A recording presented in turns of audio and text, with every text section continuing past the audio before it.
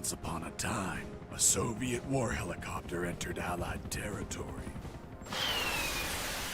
The aircraft was intercepted and shot down. As the pilot emerged from the wreckage, he was arrested by the same bastards who shot him down, then later was brought to a military base for interrogation. That pilot was me. Name? My name is Fox. Jesse Fox. You don't seem to be Russian. Russian?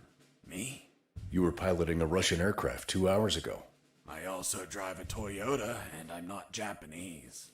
All right, Mr. Fox. Before arresting you, I'm obligated to write down a report with your version of the facts. So tell us what the hell you were doing in that heavily armed Soviet helicopter. It's a long story. Sergeant, bring us some coffee. Yes, sir. Wachowski, bring the lieutenant some coffee. Yes, sir. Well, Mr. Fox, we have plenty of time. Explain what happened. In 1972, a crack commando unit threw me in a prison for a crime I didn't commit. You're under arrest for a crime you didn't commit. I promptly escaped from a maximum security stockade to the underground, trying to survive from these soldiers of fortune.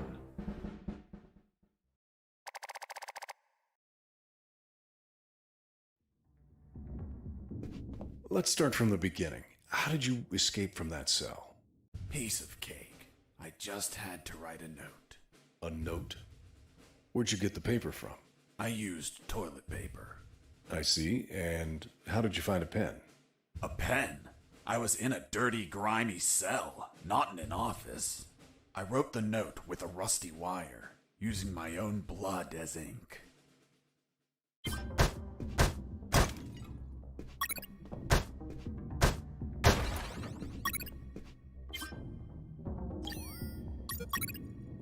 I scratched my arm with the wire and got to work.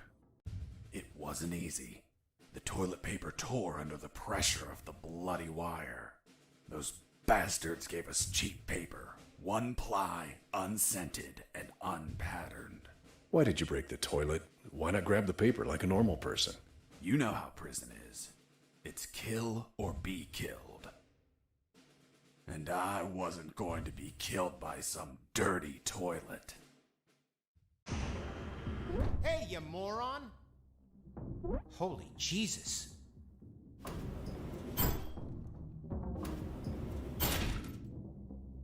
You schmuck. Do you really think I'd be stupid enough to kill myself?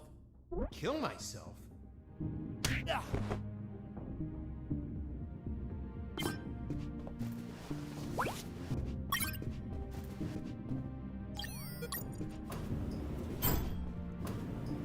I left the guard locked in the cell. Then I threw away the key and got out of there. Mr. Fox, what about the noose? Where did you get that from? Where did I get the noose? Are you seriously asking me that? I am, Mr. Fox. I'll tell you later.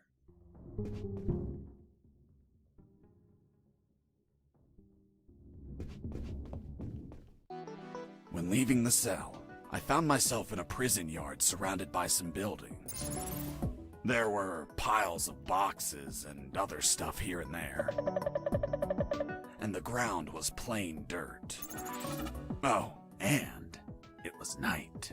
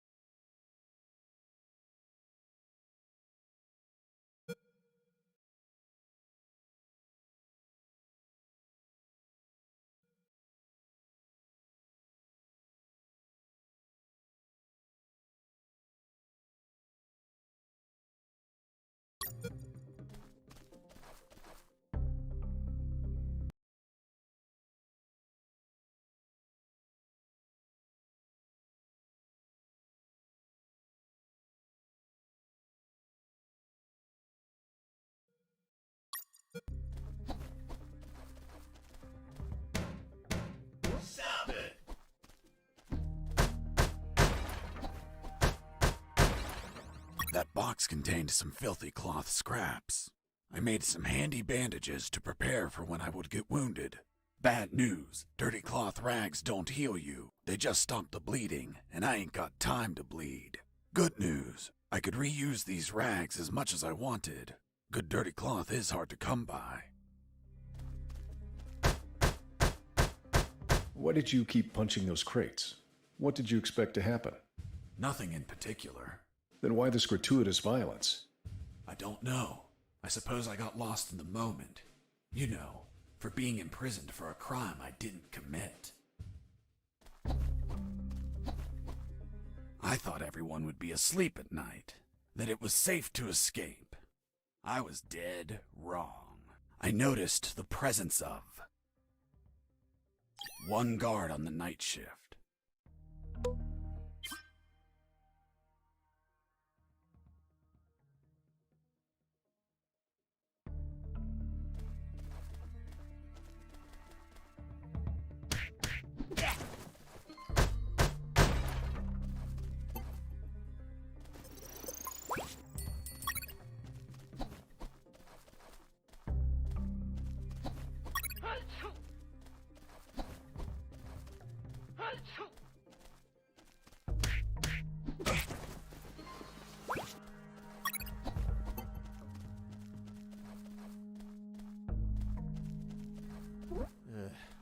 I need to pee.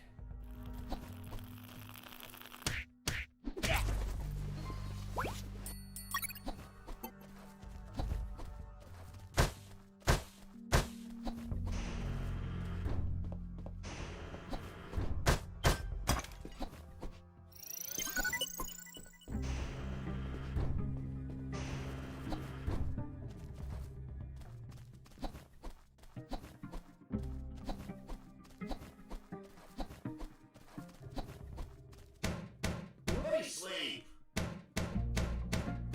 Let me sleep. Be quiet.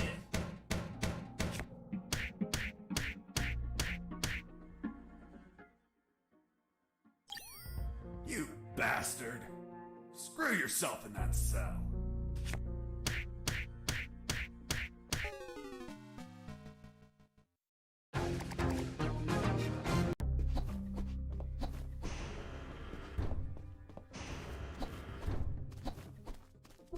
Hey, over. Hello? You talking to me? Affirmative. My name is Colonel Alan Harris, 5th Battalion. I'm Jesse Fox. Rank? I'm not military, Colonel. Then tell me, Fox, what the hell are you doing here? I've been jailed for a crime I didn't commit. Do you know how to get out of here? Try to escape through any sewer. There must be one nearby, 'cause it stinks when it's hot.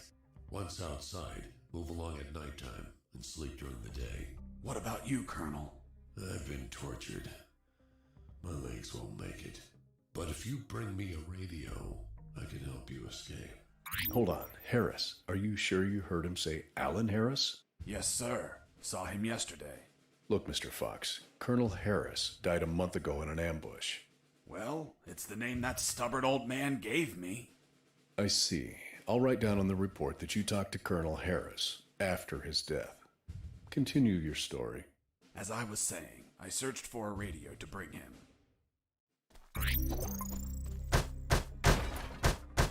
Under some crates, I found my salvation. A sewer hole. There was no ladder and I couldn't see the bottom. I needed to find a ladder or rope if I wanted to go down.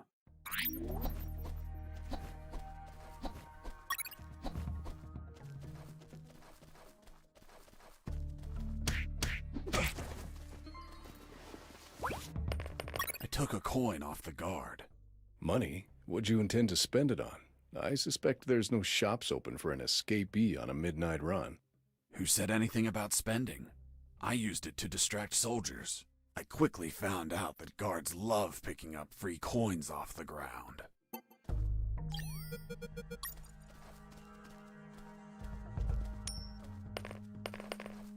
Hey, a coin!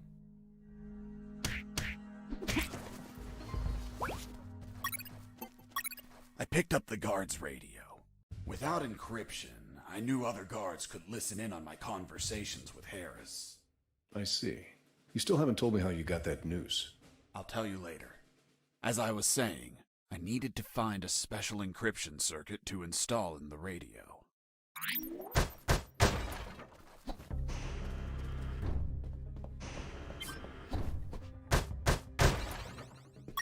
I had the circuit. I just had to attach it to the radio.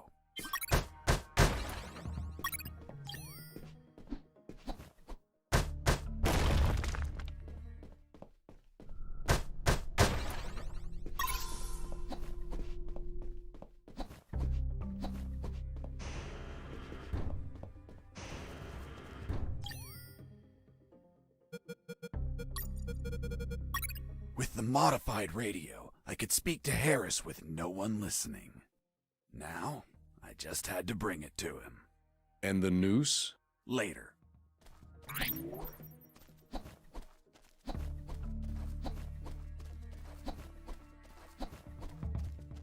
Here you are, Colonel. A radio. I've modified it to encrypt the signal. Oh, good job, son. Do you have another one for you? Not yet. I'll call you through Channel 1 as soon as I find another. Good luck, son. And Godspeed.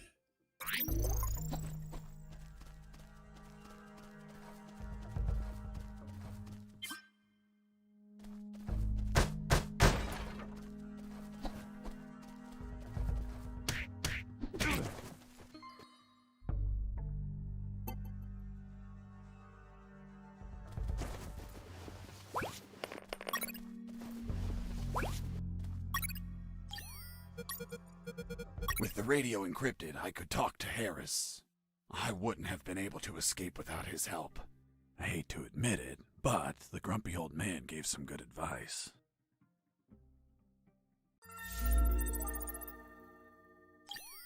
Colonel, do you copy? Copy. Sewer found. I'm looking for a rope or something to go down. There must be some around. Search thoroughly.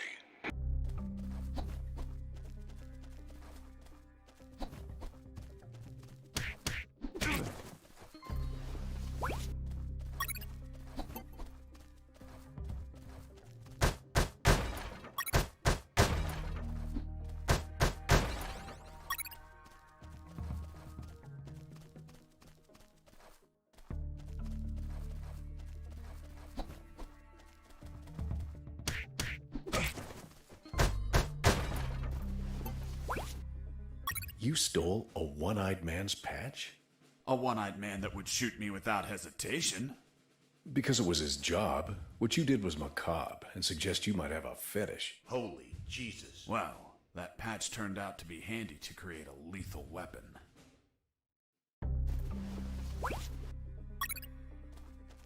You removed his glass eye too? Yes, I took it out because it was suspicious. What was suspicious? Why did a one-eyed man have a glass eye under an eye patch? He'd be using a patch or an eye, but not both. Maybe the eye was some sort of secret device. I kept it just in case.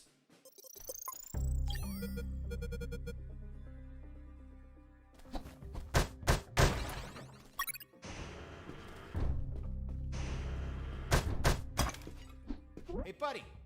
I have no paper. Can you bring me some?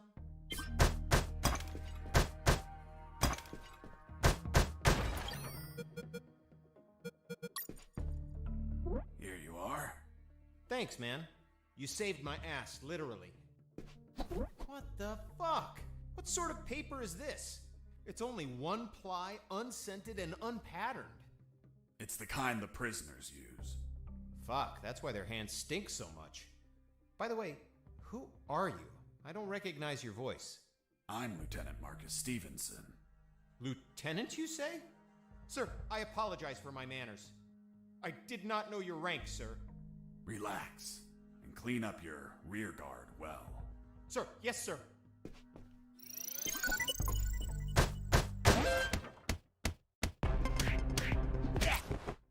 You broke down the door and attacked a guard while he was on the toilet? Yes, I beat the shit out of him. Is that a joke? No, I literally beat the shit out of him. That toilet paper wasn't unscented anymore. Let's move on.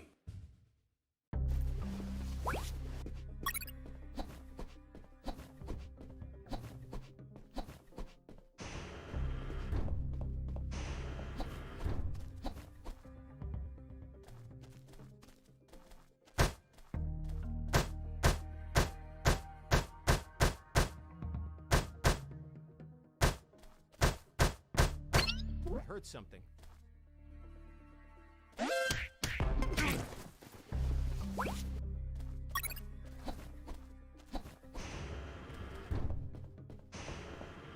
I ran into a guard as I went in. Luckily, the guy was sleeping. That bastard was going to have a rude awakening.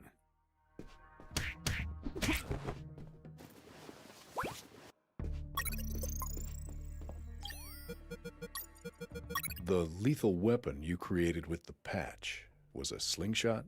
Sort of childish, don't you think? What were you gonna shoot? Pebbles? Depleted uranium balls.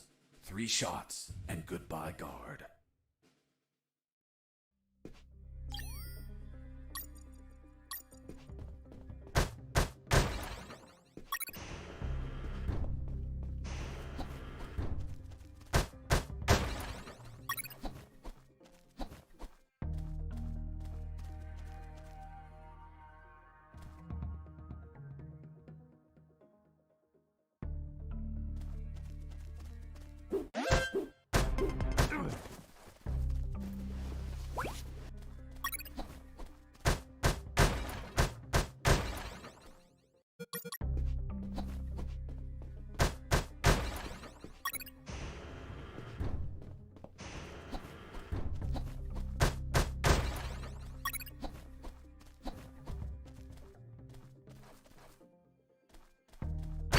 I heard something.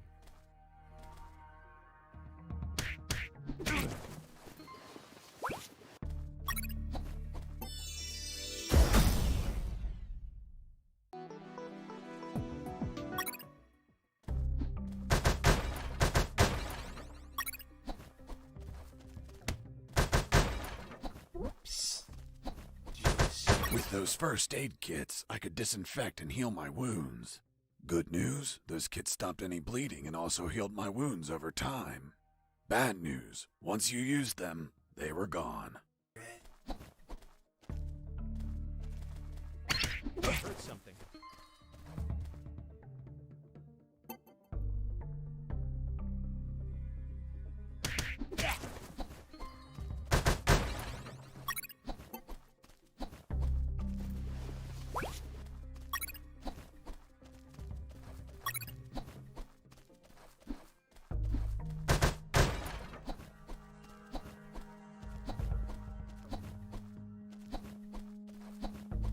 Psst. Do you want a cigarette? Thanks, dude. Hey, do you have a light? Thanks, dude. Hey, give me my lighter back. What lighter? You bastard. Screw yourself in that cell.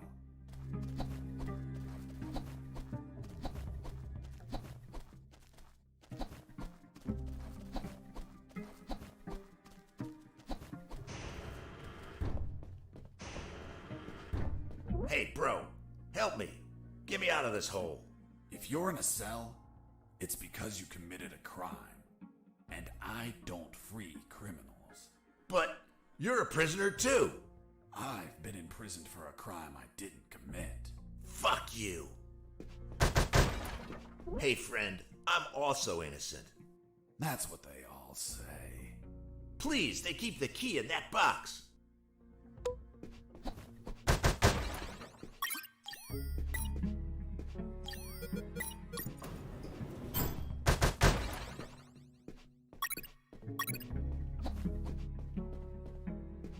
Hold on, I'm opening it. Thanks, dude. Oh, what a pity. The key broke. You bastard! Hasta la vista.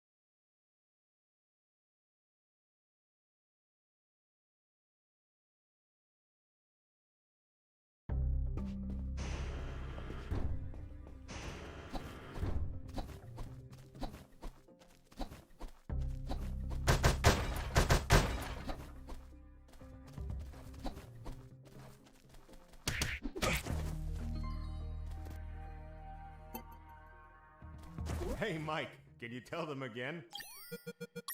Of course. The Sarge says to the soldier, someone sent you a blank letter. The soldier says, it's from my wife, Sergeant. How do you know that, soldier? Because we argued and we don't talk to each other. The lethal weapon you created with the patch was a slingshot? Sort of childish, don't you think? The soldier says to his captain, sir, I need to request leave for this. Hey, a coin. You're not going to pick it up, right? Yeah, why not? Come on, Mike, it's the oldest trick ever. As soon as you crouch down, smack! Smack what? The owner will show up and kick your ass. Did you hear that? Could it be an escaping prisoner? Being so noisy? Nah, maybe it's Mike playing a joke on us. Just pay no attention. The Sarge says to the soldier, someone sent you a blank letter. The soldier says, it's from my wife, Sergeant. How do you know that, soldier? Because we argued and we don't talk to each other. Mike!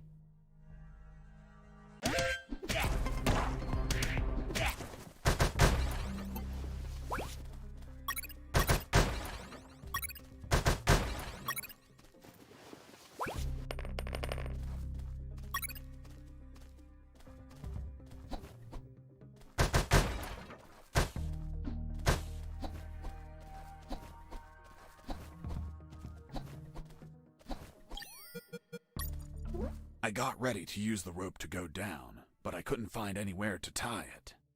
I needed a hook or something to anchor it to the edge of the hole.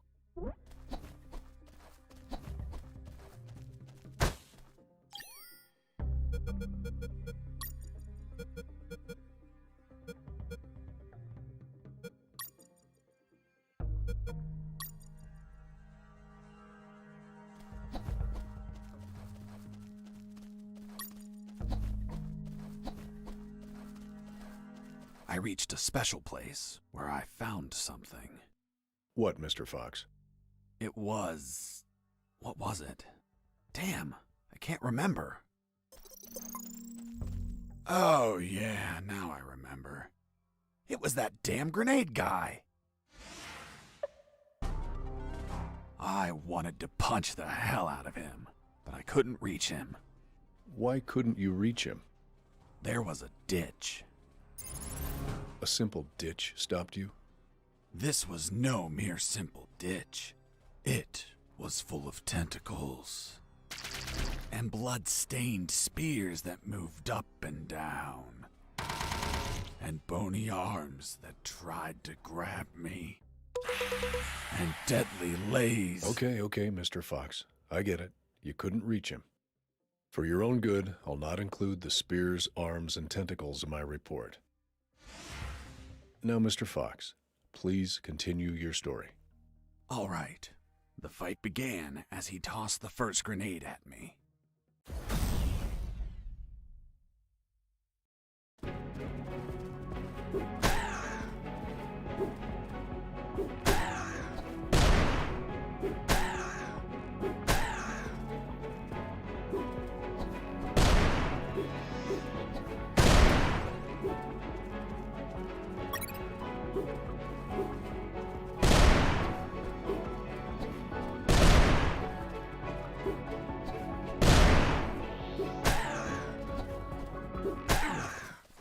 Boss defeated. I searched the grenade guy. Wait, wasn't there a ditch? I used the bridge. What bridge? But you told me you couldn't cross the ditch. Because I didn't see it at first. I was completely focused on my opponent, the grenade guy. I see.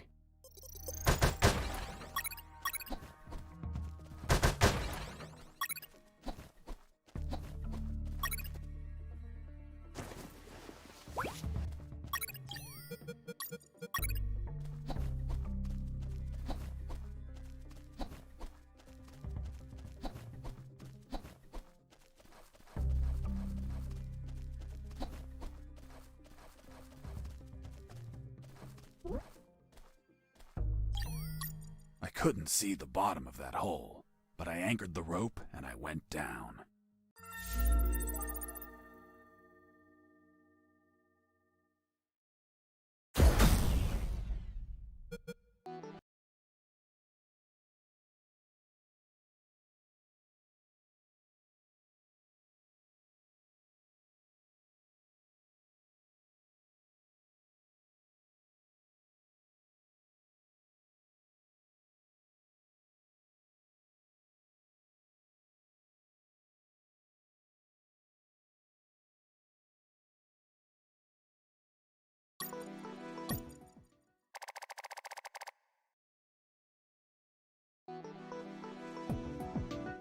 I anchored the rope and went down into the pitch darkness.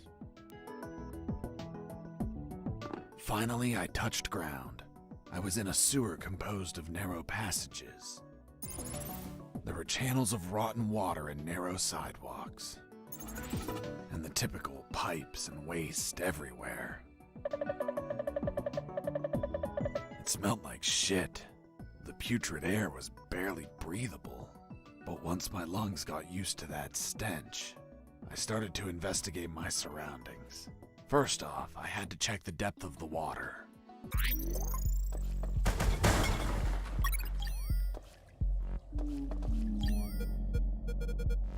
I dipped the severed arm in the water to calculate the depth. As soon as I did, it started shaking. When I pulled it back out, there was nothing but bones. I couldn't explain what I saw, but my instincts told me this water might be dangerous. I'm not gonna lie, I had trouble getting where I needed to go. In fact, I had to build a floating platform to get through. Worse yet, everything down there was out for my blood.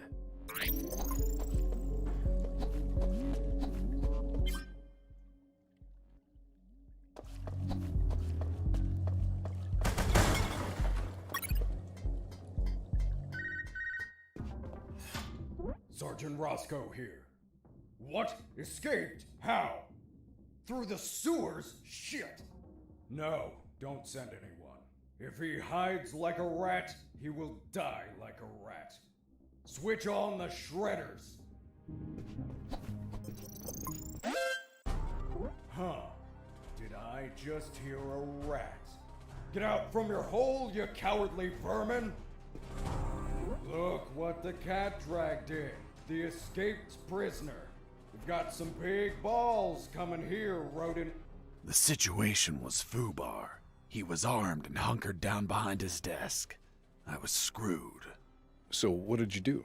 In 5 nanoseconds, I scrutinized the room and noticed a very subtle detail. There was a large globe in the middle of the room. I already had what I needed to take him down.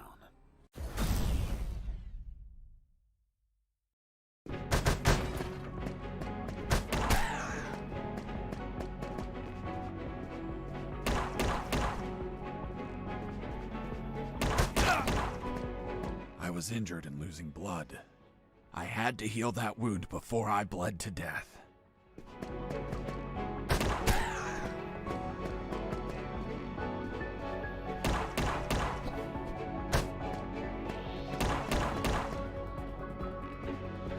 You're pissing me off!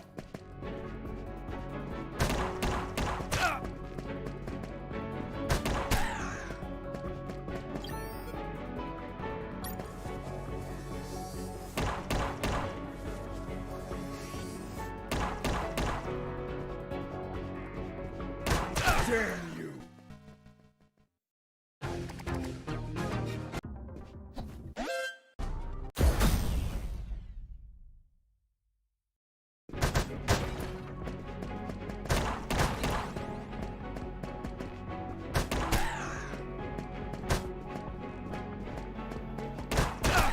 I was injured and losing blood.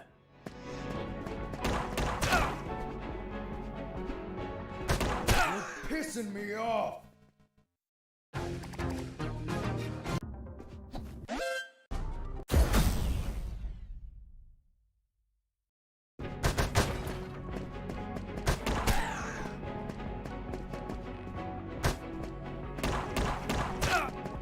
was injured and losing blood.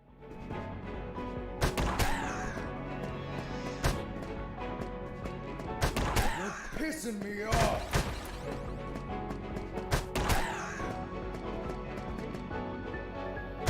Damn you!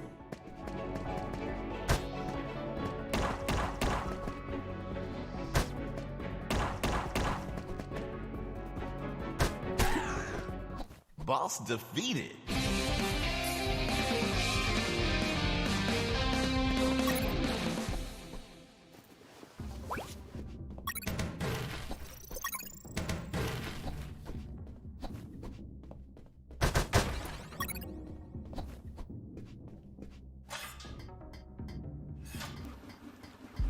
Shredders. That asshole Roscoe ordered to have them activated. Later they would be a pain in my ass, but they'd end up saving it too.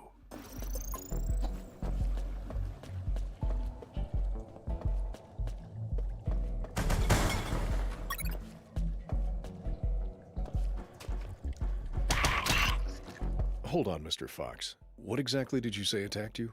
What you just heard. Some sort of hybrid between piranha and human. A human piranha attacked you? I see. And in your opinion, could you elaborate how this hybrid could exist? That question kept gnawing at the back of my brain the entire day. I dwelled on it over and over again. And after seeing everything I saw on that base, their facilities, their experiments, their labs, I reached the only logical explanation. And what was that, Mr. Fox? A creepy scientist must have wanted to create a child of his own, but realizing he accidentally used piranha DNA, he deemed the child a monster. He held it up, looked deep into its fishy, loving eyes, and flushed it down the toilet with no care for its feelings. Holy Jesus. When the piranha ended up in the sewers, it started multiplying and shared its story of betrayal to all of its new piranha offspring, the same ones that attacked me.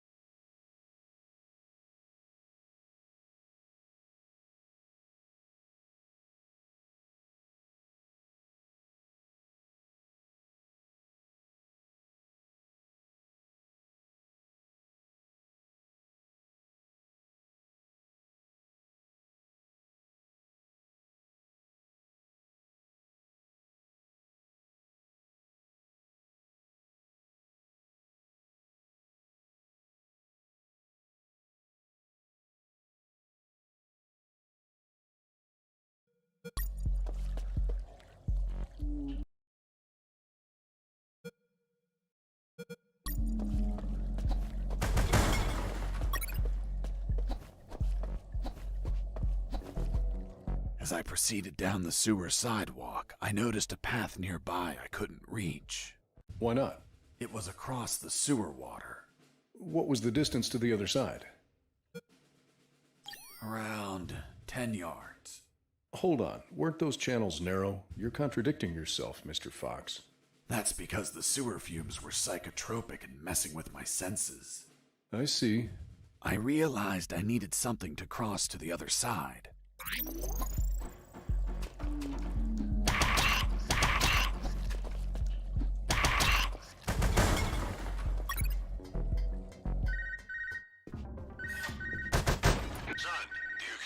Copy, Colonel. I've been trying to contact you. There was no signal down in the sewers. Have you already escaped? Where are you now? Not much progress. I should still be near the prisons. Are you kidding me, Fox? You're still too damn close. You need to travel farther before coming topside. I know, but there are sewer channels blocking my way. Then build something to cross them, Fox. Find some materials. Where are you exactly? I think I'm in the office of some sort of officer. You should search for classified files about Operation Jericho. Take them with you. They're up to something. I don't know what. We must find out.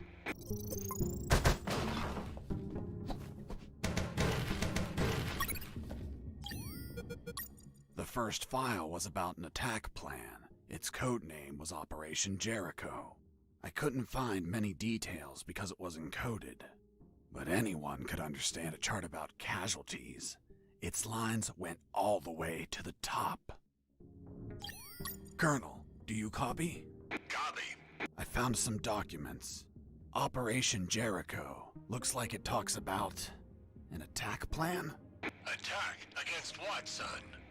I have no idea. It's encoded. I'll keep searching for more documents, Colonel. Operation Jericho is a rumor only known by a few officers and, of course, the enemy. How did you find out about it, Mr. Fox? As I told you, Colonel Harris asked me to search for files about it. The deceased Colonel Harris? Yes. I had the feeling that this officer didn't believe anything I was saying. It's understandable. I don't believe you either. Oh, really? Well, Miss Incredulous, why ask me to tell you the story? Well, I like the way you tell it. And since there are no theaters here. Great. So, what was Operation Jericho? Turns out that location was actually a clandestine base, with a company codenamed X-Army, commanded by someone named General X. They were planning a large-scale attack against Allied posts. And that plan was? Be patient. That comes later. Hey! Don't be like that. Come on, tell me. The officer that was taking my statement was also curious about what I knew. And what exactly do you know about Operation Jericho, Mr. Fox? That it was a hell of an operation.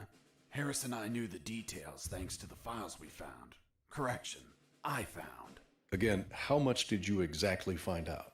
Let me continue. You'll find out later.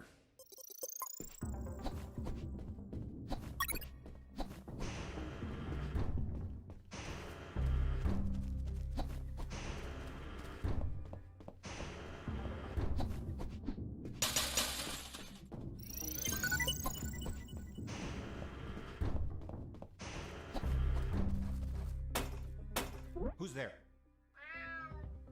Damn cat. Who's there? It's Mike!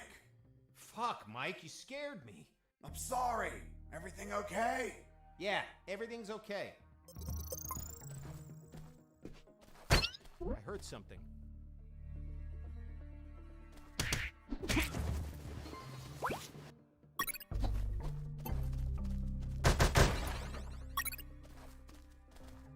Heading south, I ran into a couple of trucks. That was my big chance to escape. But first, I had to get rid of the guards.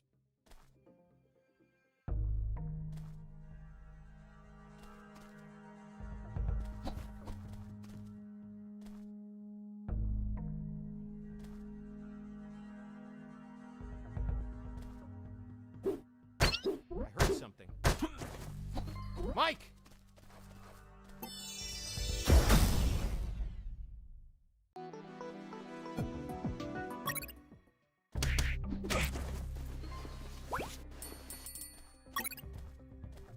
Once the guards were history, I examined the engine. I took a glance and my worst fears came true. It was an old diesel engine with no AdBlue or particulate filter. What does that mean? Running away in that truck would have polluted the area with nitrogen oxides and microparticles. And I wasn't willing to sacrifice the environment for a hasty retreat.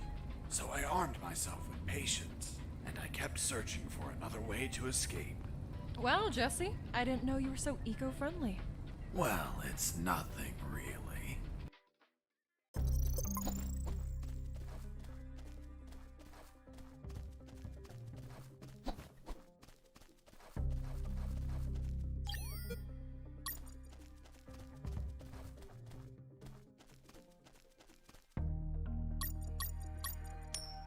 Hey, a coin!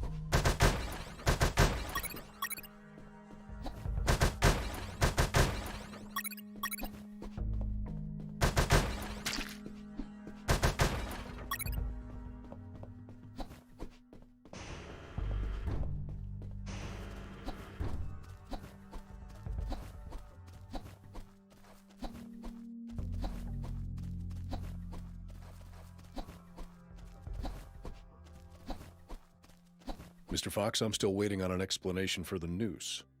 Later, officer.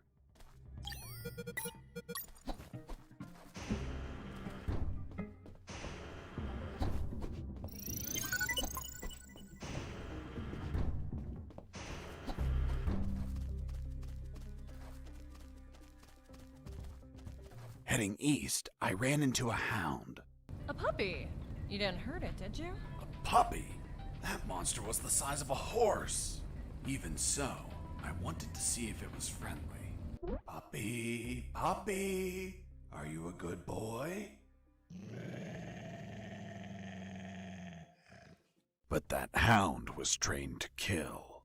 Its bloody eyes looked at me like I was a well-done steak.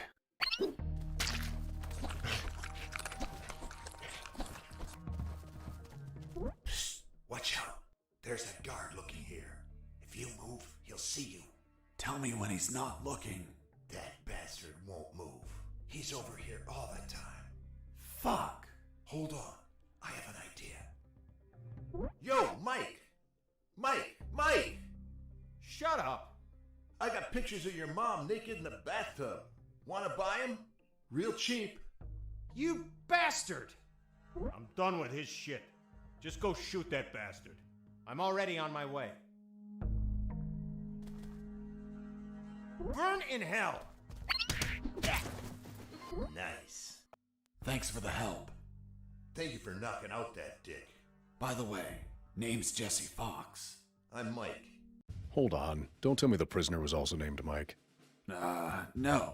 Hold on. It wasn't Mike. I'm Robert. Let's see if I can get you out of here, Robert. Thanks, Fox, but no. If you escape, they'll shoot you. And I'd rather be jailed than buried. You don't have a radio, do you? Hold on. I'll get one for you. I heard something. What was that? Mike!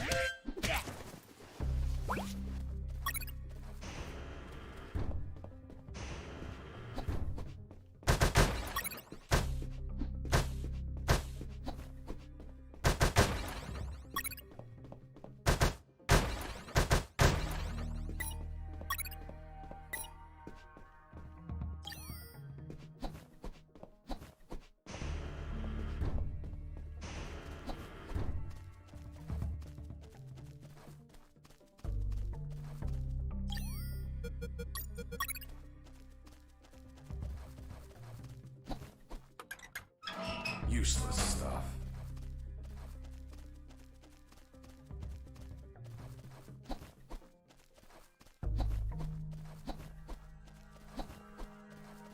Psst. Hey, Robert. Did you get that radio? Yeah, here you go. Thanks, Fox. I'll call you if I find out anything. If you want to talk, use channel 2. Okay, now get out of here before the guards show up.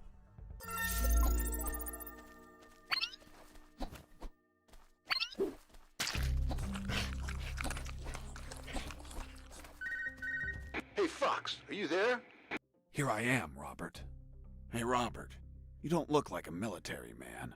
Of course not. I'm a photographer. Hold on. You're not a paparazzi, are you? That's right. A paparazzi. And one of the worst kind, too. Damn, Robert, you must have fucked up royally to end up locked in here. I've seen things I wasn't meant to, Fox.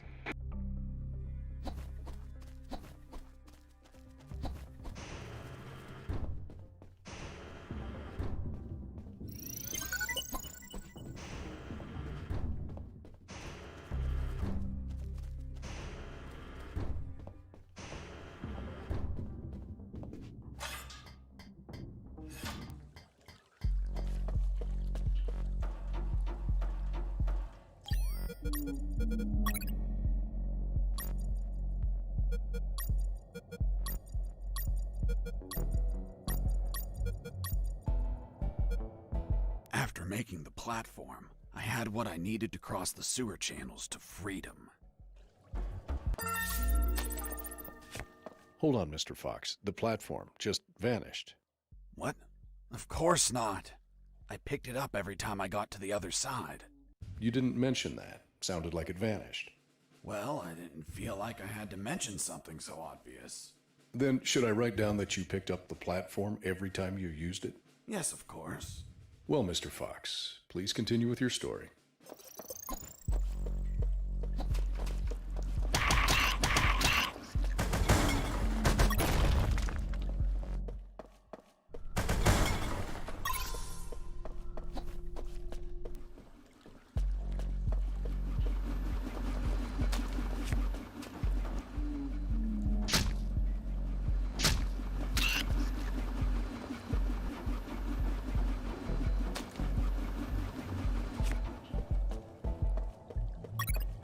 Mr. Fox, the noose. Later. Don't try my patience, Mr. Fox.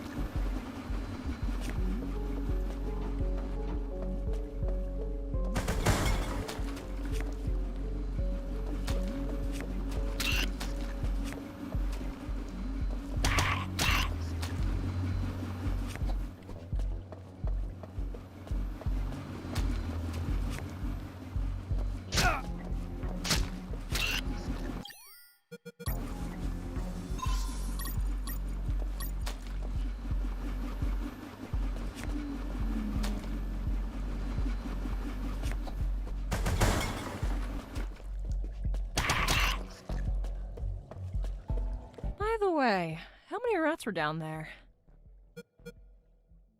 None that I remember. But there were squirrels. Squirrels? In a sewer? That's right. Turns out the bastards there don't like normal pets like cats or dogs. They go and buy exotic pets. You know, squirrels. Eventually, their owners get bored of them and they're flushed down the toilet to drown and die. But 1 in 10,000 mutates and it survives. Then it multiplies. Soon, the sewers are completely infested with mutant killer squirrels. It was horrible. Felt like I was a giant acorn.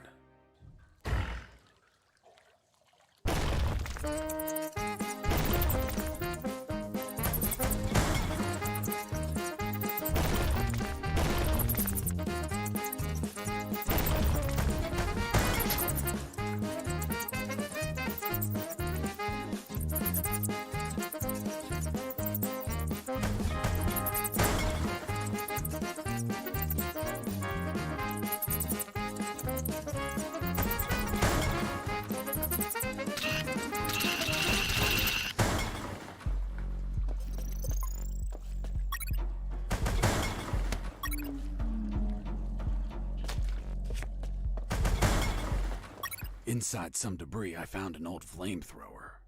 It was in bad condition, but I could fix it. The worst part was the fuel tank was savagely chewed apart. It couldn't be saved, so I set out to replace it.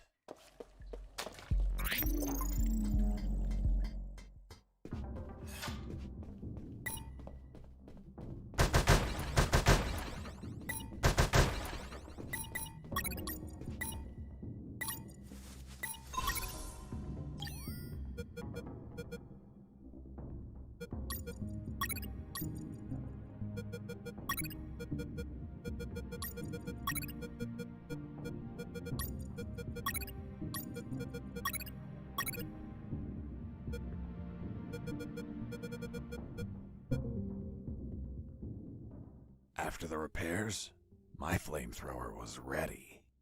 The tubes were covered in rust, so I took great care to avoid overheating it.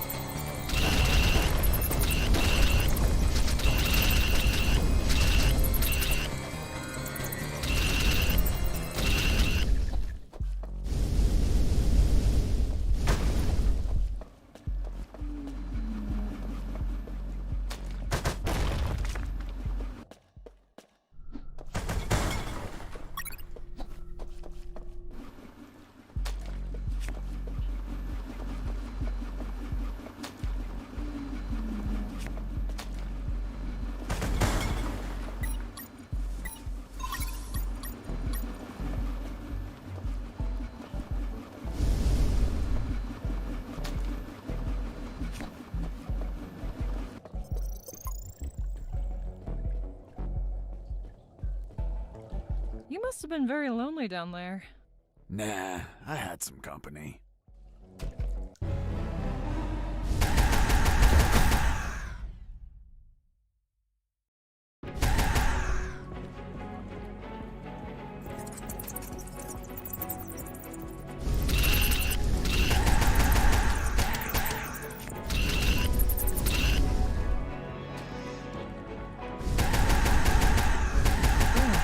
And that thing had tentacles? Well, now that you mention it, it had 6 tentacles.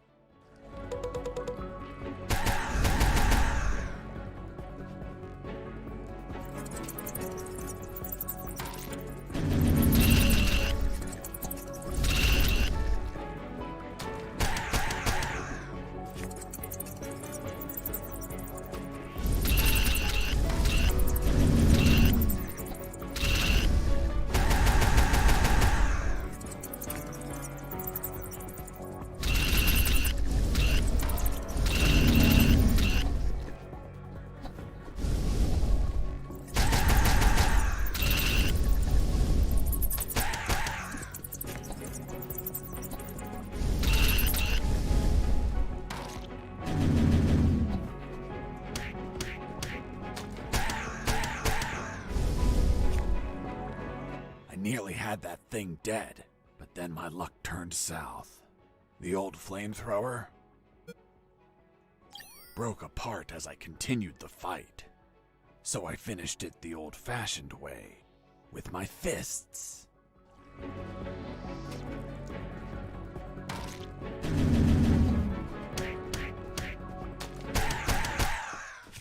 Boss defeated.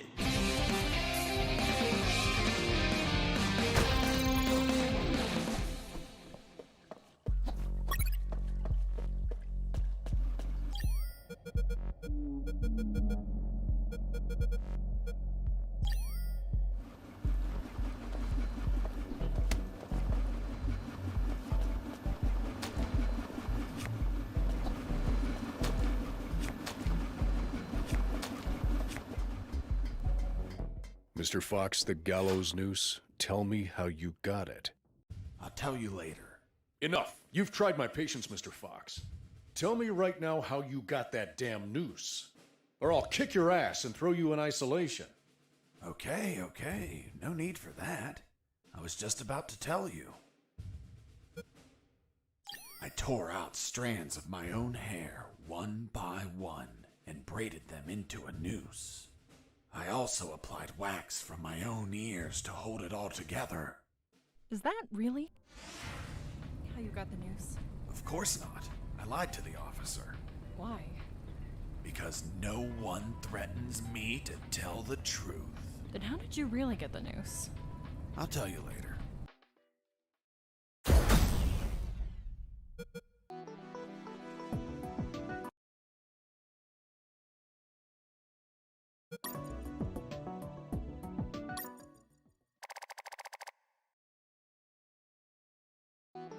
The light at the end of the tunnel was not the jungle I was hoping for. Instead, I found myself in what looked like an office. With cabinets, desks, and of course, a damn guard. Later, I'd realized that I was in one of the two main buildings of the military base. The building had 3 floors, hidden secrets, and a few unexpected surprises. Anyway, I headed towards the only exit, which was close to the first floor office I started in.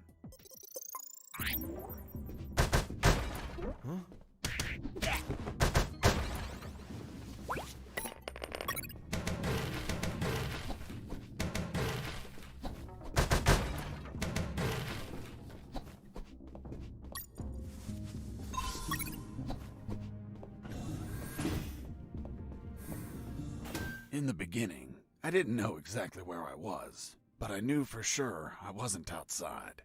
Now that I could get a signal, calling the colonel crossed my mind, but I realized I didn't have much to report. Speak of the devil. Son, do you copy? Copy, Colonel. For the love of God, where have you been? I thought you were dead. As I said, Colonel, there's no signal in the sewers. Give me a sit rep, son. My report. After crossing a mile of smelly, mutant-infested shit streams, fighting thousands of rodents and nearly being torn apart by some shredders, I managed to get out of there, and I'm still in this fucking military base. Don't lose your marbles, son. You have plenty of nighttime and they don't know your location. Take advantage of this and get the hell out of there. Just don't forget the documents. We need to find out more about Operation Jericho. If I make it out alive, will you write me a recommendation letter? If you make it out, we'll give you a damn purple cross. Over and out. I had no doubt that the colonel worked for the government. Why is that? Because the only thing that old bastard did was demand.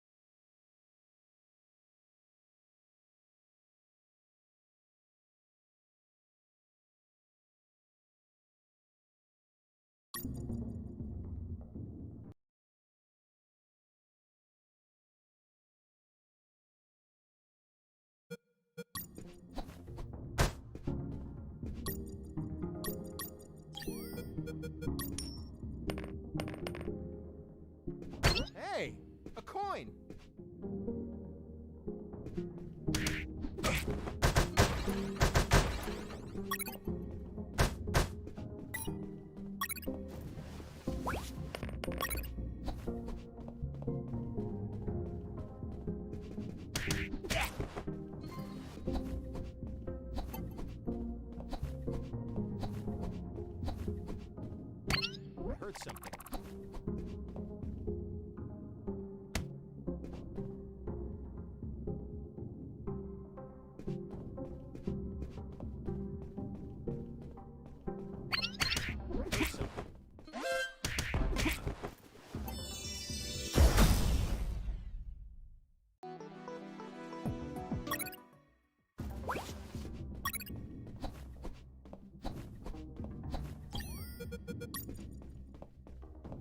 There, right in front of me, was the sick bay. Walking through that door changed everything forever. It's him. It's the prisoner that hit us. It turned out that all the guards I knocked out were brought to the sick bay.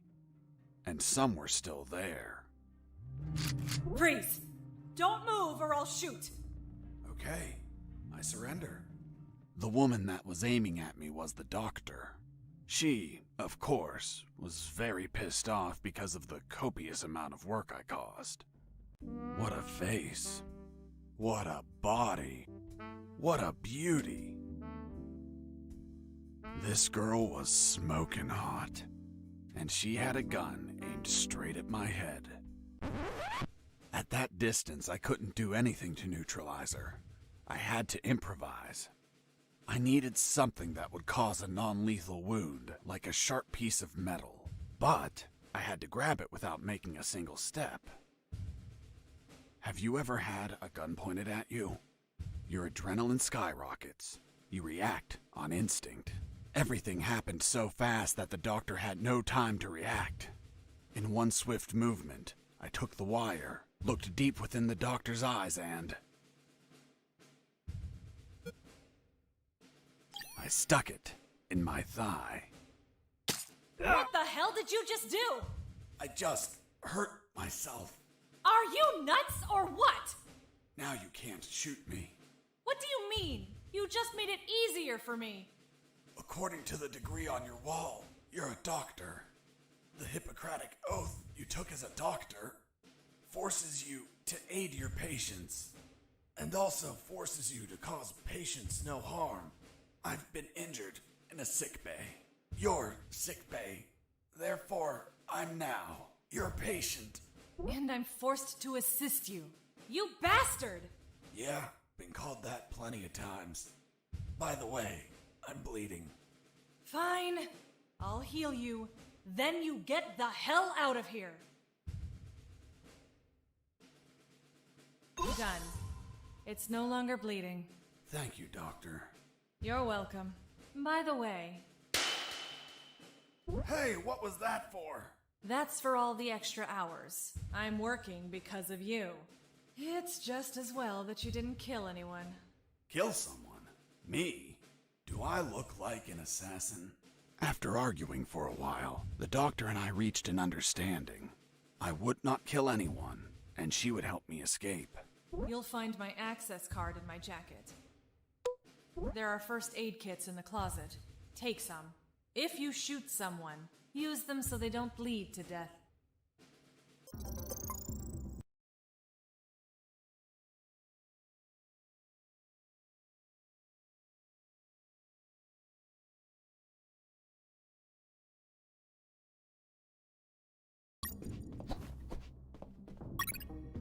Watch out! Most instruments don't respond well to punches. My rack! You couldn't just take the card from the pocket. It's kill or be killed. It hurts. Don't speak, Mike. You have a broken jaw. Try to get some sleep.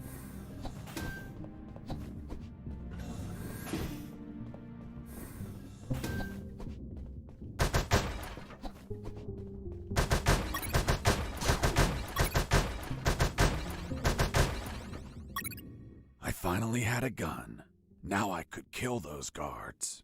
That is, if I were an assassin and didn't promise the doctor I wouldn't murder anyone. So if I shot someone, I had to use a first aid kit to heal them before they bled to death. So, you really didn't kill anyone? Of course not. I'm not an assassin. The gun I found was empty, but it had a 10-bullet magazine. So, I loaded it up with any bullets I found.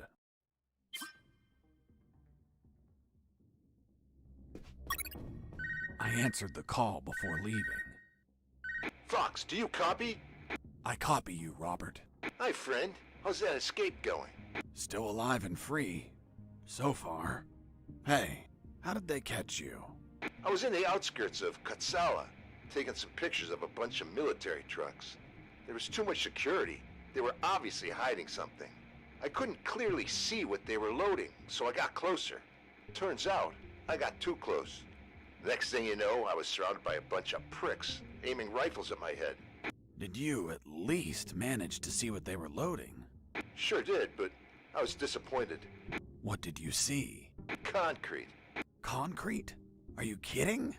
2 huge rectangular concrete blocks. Each could barely fit into a truck. You were imprisoned for a piece of concrete? Fuck, man. I'd be disappointed too. Too much security for something so mundane. But enough about me. You should get back to your escape, my friend.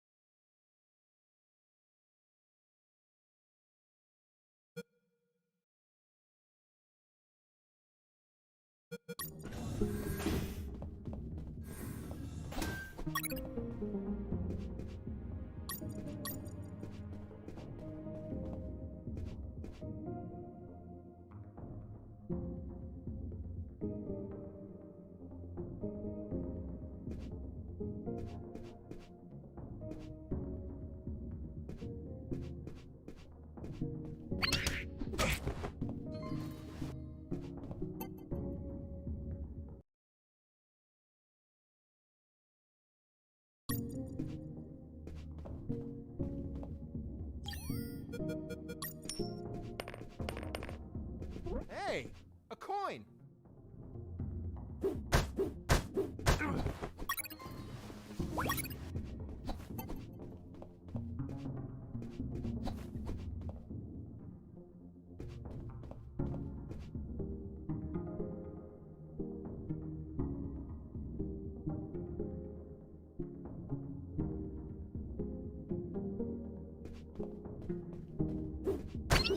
Heard something.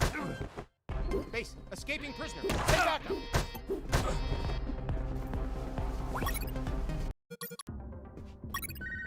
I answered the call before. Hey, friend.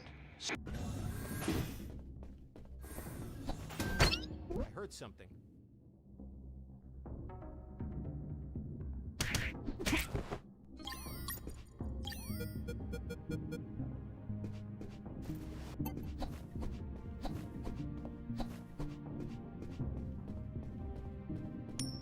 Hey, a coin!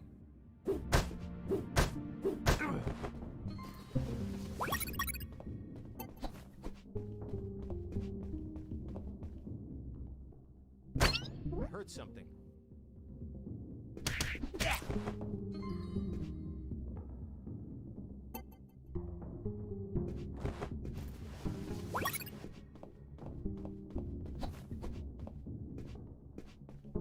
I heard something.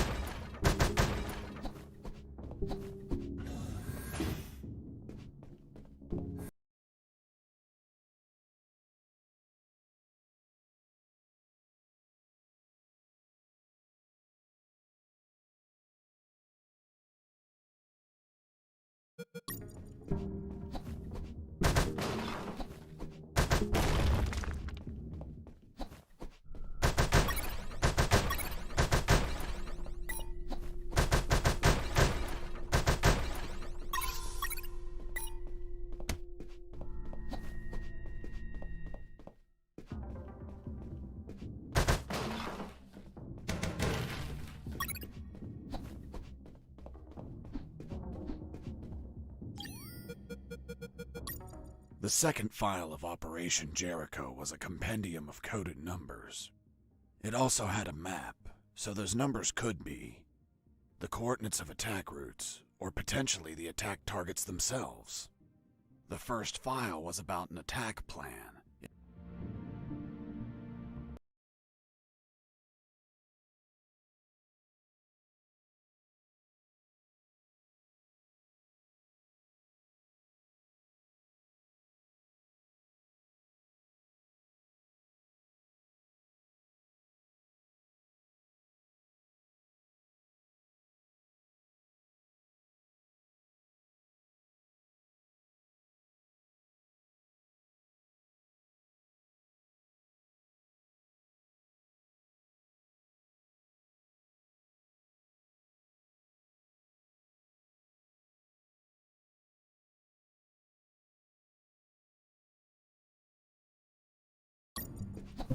Before leaving the office, I called Harry.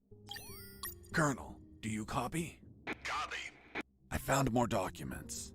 They look like a list of coordinates. Coordinates of what? This document is encoded as well. I don't know what the coordinates are for. They could be strike targets. Those bastards could be planning to attack us.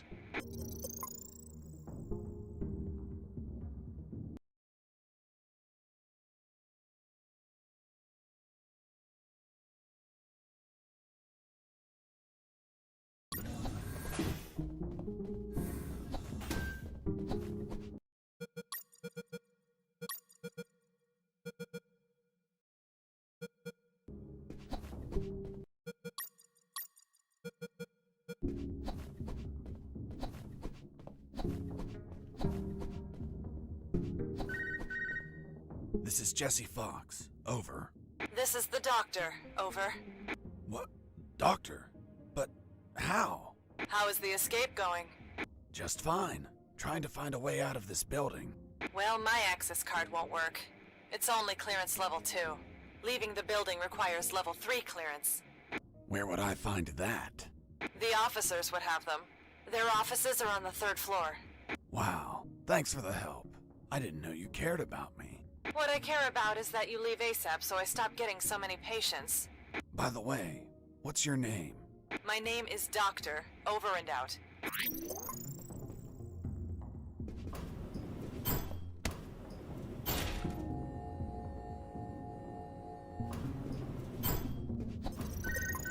Colonel? Fox, do you have what you need to leave? Not yet, Colonel, but a contact told me where to find an access card. A contact? Yes, a doctor. A doctor? Give me a description. She is smoking hot. Oh, for God's sake, control your hormones, son. We're in the middle of a very serious operation. Listen, Colonel, make no mistake. I'm not in any operation of yours. Nor am I any of your soldiers. I'm only trying to escape from this damn place. Damn it, Jess, don't you realize this isn't an escape, son? You must realize Operation Jericho could end up with countless casualties. And it's your moral duty as a citizen to prevent it. Prevent it? Me? Is that a joke? Yes, you! Search every damn office in that building for any information you can prevent that damn plan. Over and out.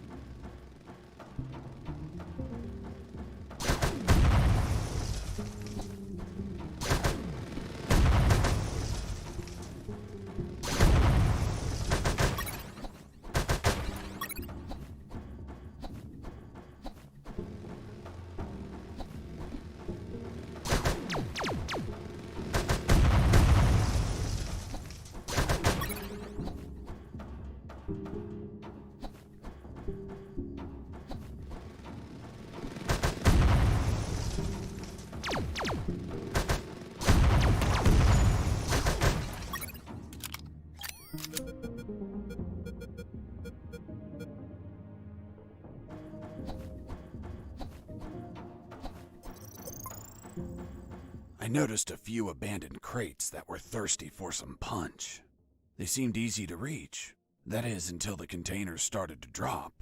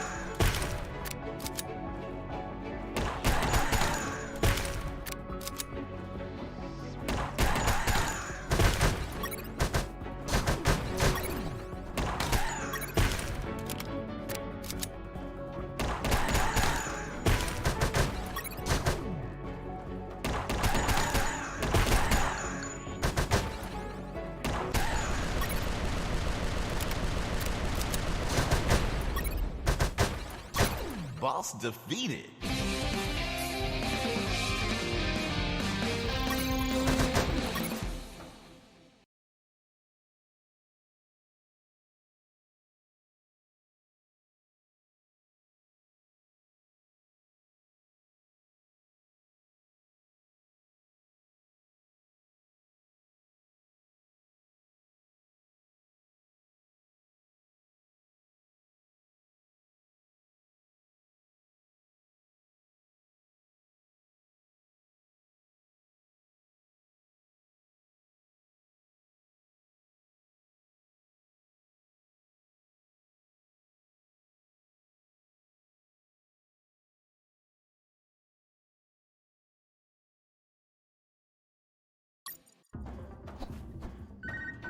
This is Jesse Fox. Over.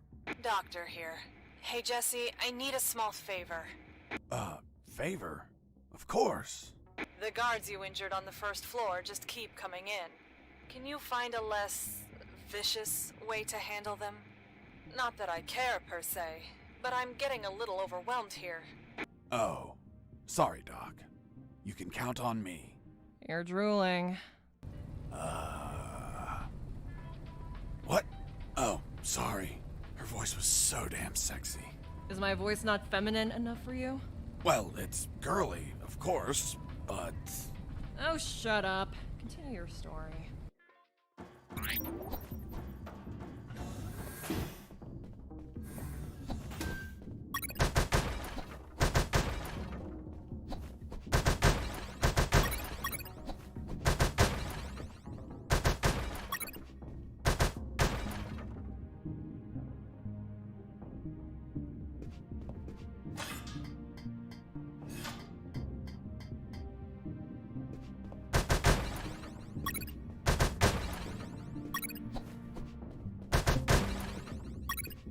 I climbed down into a poky little room that seemed to be stocked with a lot of chemicals. I could brew up some chloroform to put the guards to sleep and score points with the doctor. Hold on. You have expertise in chemistry? Chemistry's not that hard. You just have to mix the ingredients correctly.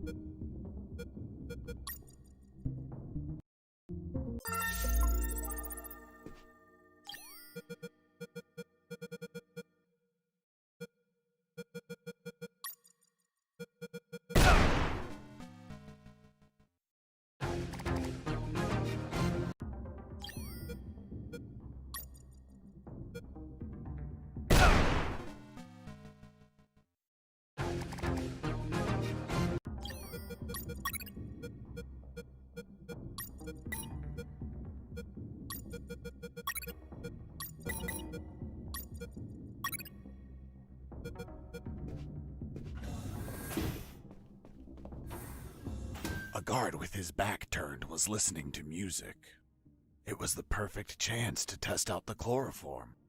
I just needed to sneak up and put him to sleep.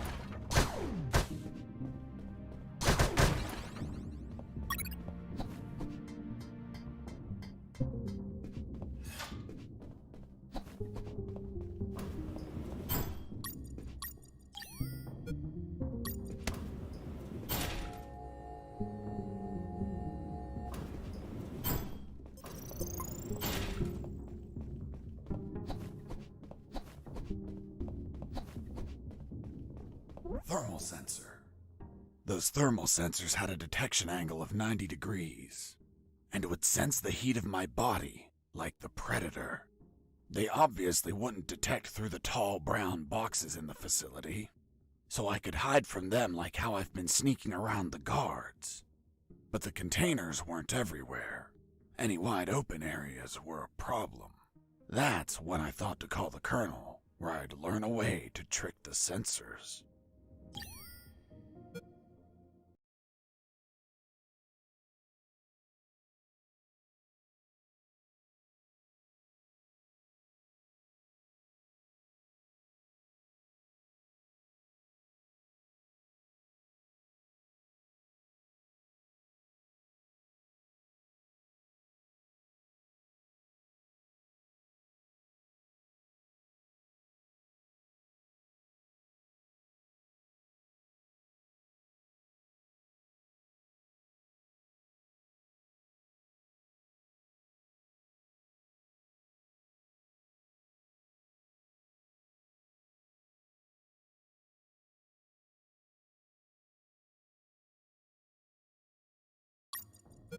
Colonel, do you read me? Loud and clear, Fox. I'm on the 3rd floor. This is where the offices should be. Search for more files. We need more intel about the attack. That's not going to be easy. In the middle of the night, those offices should be empty. Haven't seen anyone yet, but there's a thermal sensor. I can't proceed without setting it off. Do you have any ideas? In the Army, we use insulating suits to conceal our body temperatures.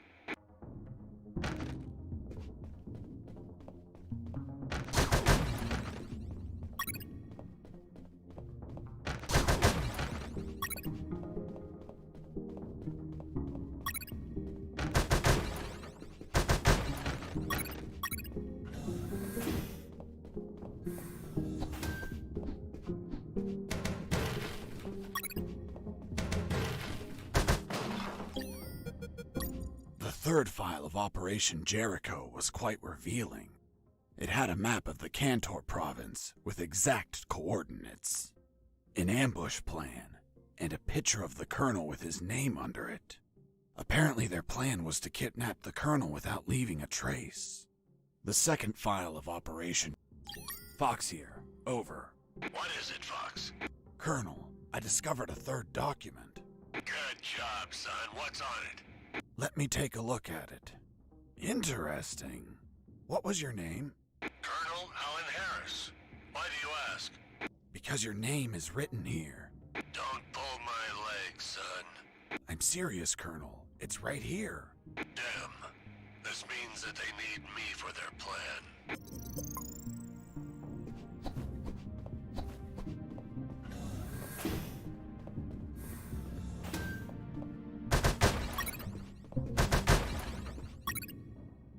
The 3rd file of Operation...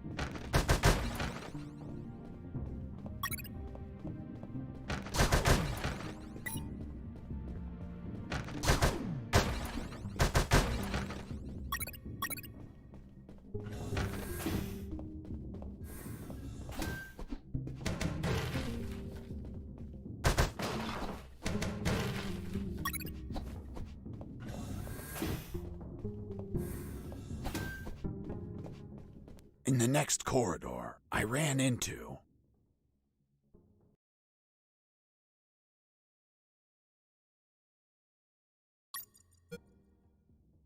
250 sheep.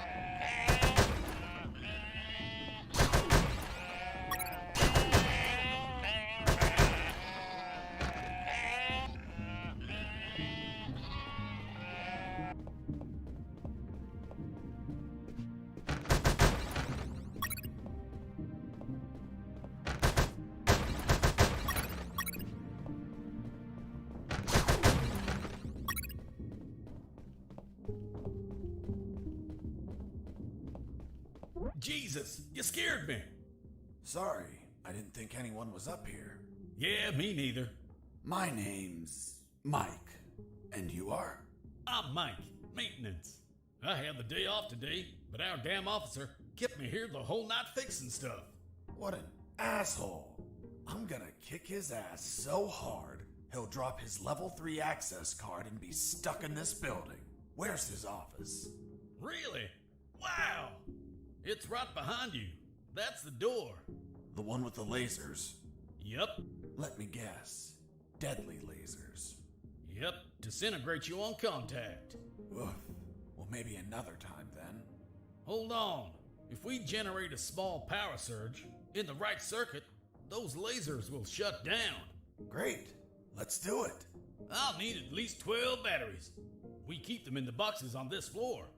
You get the batteries. I'll prepare the surge. Hey, Mike. Here are the batteries. Good. Hand them over. I'm ready here. Just gotta connect them to this wire and... Woo! Lasers deactivated? Nope. Shocked my hands. Let's try this again. Let's try this wire instead. Woo! You okay? Bye, lasers. It's gonna take a while to fix them, but no regrets. Totally worth it. Thanks, Mike. I owe you one. Don't sweat it, Mike. We're even. I knew better than to punch while wearing the suit. It was delicate and could tear. Bad news, no punches while wearing the suit. Good news, scoring more points with the doctor. I was finally in front of the office door. On the other side, I could hear someone talking on the phone. Yes? I see. Are you sure about that? Damn! That's high treason! No, that won't be necessary. I'll deal with it personally.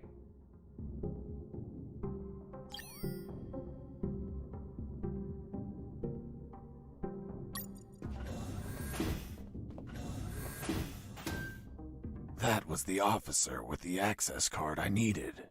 But he was leaving through the other door, and the card had to be on him.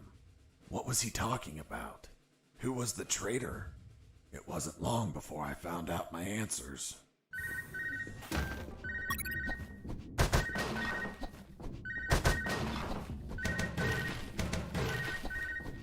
Hey, Fox, are you there? Here I am, Robert.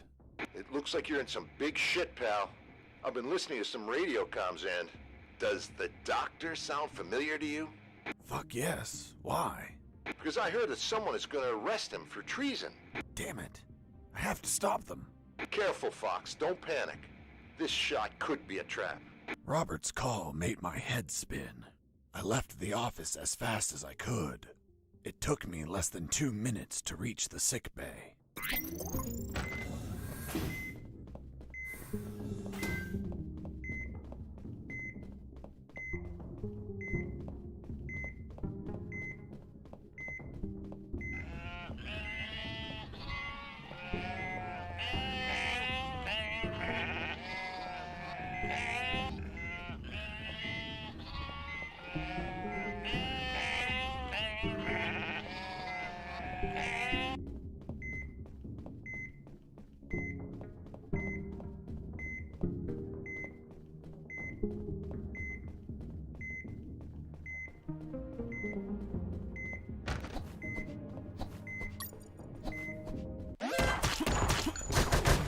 I shot a guard.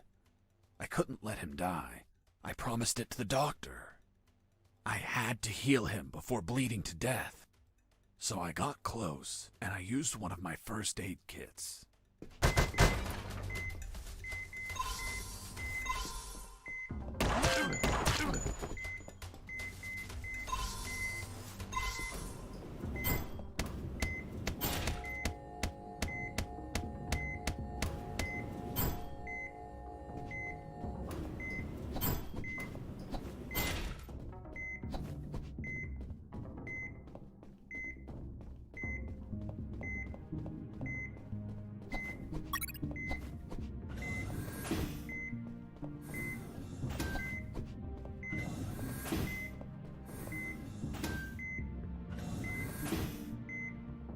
There they were.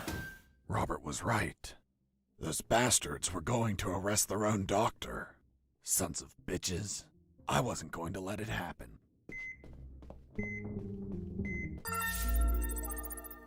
As I got close, I could hear shouting from inside. Then I remembered what Robert told me about being careful. I held back my urge to kill and listened to the conversation. And why did you give him your access card? I didn't. He took it from my jacket. But you did nothing to stop him! This is high treason! You're in deep shit, Dr. Hoffman! So, Dr. Hoffman.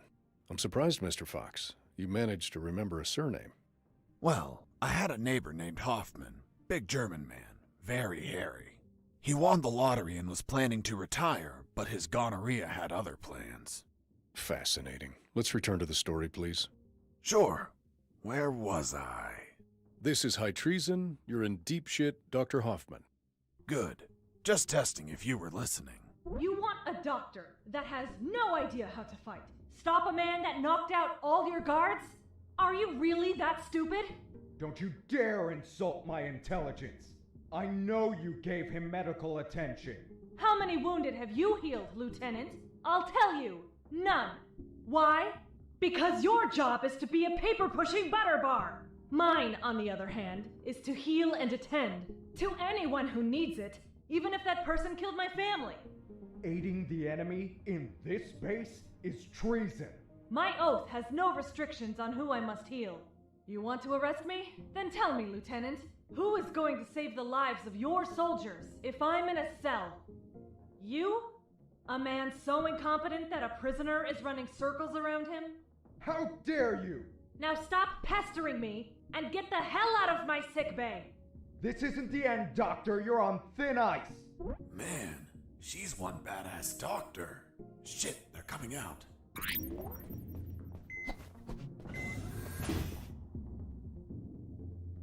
And off he went, taking the level 3 card with him. I needed that card if I wanted to get out of this building. But before that, I had to check if the doctor was okay.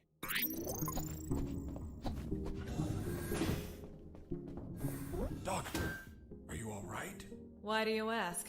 I found out you were going to be arrested, so I ran here to help, but I heard people shouting, and I saw those men walking out. That's Lieutenant Marcuson. All bark and no brain. I can't stand that moron. Really? I couldn't tell. But once he speaks to General X, I'll have some serious problems. You've dragged me into quite a mess. Sorry, Doc. I didn't mean to cause you trouble. Yeah, I know. Anyway, thanks for worrying about me. It's what I do. That Marcuson has a level 3 card on him. I'll understand if I see him in my sickbay later. You read my mind. See you around, Doc. Hang on.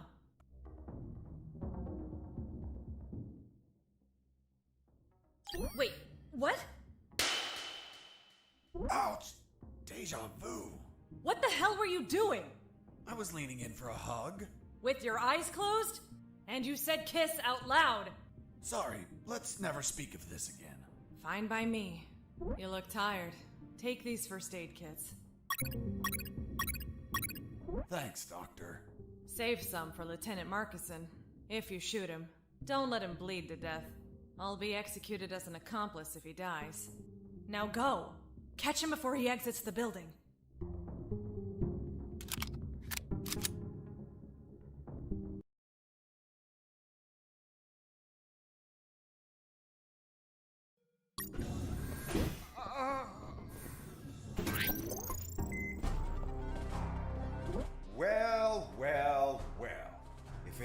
the slippery, cowardly pet of that traitorous bitch. What's up? Is your conjugal visit over? I'm in charge of enforcing curfew, and only I can leave from here. Problem with a building this large? There are too many hideouts for a mutt like you. So, now it's just you and us, mutt. You can't run and you can't hide.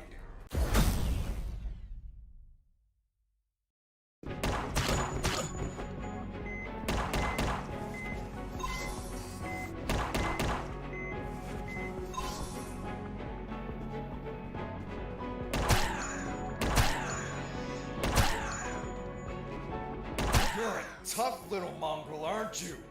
I wonder if old dogs can learn new tricks. Let's see you chew your way through lasers.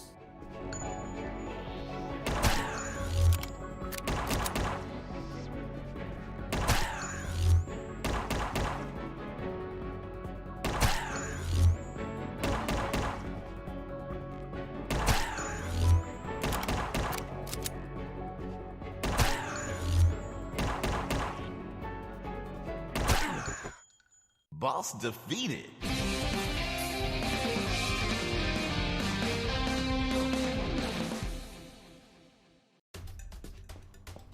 Finish this once and for all. Don't even think about it, bastard. Death would be too good for you. I'm going to keep you alive, and you'll lie here on the ground until someone finds you. Everyone will know that a single prisoner defeated you. The best part? You'll be severely injured. I wonder how it'll feel, being the patient of a woman you called a traitor. No! No!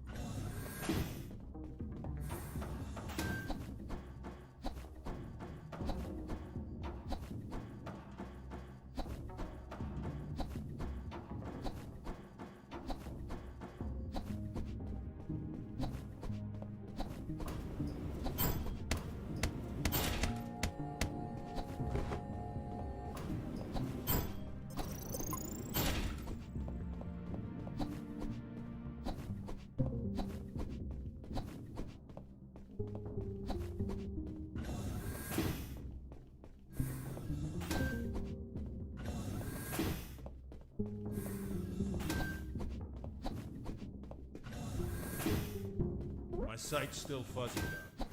That's expected. You got hit pretty hard, but it looks like your eyes will recover.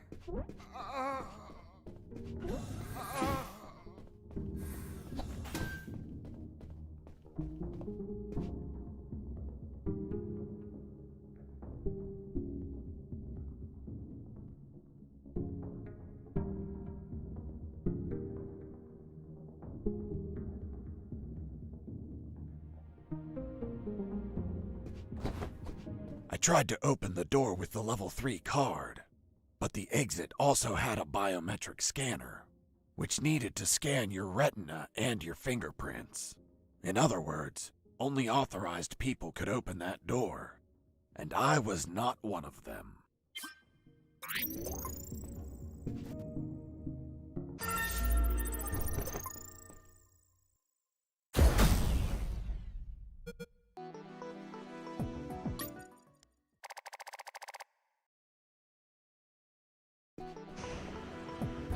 I could finally breathe some fresh air. The ground was untended. Uneven grass covered the soil. And the jungle was relentless. Everything was dark, save for a light above the door. Colonel, do you copy? Copy. I managed to leave the building. Well done. Now you have to get as far away as you can. I'm on it. Damn, this jungle is dense.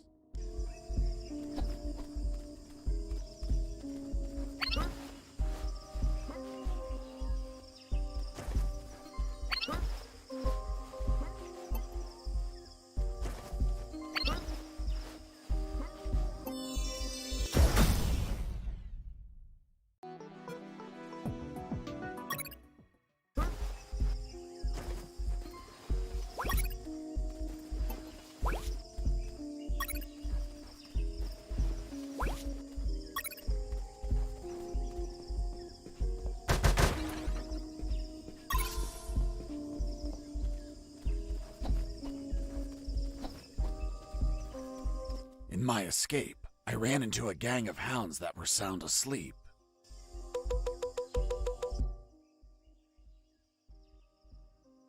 Their sense of smell was 100 times stronger than ours. And my stench, a mixture of musty sweat and sewer gas, was an alarm clock. I had to be mindful of which way the wind blew, because I needed to pass between the dogs without my scent reaching their nostrils.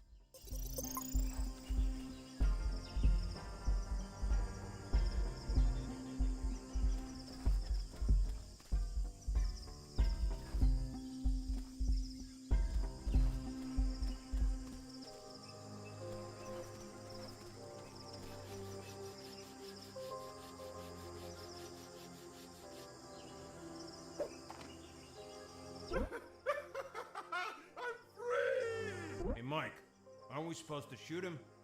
No need. Let's make a bet, Mike. How high? How high what? Fuck! The landmines! Wait! The look on your face! Mike, you're a dick. Yeah, I know.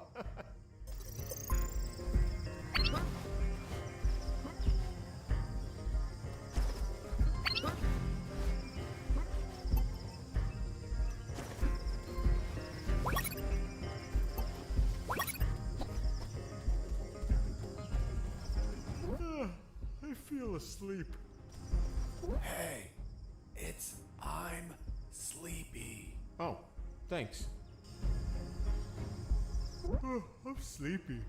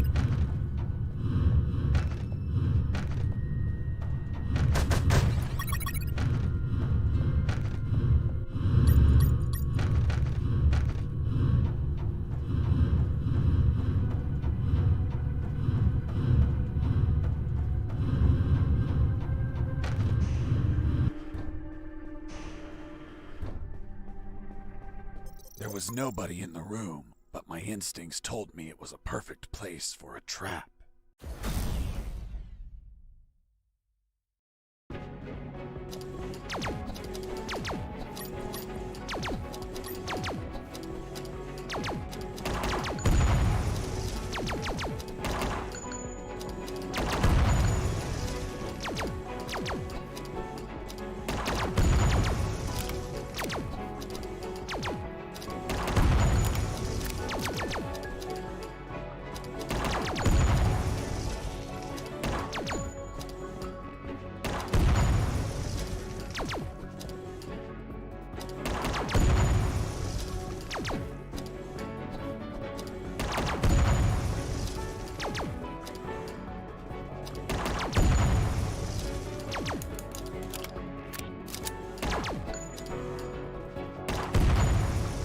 Boss defeated.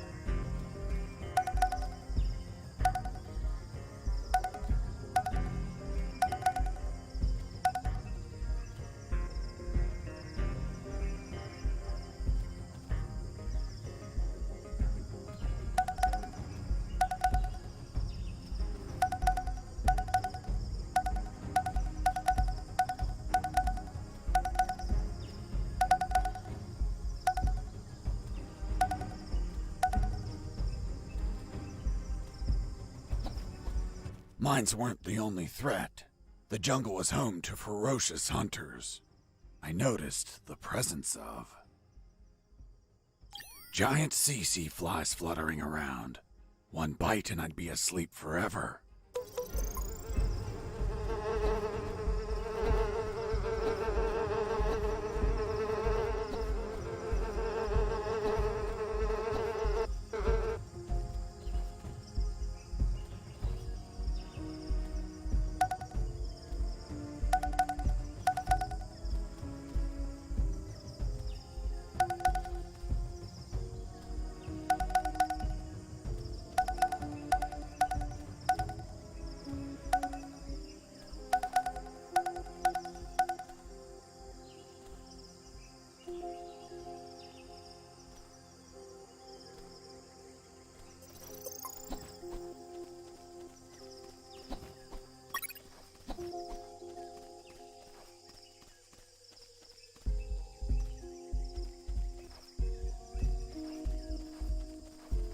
While wandering through that jungle, I found something, or rather, someone.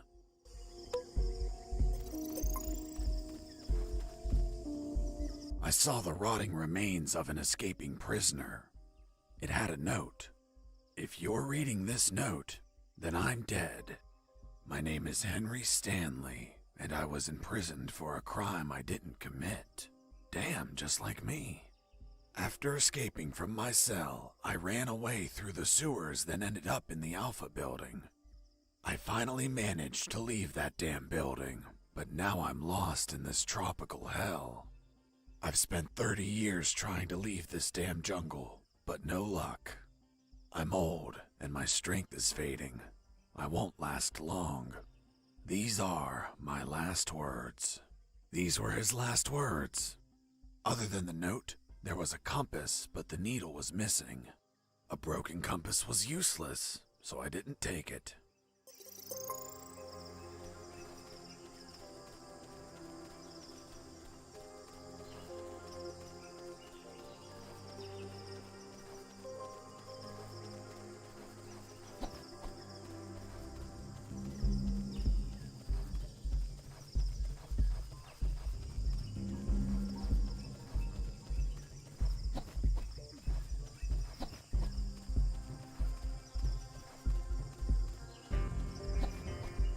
Another corpse.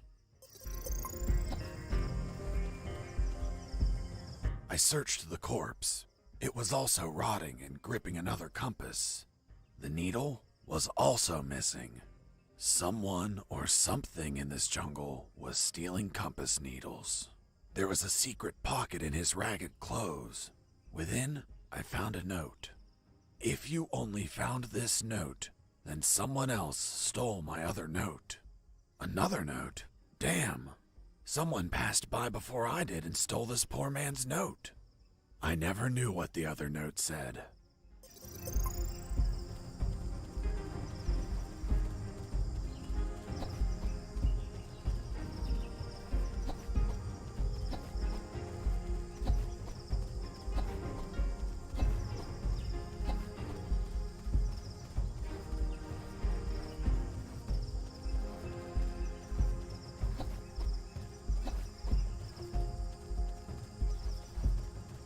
Third corpse. Fuck, that jungle was more dangerous than I expected. It was rotting too. Like the others, it had a compass on it. Don't tell me. The needle was missing. Exactly. Could it be that you were running into the same corpse over and over again? I commend you for coming to the same conclusion. I passed by 7 times to confirm it. I was wandering in circles. The damn jungle was toying with me. I had to orient myself somehow or I'd end up spending 30 years in that maze of trees. I tried to direct myself by watching the stars. But the damn top-down view only let me see the trees and ground. So, I had to find another way to gain direction.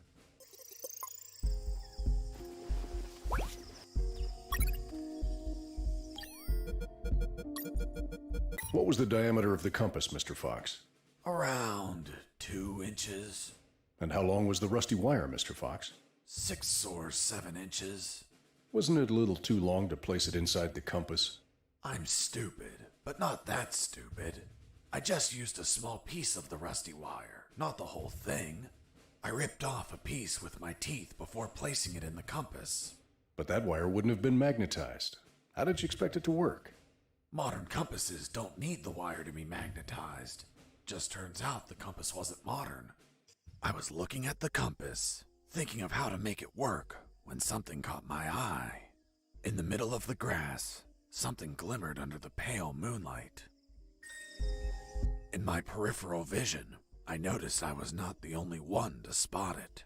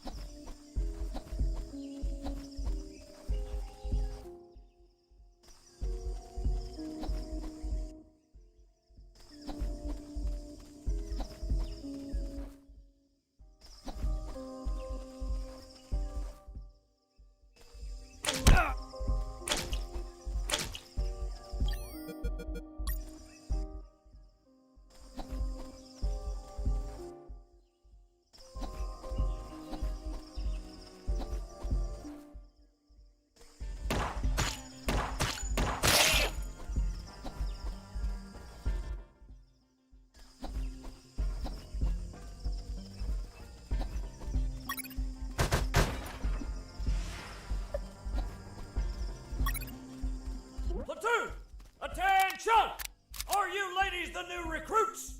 Fuck, you're the saddest bunch I've ever met. And I've seen stacks of shit taller than you are. You think you're macho because you stuck your dicks in God knows what hole? I'm going to beat you shit stacks into weapons of war, even if it kills you. Where are you from, boy? From Minnesota, sir. Minnesota? Only two things come out of Minnesota. Men and soda. I don't see you bubbling, so you must be a min. What's a min, sir? Do I look like a scientist to you, pissant? Sir, no, sir. You're not worth an Urban Dictionary entry, shit stain. What do you do at night, scumbag? I sleep, sir. Sleep? Well, excuse me, princess. Does she need a little nap? We don't get beauty sleep. We take shifts, bitch. We train. We go the extra mile. When do we sleep, sir? During your break time, your highness. But, sir, it's a 15-minute break. Then sleep fast, fuck! Yes, sir. The fuck happened to your eyebrows? They're shaped, sir. You kidding me? Are you the bitch of the yard? Sir, it's personal hygiene, sir. The only reason people get clean is to get fucked. Do you plan on fucking me, bitch? No, sir. Do you plan on fucking the enemy? No, sir. If I see these eyebrows shaped again, I will shape your balls clean with a single vicious rip! Is that clear? Yes, sir. Hey, where the fuck did you come from? You're so ugly you could be a modern art masterpiece! Did your father fuck an orangutan? Sir, no, sir. Fuck, your face is a sales pitch for condoms! Have you ever screwed needle dick? Yes, sir. You can't be serious. What did you screw? A light bulb? Sir, no, sir. So you've never screwed in a light bulb? Sir, yes. No, sir. I don't know what to say. You say what I tell you to say! Sir, yes, sir. What's your sole purpose in the ex-army, asshole? To do whatever you tell me, Drill Sergeant. God damn it, boy! That's the most outstanding answer I've ever heard! Thanks, sir. Now get out of here! Go back to your barracks! Next group!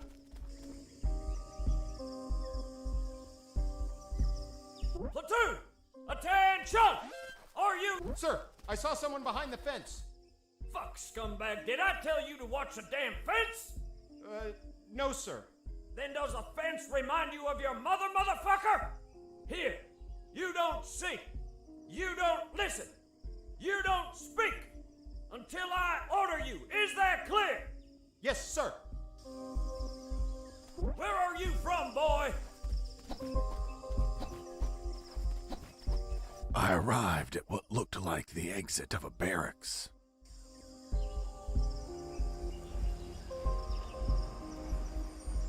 Hey, Mike. I'm late and I have to take this truck to the port. Are you gonna open the damn door or not? Hold on, I'm opening it. My instinct told me the gate was going to open and a truck was going to leave. I could sneak onto the truck and get far away from here. See you later. Yo, Mike! Mike! What's up? Hold on. I need to verify the departure permit. Fuck, Mike, hurry up! Yeah.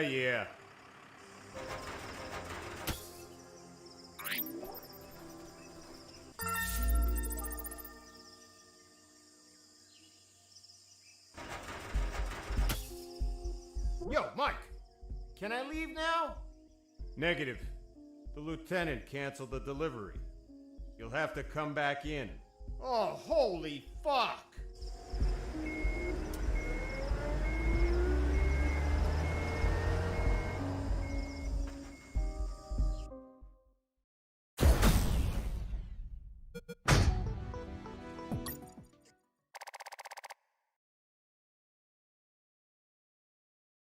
The trip was shorter than expected.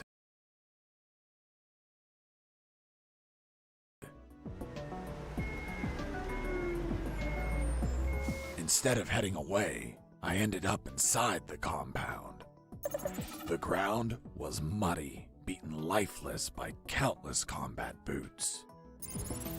There were sandbags and boxes everywhere. I heard Mike getting off the truck and talking to the other Mike. Hey Mike, what the hell happened? Someone screwed up and loaded the wrong stuff. Useless fuckwads! They reported that they'll get the correct stuff loaded soon. Sounds like a nap is in order. No can do. They're loading onto another truck in the north parking lot. Serial number 233980. So move your ass there. They told me to head to the south gate just so I could be sent back to the north one? Fucking bureaucracy. My instinct was back, and it knew of another truck I could ride. My plan to stow away wasn't screwed at all, just slightly delayed. I only had to reach the north gate without being seen.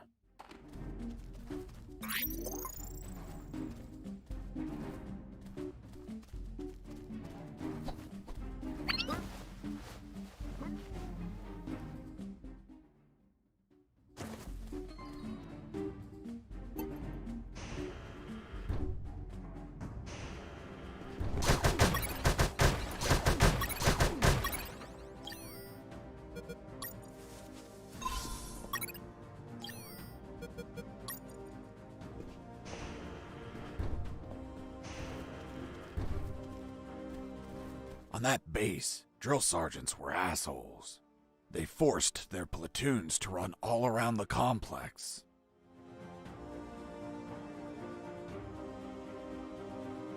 I had to be careful not to be seen.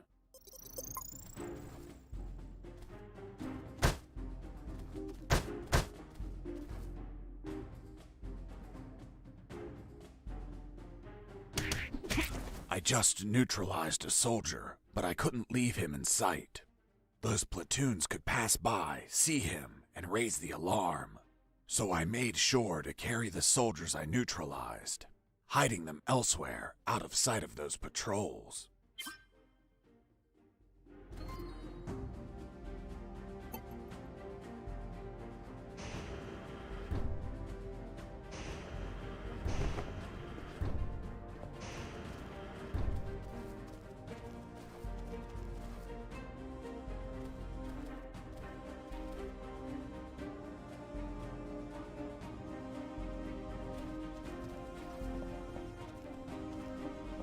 I tried to head east, but I couldn't.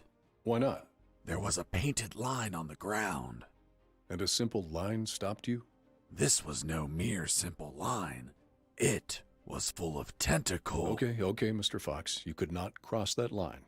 Let's just focus on what happened in the opposite direction.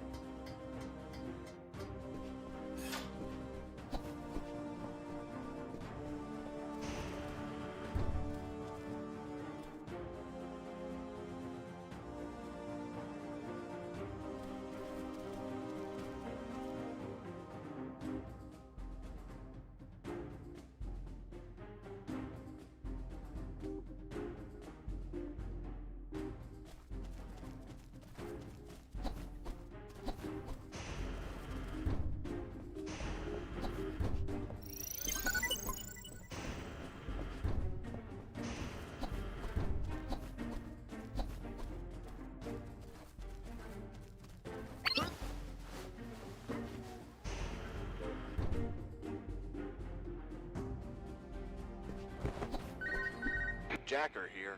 Ghost, do you copy? Who the hell are you? Huh? Who are you? Where is Ghost? I don't know who that is. I think you got the wrong channel. Oops. Huga must have been tampering with the communicator. Damn geeks. Over and out.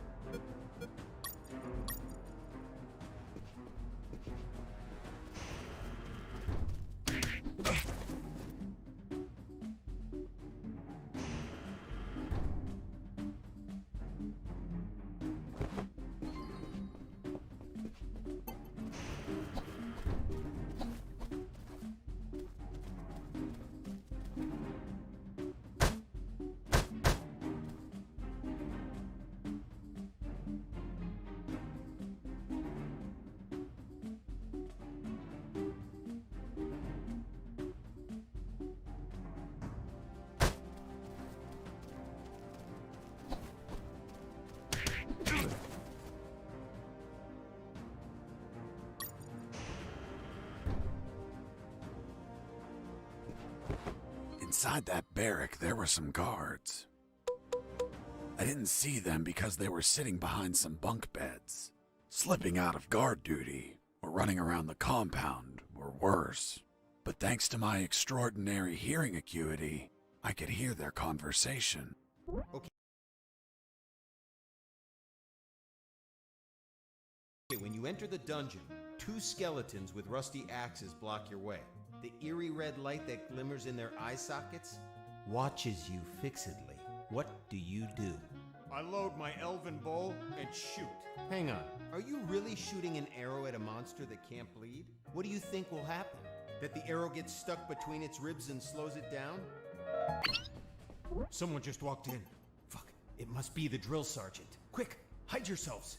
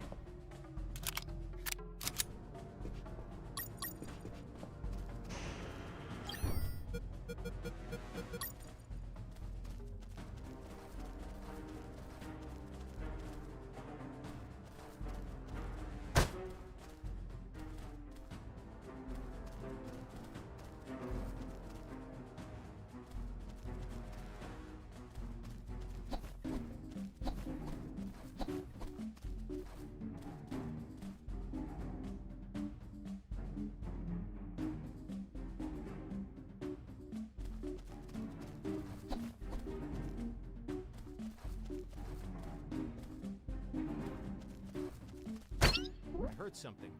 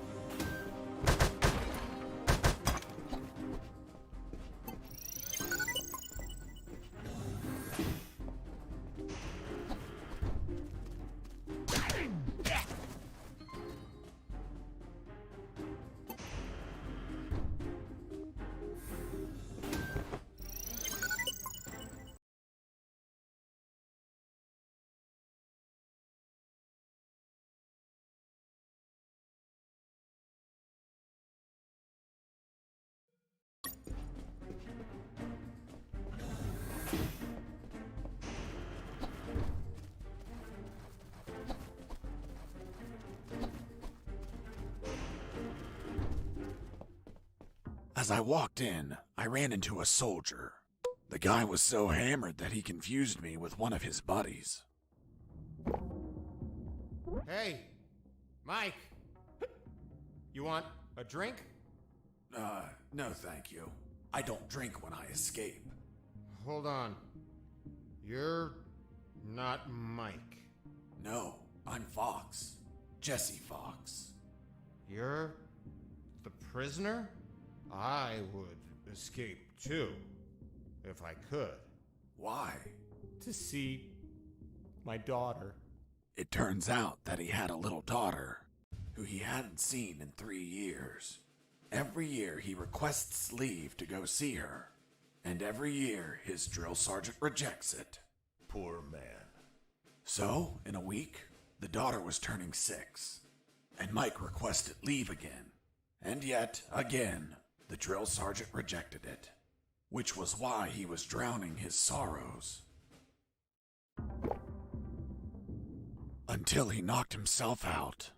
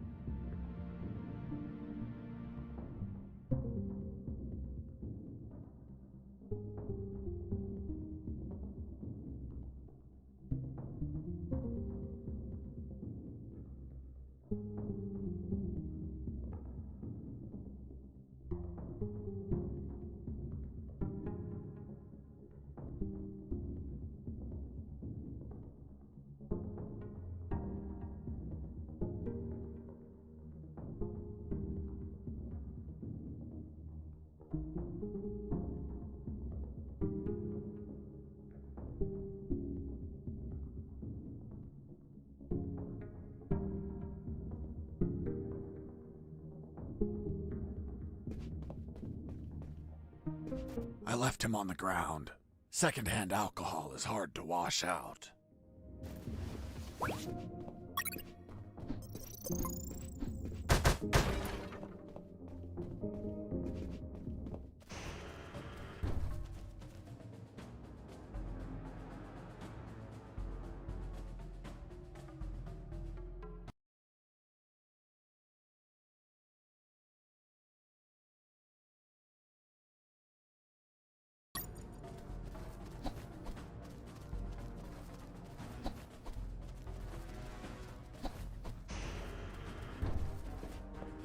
I ran into a guard as I went in.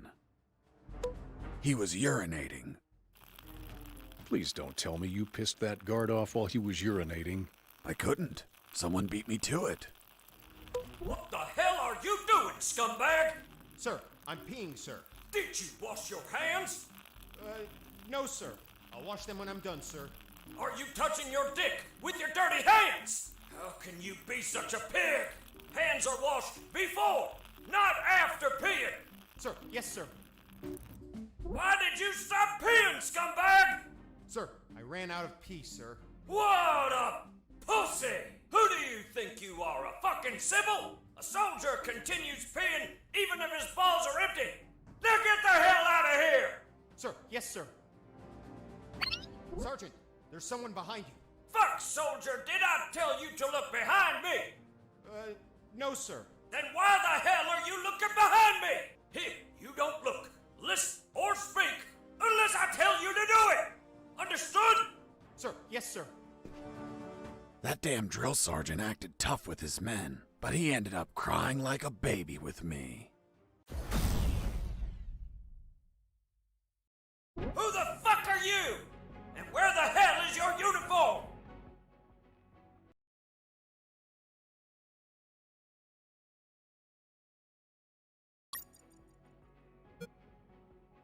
In the laundry, sir. And what in the hell is your uniform doing in the laundry? It was dirty, sir. Are you kidding me? Since when do clothes have to be clean? In Texas, we put it in the laundry when it stands on its own, sir. Fuck! You're from Texas? Only two things come from Texas. Charcoal and assholes. Which one are you, boy? I don't see any ash smears, but I definitely see a shit stain. But sir, Texas exports propane accessories. Shut the fuck up, shit smear! I'm not a shit. Yes, you are! No, I'm not. Hold on, Mr. Fox. Didn't you say it was the drill sergeant who ended up crying like a baby? You're contradicting yourself. It was you. Sergeant, execute this liar. Yes, sir.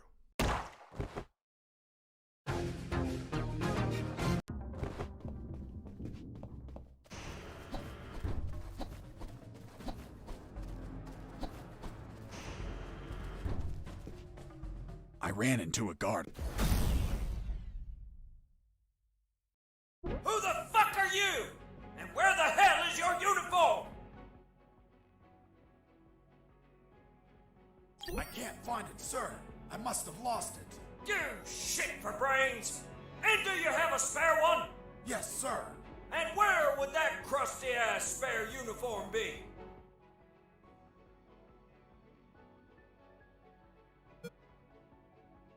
It's been stolen, sir. Someone broke into my locker and took it.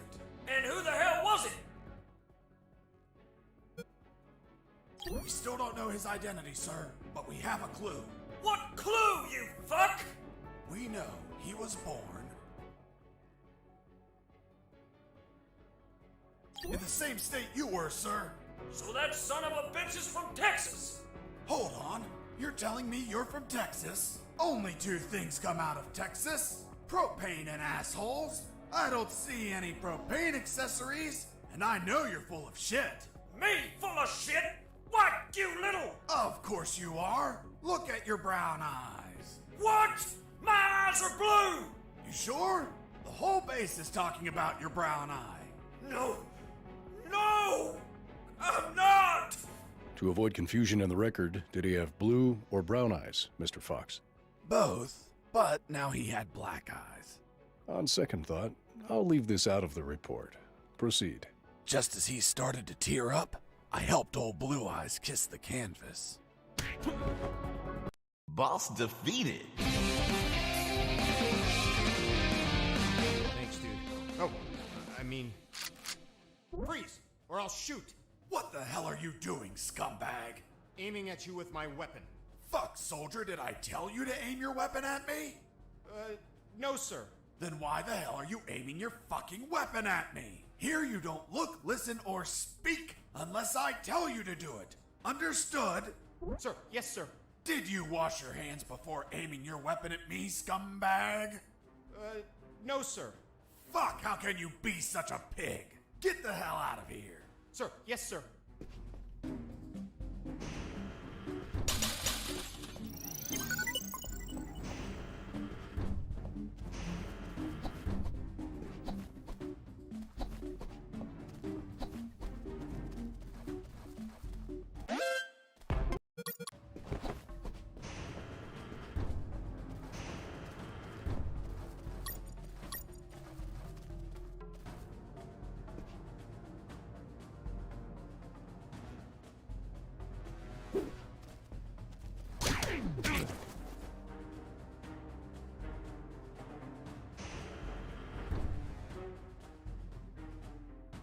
As I entered one of the barracks, I saw that it was different from the others.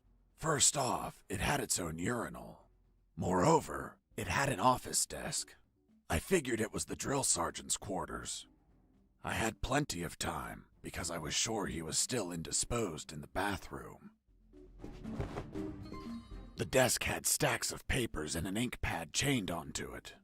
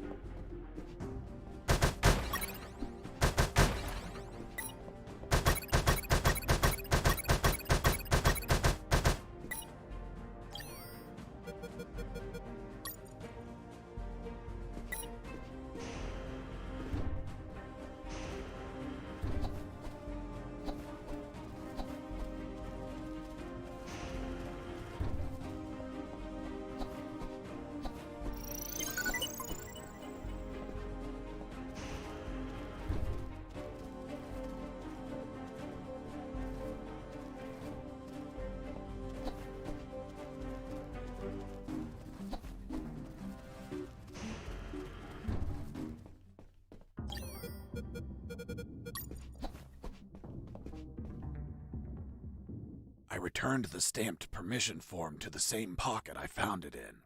That soldier was going to have a fucking great surprise when he woke up.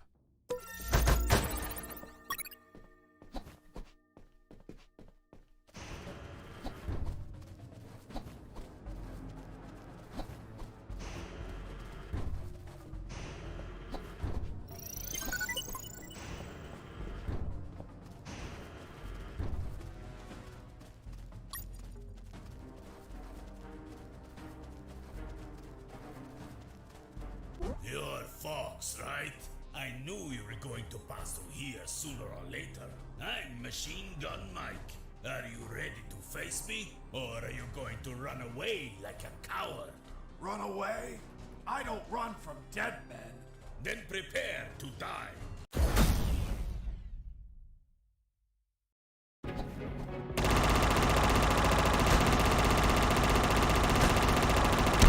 Hide as much as you want. Those sandbags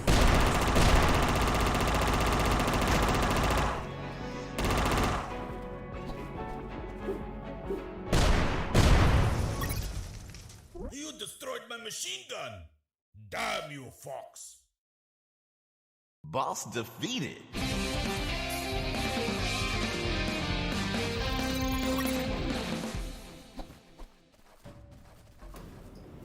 I arrived at the northern parking lot. There were trucks and containers all over the place. I wanted to hide in the right truck, serial number 233980. But Machine Gun Mike could be waiting for me, seeking revenge. What the fuck? Come on, Fox! Try tossing your puny grenades now! Machine Gun Mike? Nope. Now I go by the name Splash Mike. Why Splash? Because I'm going to splash your entrails all over the place.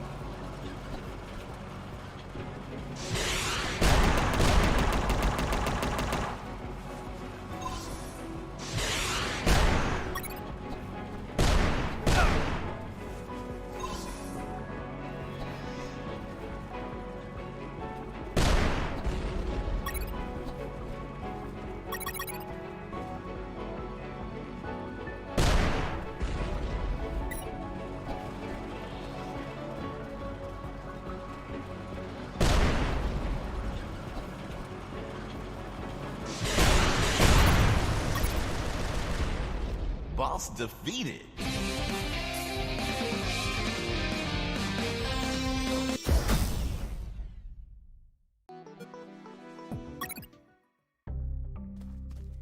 After dealing with the tank, I found the truck and hid inside.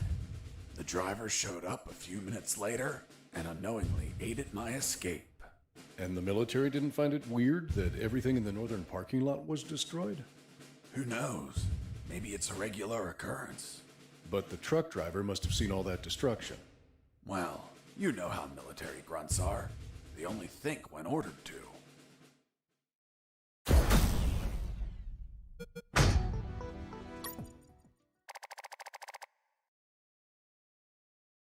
So, in the end, you escaped hidden on that truck? Yep. What about the shit you told me about not escaping in a truck to prevent pollution? Because the first time, it would have been me behind the wheel. This time, the truck was going to leave, with or without me. Which means the pollution wasn't my fault. How convenient.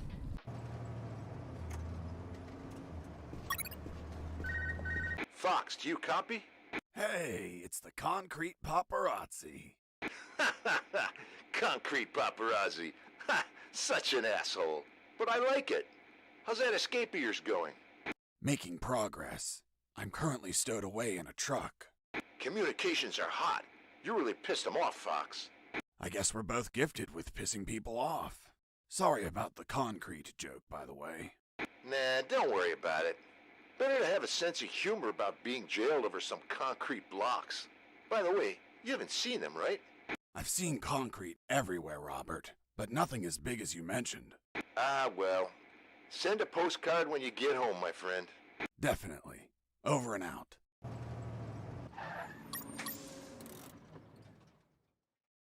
The truck stopped at last. Its destination was a small port owned by the clandestine base. Looked like the truck was carrying packages to be transported by sea. As we arrived, I overheard a conversation between the driver and a hangar officer. Are you gonna tell me what the fuck you're bringing me at this time of night? Sir, I have an order to send this load by sea. Fuck! You're waking me up for this? I already told your officer. All maritime operations are canceled. We're waiting for the nuclear warheads to arrive, and we won't ship anything else until there's a new order. Hold on, you said nuclear warheads? Yes, that's what I heard them say. God save us. That's impossible. You sound just like the Colonel. Colonel Harris, are you there? Here I am, son. You sound tense. Are you all right? Where are you? I escaped in a truck. I'm now in a hangar at a port. That's great news. Find a phone and call. Not so fast, Colonel. It's an ex-Army port. I'm not safe yet. I have new information about Operation Jericho. Just overheard a conversation. Sounds like they're waiting for nuclear warheads. Nuclear warheads? That's impossible. Are you certain? That's what I heard. This can't be. You just can't pluck nuclear weapons out of thin air. They're extensively regulated. Is it possible they stole them? We don't have any news about any theft in any country. If they were stolen, either a country hid the fact or it happened while I was captive here. Is it possible to build them? These people have a lot of resources. They'd need radioactive material and it can't be freely obtained. Not to mention a big lab and highly skilled people to produce them. Whatever the case, they managed to acquire some. If that's true, son, we're screwed. Hold on, Colonel. I heard something. Crap, they started the engine. I'll call you later. I have to jump out before the truck drives off.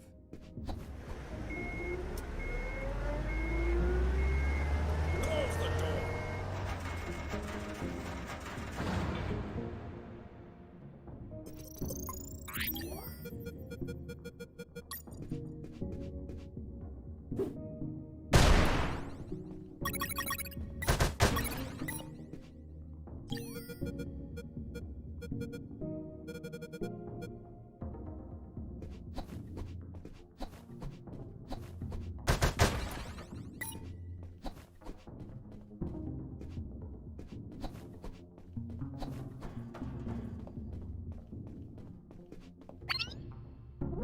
Leonard, look! It's the prisoner!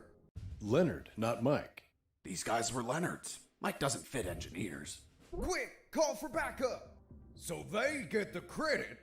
No way! I'm fed up with them making fun of us, just because we're engineers. You're right, Leonard. They treat us like nobodies because we don't carry a rifle. Our weapon is our intellect. To the controls! We'll tell them we saw the prisoner. Activating radial saw. Guys, you're engineers. Don't play soldiers with me, okay? I won't hurt you. Come on, let me pass. I'll give you some trading cards. Eat a dick. Fine.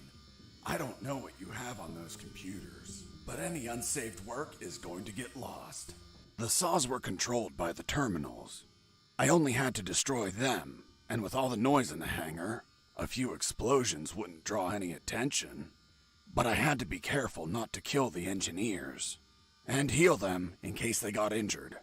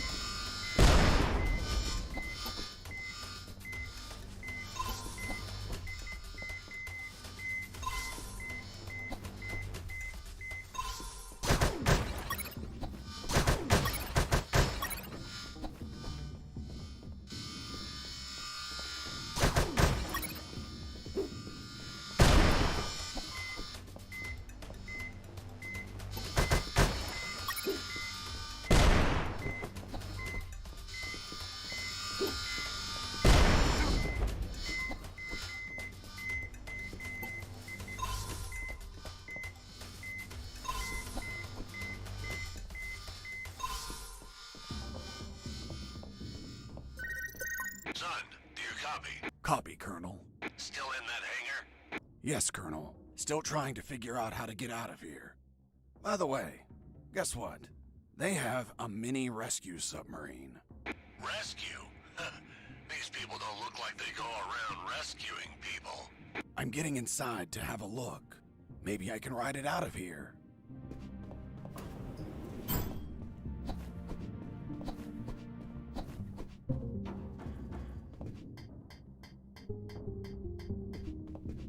Well, look at what we have here. Fiddling with the controls, levers, and compartments, I managed to discover the submarine's logbook. It contained details about its last mission, a rescue operation. The details didn't catch my attention at first, but this logbook turned out to hold exactly the answers we were looking for. The fourth document was the logbook of a mini rescue submarine. It mentioned its last mission, a successful rescue operation from a week ago. The target was a sinking submarine. The K-278 Consomolets, suffering from an onboard fire in the Barents Sea. Apparently, 2 nuclear torpedoes were salvaged during the job. The warheads involved in Operation Jericho. The third file of Operation Jericho. Did you find anything, Fox? I found a logbook with a single recorded mission. It says, Mission, Deep Rescue, successfully completed. Return date. Fuck, a week ago. I'll continue reading. Rescue in the Barents Sea. Objective, submarine K-278 Komsomolets. Damn it. The Komsomolets. Have you heard of it? Of course. It's a Soviet submarine that sank after catching fire. But I can't think of any connection between these scum and the Soviets. Maybe they're a Russian faction and went to rescue their comrades. Or they could be trying to trade the crewmen for Russian nukes or something. Fox, this wasn't a rescue mission. But the log says... The Komsomolets sank over a year ago. There's not a soul alive down there. It's not people they were hauling. It was something else. Colonel, what was the sub armed with? As far as I know, 2 nuclear torpedoes. Fuck! There it is. The nuclear warheads for Operation Jericho. Kindly donated by the Soviet Union in a game of Finders Keepers. If what you say is true, they had to bring those torpedoes in by sea and take them to a lab. The whole Comsalots have been contaminated by the radiation, which means they would need a sarcophagus. A sarcophagus? Like the one for Tutankhamun? Did you smoke something, Colonel? Don't be an idiot, Fox. A sarcophagus is something that confines radiation, preventing everyone from dying while they transport the goods. It has to be something thick, heavy. Like 2 huge concrete blocks. Fuck, I have to call Robert. Fox, wait. What's up, Colonel? I hear footsteps. Soldiers are walking down the hall. Damn it. I think my time is up. Listen to me carefully, son. The situation is critical. You have to escape as soon as possible and call the Cavalier. Understood? The fate of countless people rests on you, Fox. Colonel Harris out. That was my final communication with Colonel Harris.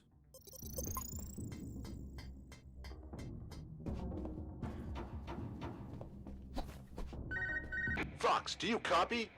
I copy you, Robert. Fox, looks like you're gonna transfer a prisoner. Someone called Alan Harris. I know. Do you know what they plan to do? No idea, Fox. But looks like the orders are coming from top brass. You're really pissing them off, my friend. Be careful. Maybe they'll use him against you. I'll keep that in mind. By the way, I have something to tell you about your concrete. Don't tell me him. Man, you rock. I don't know where they are, but they've been used as a sarcophagus. A sarcophagus? Like the one for Tutankhamun? Did you smoke something, Fox? Of course not. I mean a thick container to contain radiation. Radiation? Please tell me they're not nukes. They are, from a sunken Soviet submarine. Shit. That's why there's so much secrecy and surveillance. Cheer up, Robert. Your capture isn't for something trivial anymore. It's for a nuclear arms race. Fuck. This news is the bomb. That's a literal way to say it. Keep me informed, my friend. I want to know all the deets. I will, Robert. Over and out.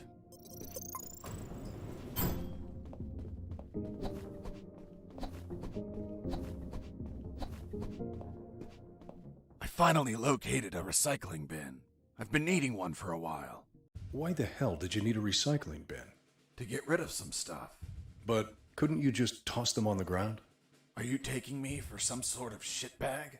You were behind enemy lines. It wouldn't be unreasonable. Look, Lieutenant, I don't abandon my principles at the first sign of adversity. I see. Now, why did you get rid of items that may be handy later? Because the more stuff you have, the more you're a slave to your own possessions. And nothing enslaves me. So, I threw away everything that I didn't need.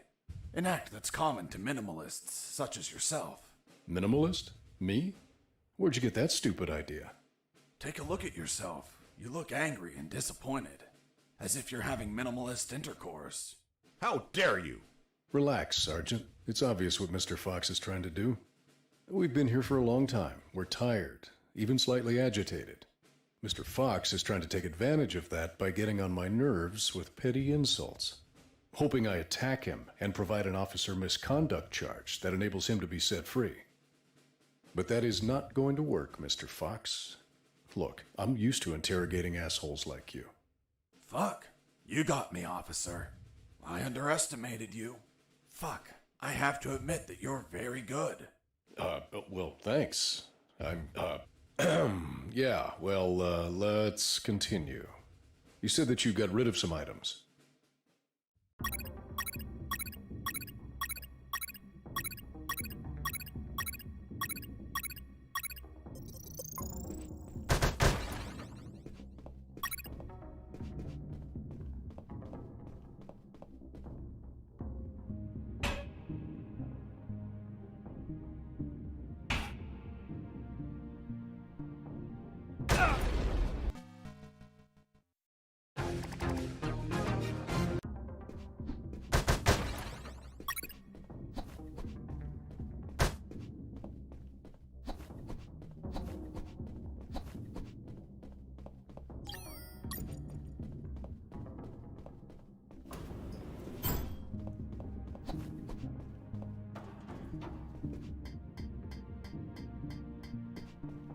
After putting the key in the lock and turning it, the sub started to move.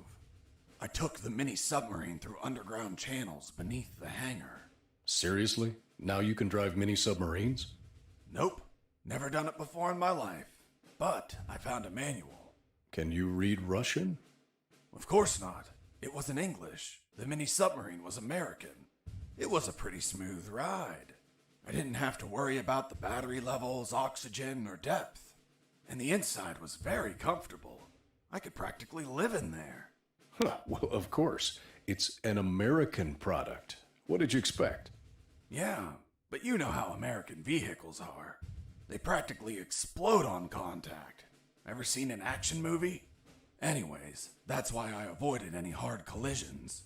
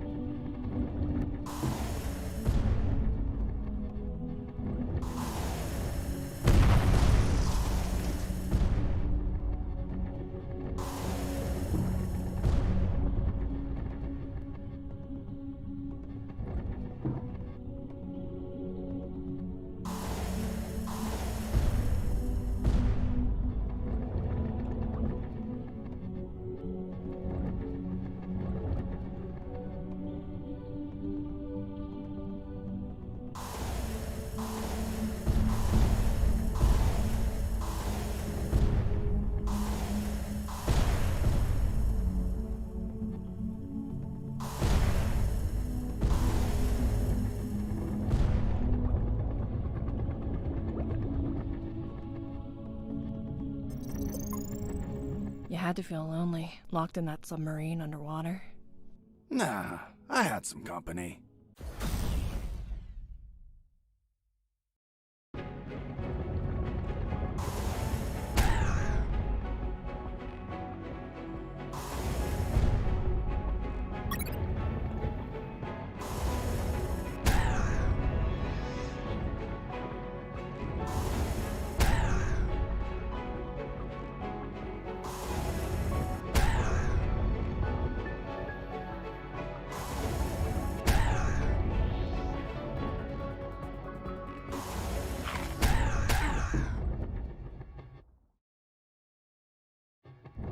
Boss defeated.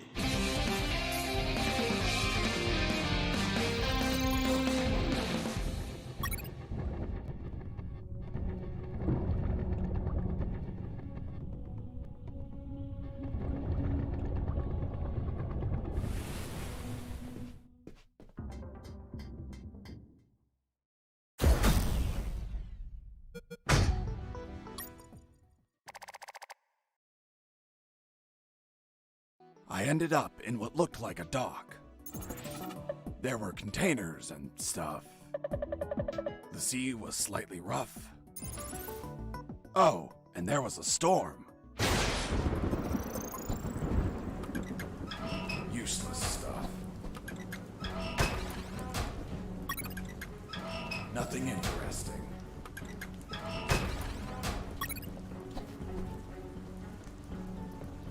Under the rain and the biting cold, the Colonel's fate gnawed at my mind. According to Robert, they were moving him. Was it a routine inspection? Would he be returned to his cell? Would they find the radio?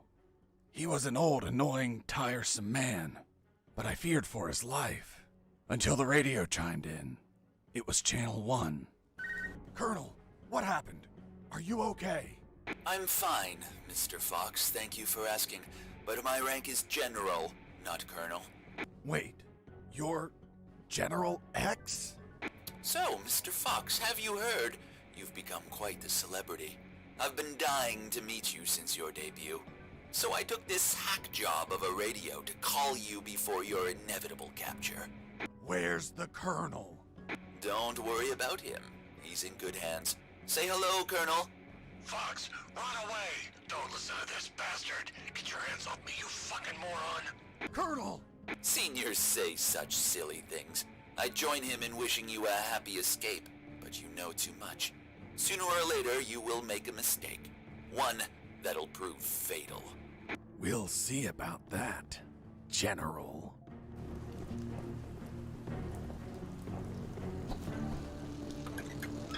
Useless stuff. Nothing useful.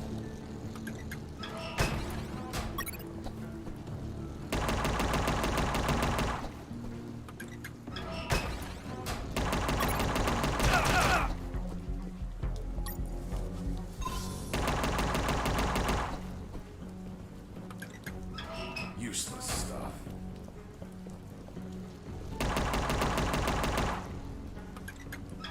Nothing interesting.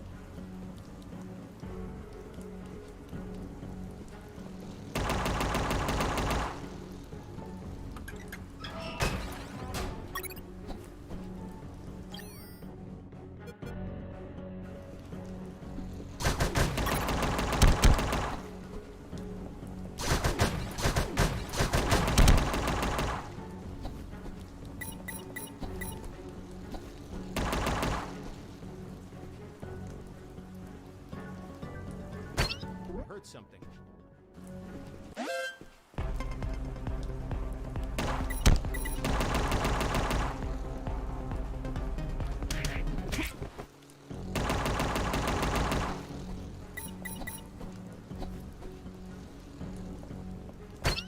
heard something. Nothing useful.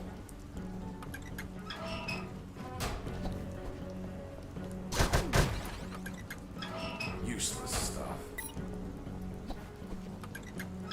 Nothing interesting. Nothing interesting.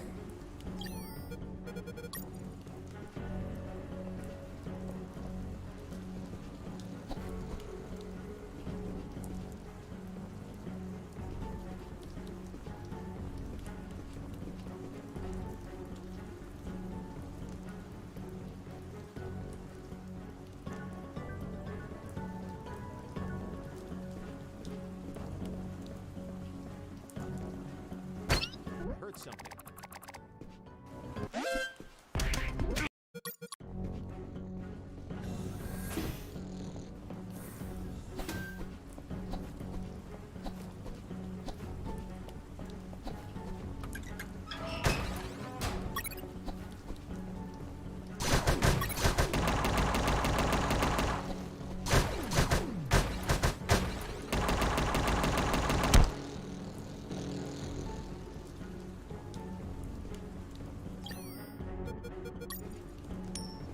Hey, a coin!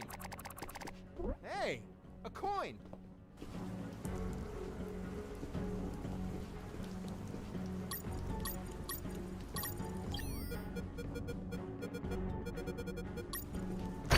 I heard something.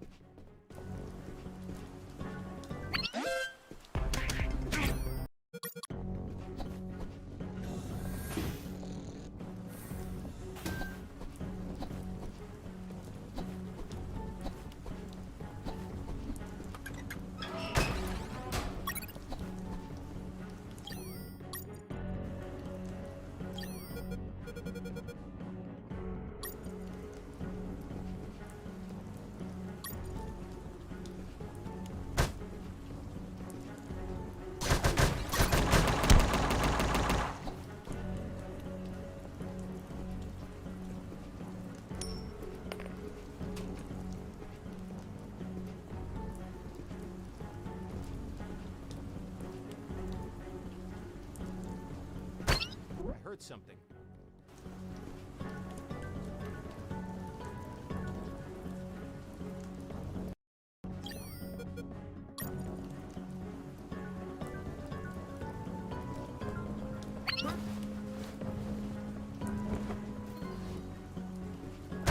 I heard something.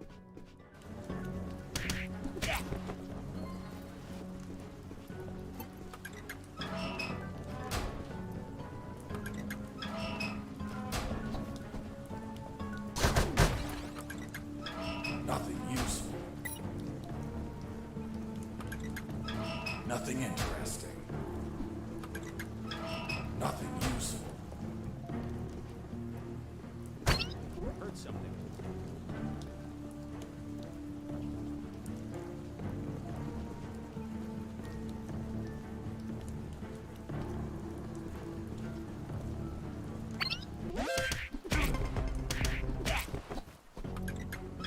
Nothing useful.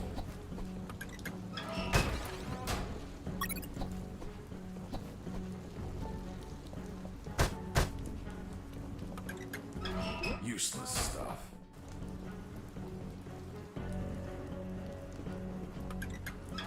Nothing useful.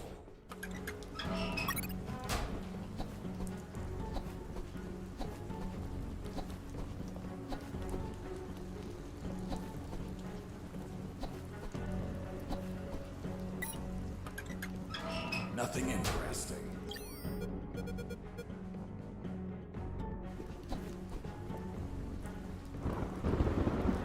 She's a lovely ship. Indeed, and flies like the wind or the waves. Is she yours?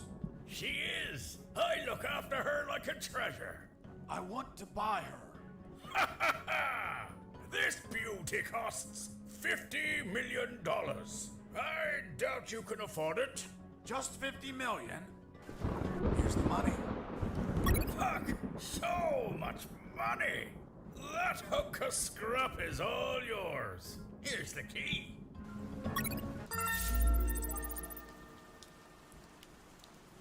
And that's how I bought the ship I would finally escape in.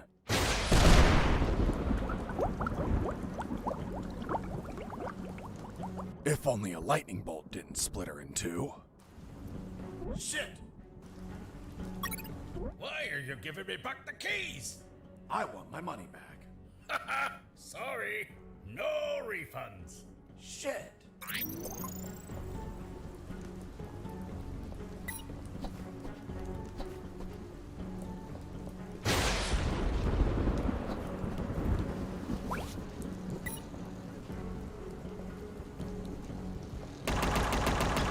Useless stuff.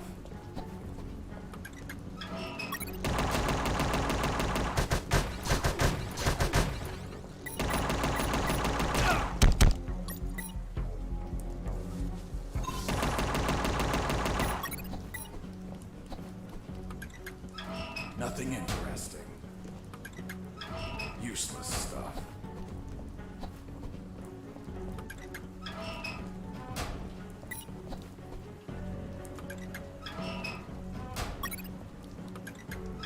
Useless stuff. Nothing useful.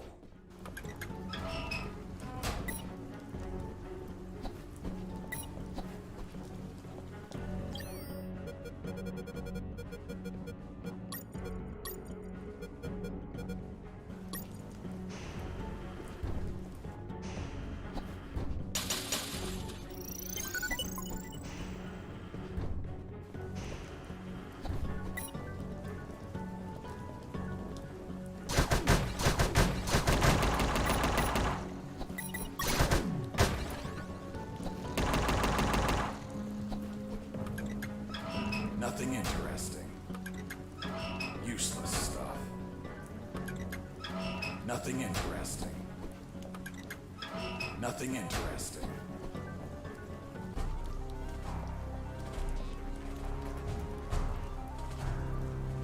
Are you telling me that a nuclear submarine attacked you? That's what I'm saying. I see. And now you're going to tell me you fought it instead of running away. Of course. I would have left it alone if it didn't launch its missiles. And nobody launches missiles at me without permission.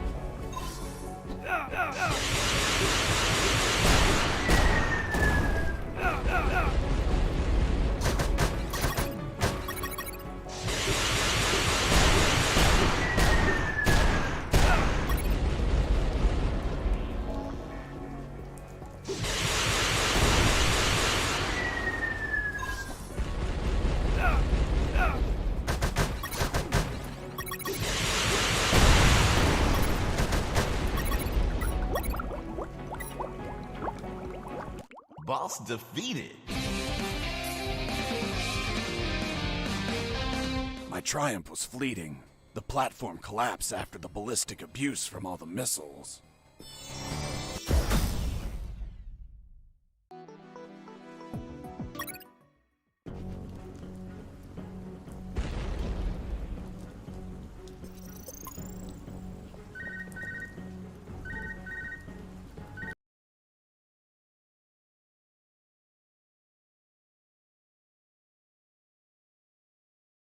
Mr. Fox, did you just sink one of my submarines? She attacked first. Ah, then it was you. Thank you for revealing your position. Hey, friend. Still there? Still here, Robert. Fox, the comms are fucking lit. They're sending everything they have to the docks. What the hell did you do? I just sank a nuclear submarine. That'll teach it not to launch its missiles at me. Are you kidding me? I'm serious. Good thing it wasn't armed with nuclear warheads. They must be saving them for Operation Jericho.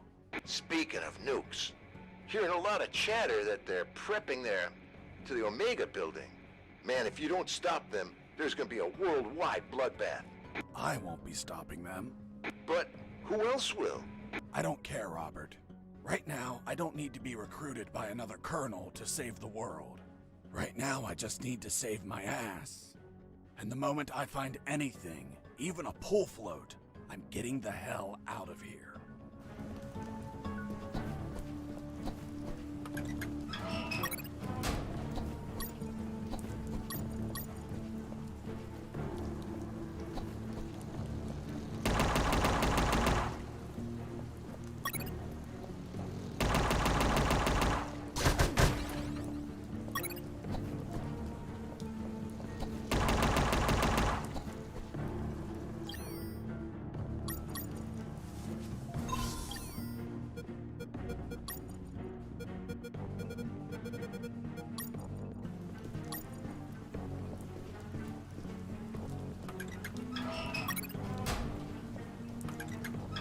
Nothing interesting. Nothing interesting.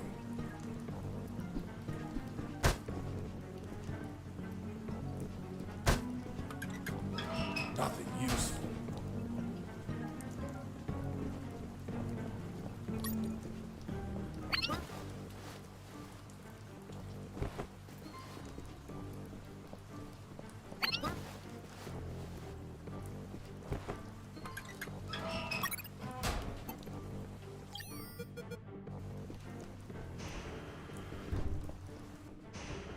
Inside that hangar, I found what I was looking for. Boats I needed to escape.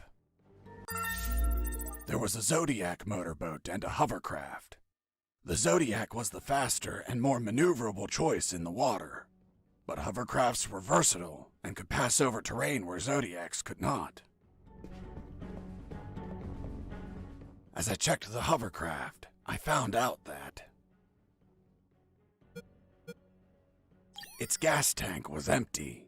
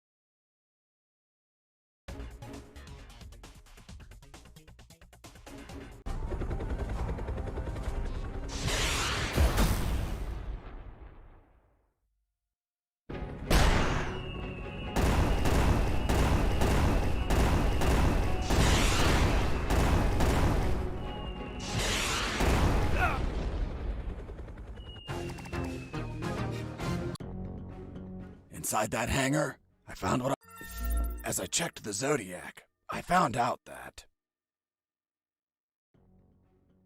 its gas tank was empty.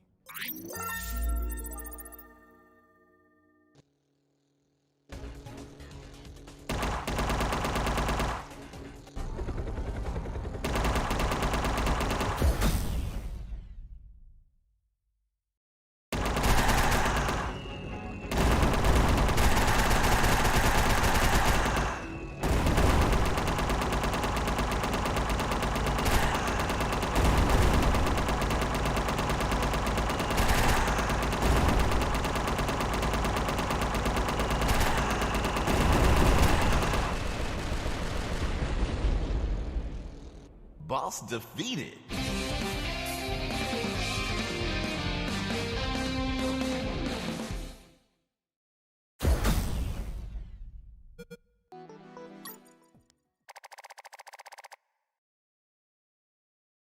The confrontation with that chopper exhausted every drop of gas I had left. With no gas, the engine stopped shortly thereafter. Despite the dangers, I used my own arms to paddle forward. Piranhas and crocodiles constantly tried to eat my hands. But I was lucky enough to make it to a small dock. You're certainly a lucky man, Mr. Fox.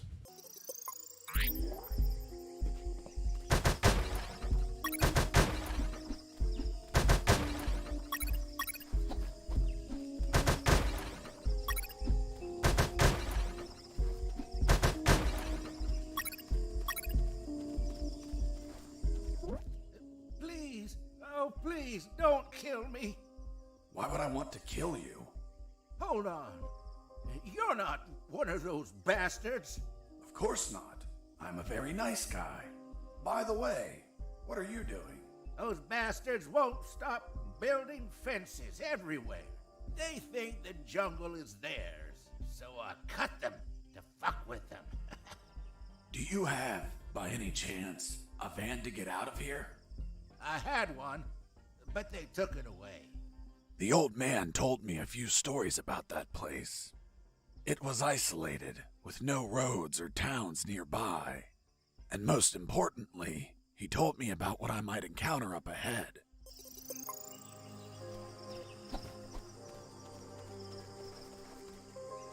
There, hidden in the middle of the jungle, stood a compound riddled with cameras. The level of security was sky high, like the mansion of a cartel boss, and I could see why. Because the center of this fortress was the Omega Building, the heart of Operation Jericho. The old man told me that he saw some helicopters landing on top of the building. If I stole one of them, that would be my ticket out of there. One thing was for sure. If I was detected by a camera and the alarm triggered, they would put the Omega Building in lockdown and I could kiss those helicopters goodbye. But none of that matters because even though I was already showing signs of exhaustion, I slid in like a shadow and managed to go undetected.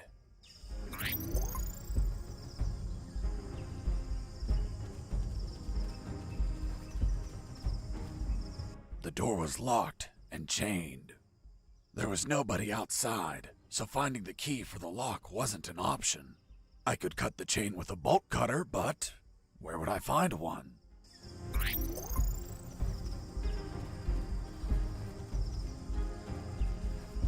Hello, friend. Give me that bolt cutter. But it's mine. Now it's mine. Wait. Are you saying that you stole from some defenseless old man? You're a special sort of monster. What? Me? No. I paid him. When I said it was practically highway robbery, I meant... Hello, friend. Hello, Gramps. I want to buy that bolt cutter. But it's mine. How much are you willing to pay? Here are some coins. It's little money, pal. Oh, look. I also have $10 million. Okay. Thank you, Gramps. You're welcome, kid.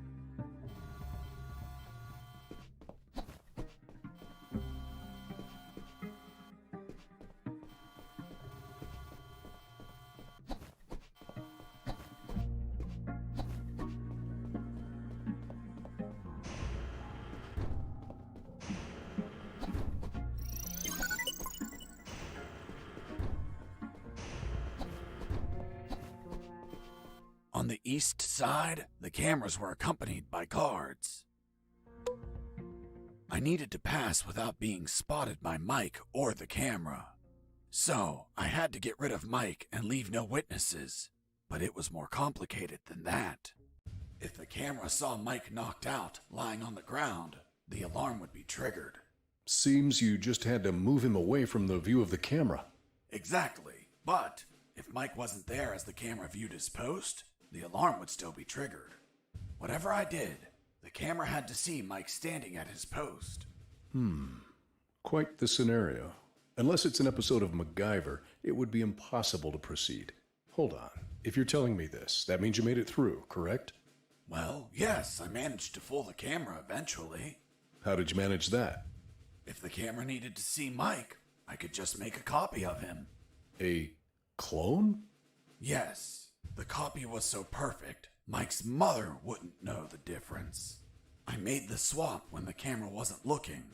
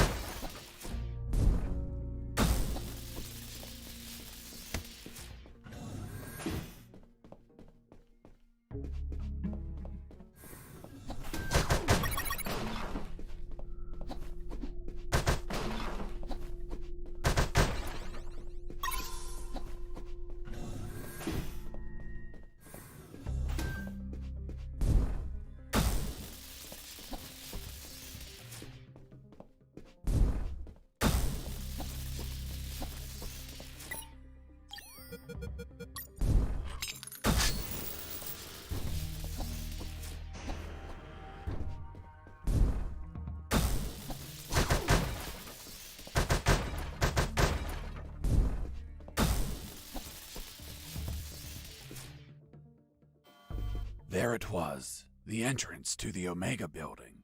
That would be the last place I'd visit on my tour de escape.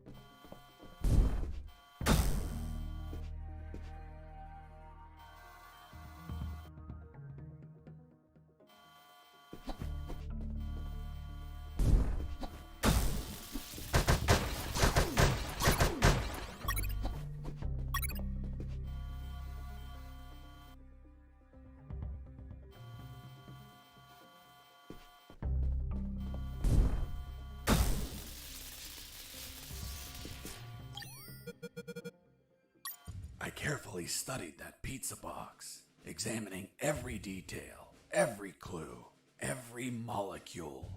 I deduced that it was used by someone else to smuggle something into the Omega building. A pizza? Exactly. A pepperoni pizza, to be precise.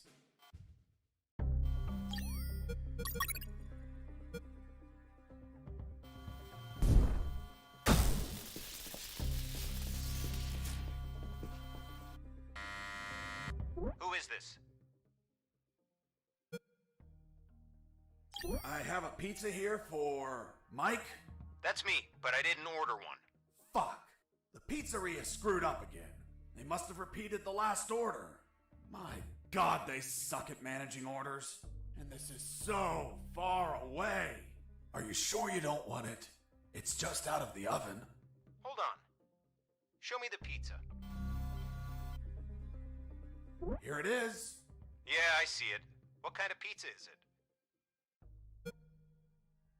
it? It's a pepperoni pizza. Great. The kind I like.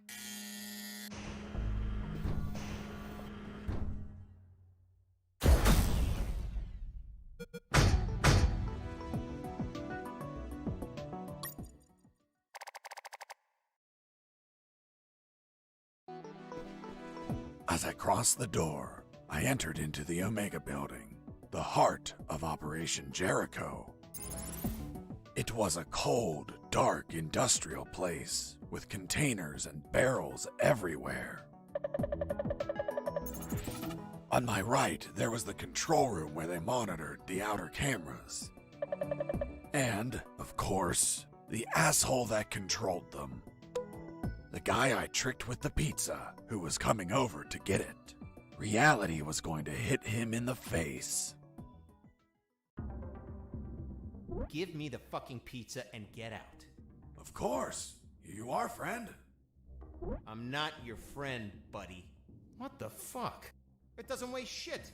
Son of a bitch. You bake these thinner by the hour. It's empty. Where the hell is my pizza? Look at what's on the box. What? Where? I was inside the Omega building. I just had to reach the rooftop and pray that I'd find a helicopter.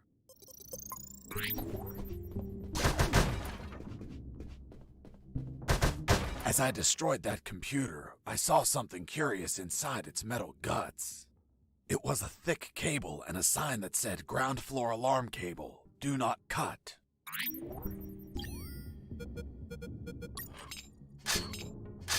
Done.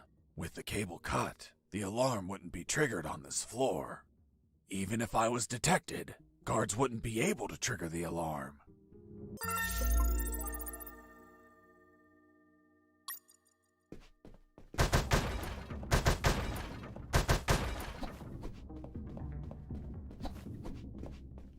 They put a lot of effort into the security of that compound. The guards weren't the typical ones I've encountered before. They were...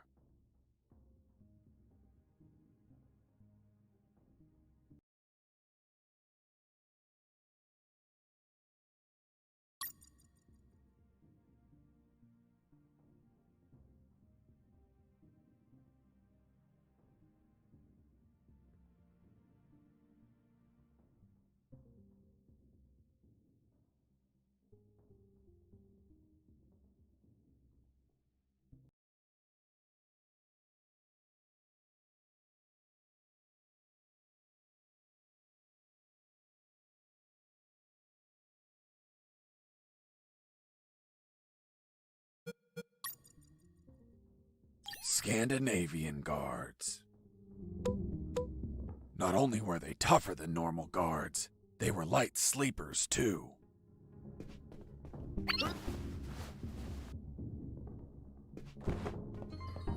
Heard something.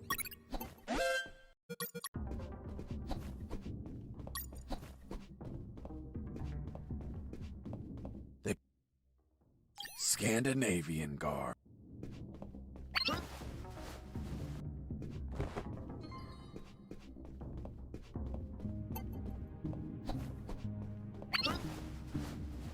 Oops, I fell asleep.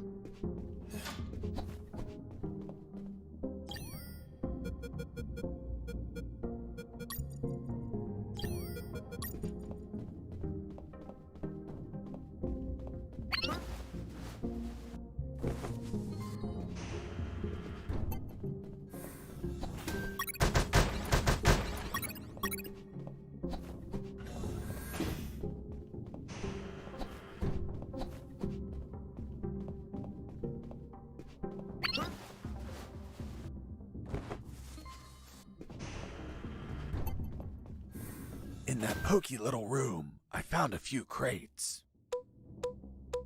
They contained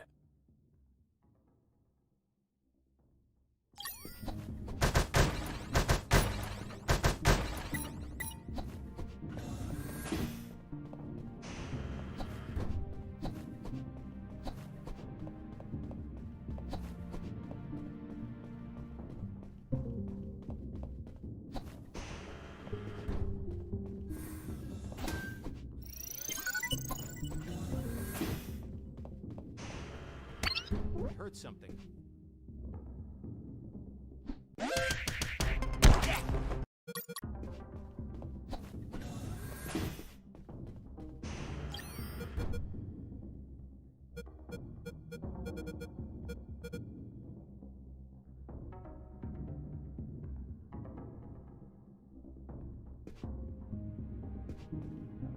I heard something.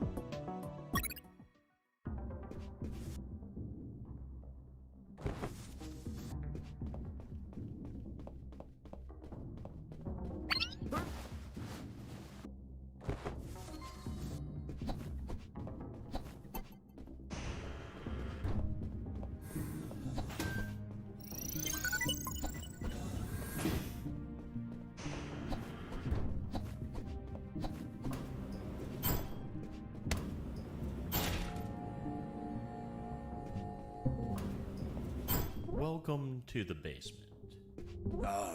Thanks? Who are you? I'm the Lord of the Labyrinth.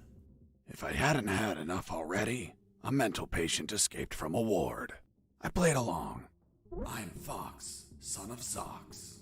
I hail you, O Lord of the Labyrinth. What's behind that door? A dark labyrinth filled with deadly traps. Why did they build a maze down here? They didn't. The labyrinth already existed.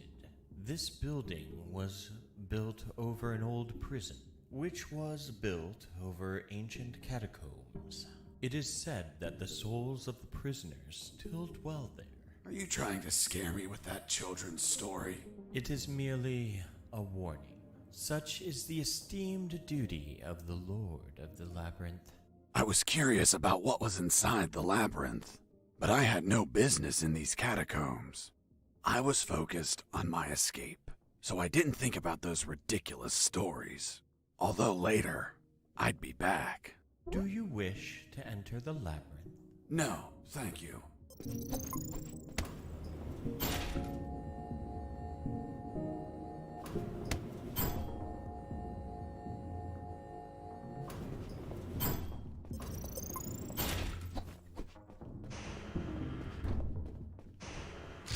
Freeze! Hands up! What happened with Dr. Hoffman is kinda long to explain. Do you want me to summarize it? Don't even think about it. Any detail can be crucial, so don't skip anything. Now, I want you to drop that fissile core uranium-235 isotope sample. How in the world do you know that it's a fissile core uranium-235 isotope sample? What else would be in the hands of a scientist whose expertise is in fissile core uranium-235 isotopes? How do you know I'm a scientist whose expertise is in fissile core uranium-235 isotopes? I know everything about Operation Jericho. Now, drop that sample. Do you know what will happen if I drop this and the flask is broken? Of course I know. The radiation will flood the whole room. And that would kill us all. I know. I'm not telling you to literally drop it. I mean, slowly set it on the table. It's okay. Don't get nervous. Now turn around. Slowly. I'm afraid I can't turn around slowly. Because we're working in a 2D environment, I can only turn in multiples of 90 degrees. Then turn around 90 degrees twice.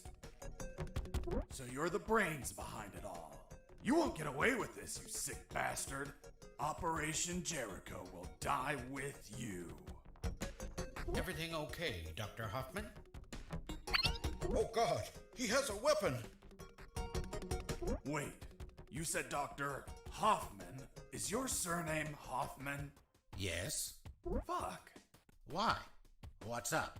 I had a neighbor called Hoffman. He was tall, German, and hairy.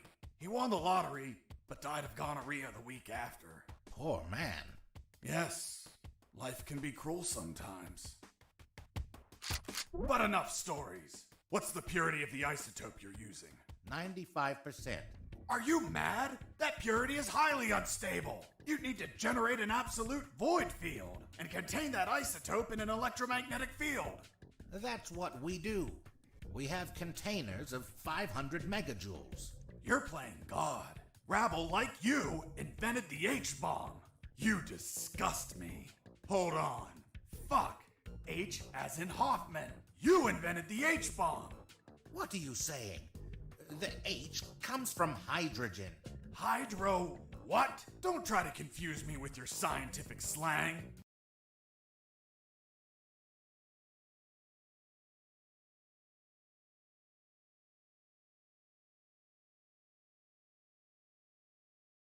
Whether or not you're the mind behind this, you're the accomplice of a nuclear menace. Say goodbye, Dr. Hoffman. Wait, I did it against my will. They have my daughter. If I don't do what they say, they'll kill her. Your daughter? Where are they keeping her? They have her working as a doctor in the Alpha building. The Alpha building. The same one where I met the doctor. Suddenly, I pieced things together, and everything made sense. There were 2 doctors in that building, although I never saw this man's daughter. Doctor, how old is she? Somewhere in her 30s. In her 30s? What kind of answer is that? A good father would say she turned 32 last April 31st. April only has 30 days. Don't change the subject. What sort of father are you? It's okay. I confess I've never been a good father, since I've spent all my time absorbed in science. Not mine. Not mine either. Excuse me one moment. Hello, honey. this is not a good time. It's never a good time for you, Dad. I know. But my current situation is particularly disastrous. Why? Because a man is pointing his gun at me. What? Who is he? I don't know. He doesn't seem like he's from here. I think I know who it is. Ask him if his name is Jesse Fox. Hold on. Pardon me. Are you Jesse Fox? Yes. Yes, it's him. Damn it all to hell. Do you know him? Honey, are you there? Hello? She hung up. Oops. Now it's mine. Jesse Fox here. Over. Can you tell me what the hell you're doing? Doctor, hey, hello. How are you? Not very happy knowing that you're aiming a gun at my father. What? Your father? Yes. Doctor, this is not your father. What do you mean? Of course he is. That's what they're trying to get us to believe. In truth, he's the father of another doctor that works in your building. What? There are no other doctors. I'm the only one here. They're trying to make us believe that too. They're manipulating us. Is your father, by any chance, an expert in nuclear chemistry who works in the Omega building? Yes, he is. The evidence finally collapsed in on itself. Besides 2 doctors, there were 2 scientist fathers. The one in front of me who also had a doctor daughter, and the doctor's father. Really? Then explain something to me. How is it possible that someone like you, dedicated to looking after others, has a father that is involved in the annihilation of millions of people? What are you saying? My father is a good man. He's a brilliant scientist, not a killer. Well, the man in front of me is working with uranium for nuclear weapons that will be used to annihilate entire cities. What? No, this can't be. You see? I told you he wasn't your father. What should I do? Do I kill him? What? No! Tell him that... Doctor, I can't understand you if you cover your mouth. Doctor? She hung up. Why did you tell her? Now my own daughter will hate me. Don't worry. She wasn't your daughter. She was the other doctor. What are you talking about? They're the same person. That's what they're trying to make us believe. They're toying with us. Are you really doing this for your daughter? Yes. I want her to be safe. Millions of people could die. I prefer the deaths of millions of people over the death of my precious daughter. You're a monster. It's not called being a monster. It's called being a father. If you had a daughter, you would understand, Mr. Fox. Enough! Where is the rooftop? Above? Don't be an asshole. I know that. I mean, how do I reach the rooftop? And don't stall me, understood? Another stupid answer and I shoot. I don't think you'll do it. You don't look like an assassin. Really? What have you done? Fuck! It was an accident!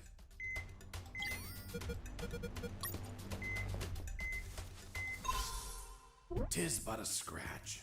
Come on, my friend. Stand up. I'm going to repeat the question one last time, and this time I won't miss. Excuse me. You didn't miss. You hit me. That's true. Then this time I won't heal anyone. How do I reach the rooftop? There is a lift that reaches the rooftop. You just have to keep going up as much as you can. But you will need a level 4 access card to go out. Well, in that case, give me a level 4 access card. We don't have one. We just have level 3 access cards. I swear. Fuck. I'll have to search for it. Now, continue working as if nothing happened. If you trigger the alarm or do something suspicious... You'll kill us. I promised the doctor not to kill anyone. Hoffman's daughter, or the other one? The other one. Then you had no intention to shoot me, right? Exactly. You see? I told you that you didn't look like an assassin. I'm glad You're not one of those bastards. You can't imagine how much I hate myself for what they're forcing me to do. In the end, I talked to them about my escape, about Colonel Harris, and the promise I made to him to call the cavalry if I managed to escape. That gave Dr. Hoffman and his team some small hope of rescue. He promised to delay the preparation of the uranium that would be used in Operation Jericho for as long as he could. After that, I asked him for some assistance in my escape, but he was terrified of being discovered, which would compromise his daughter's safety. So he decided to stay neutral, but still volunteered some information.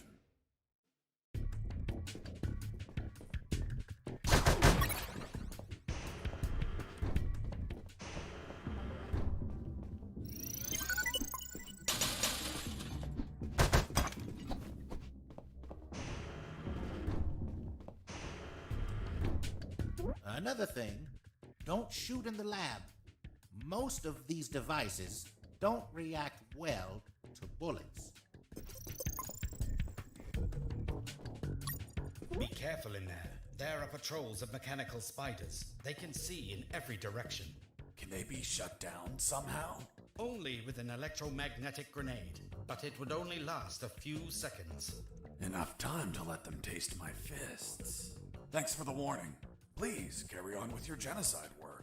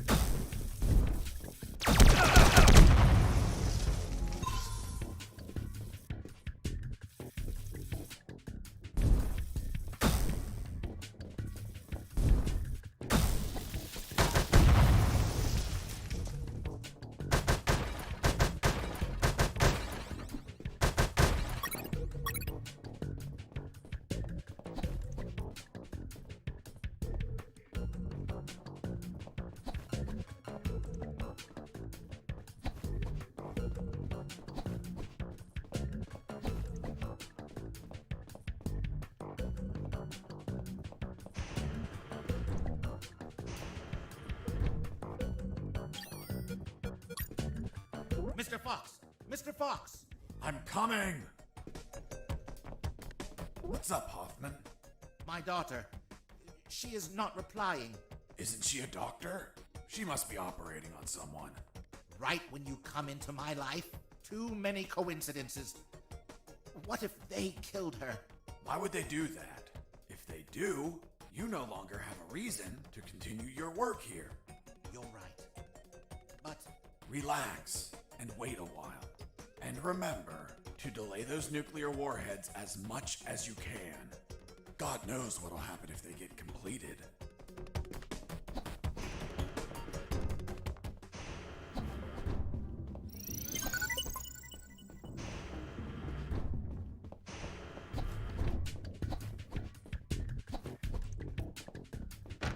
Are you going inside?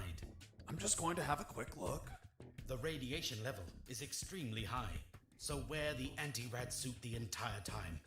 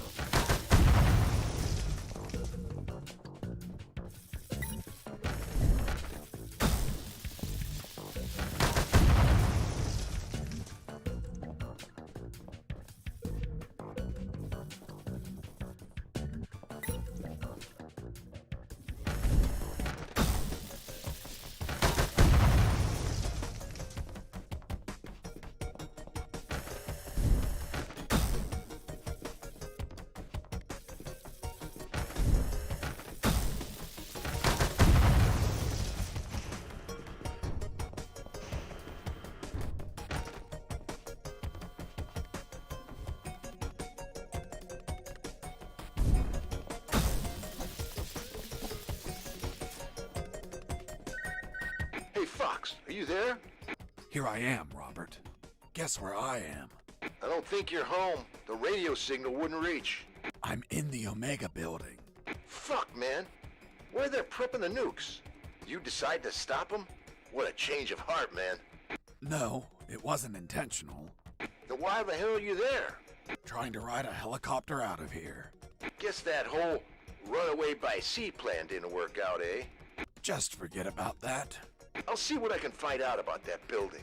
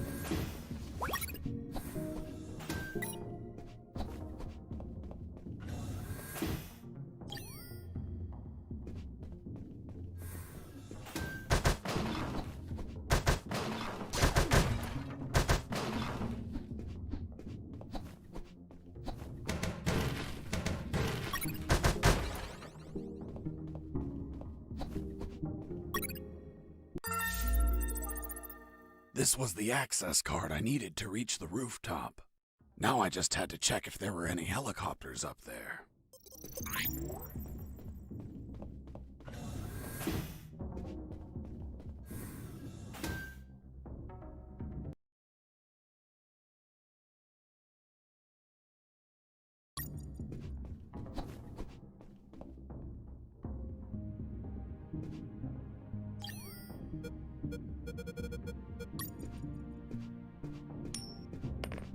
Hey, a coin!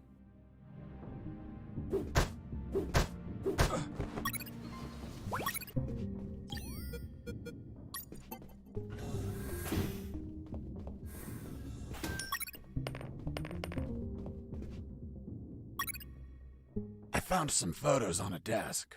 I had a look at them because, you know, I was born curious. Curious? Don't you mean nosy? There were shots of some guys loading something big onto trucks. Something that looked like concrete blocks. Fuck. These were the photos Robert was taking just before he was captured.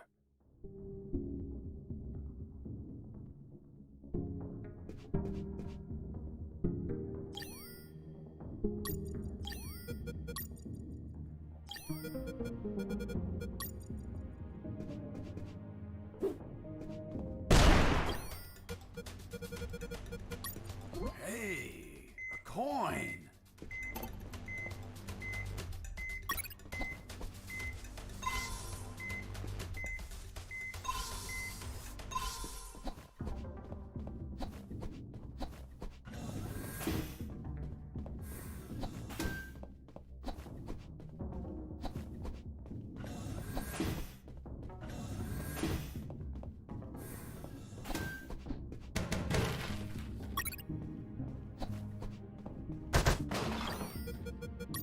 fifth document was a shopping list.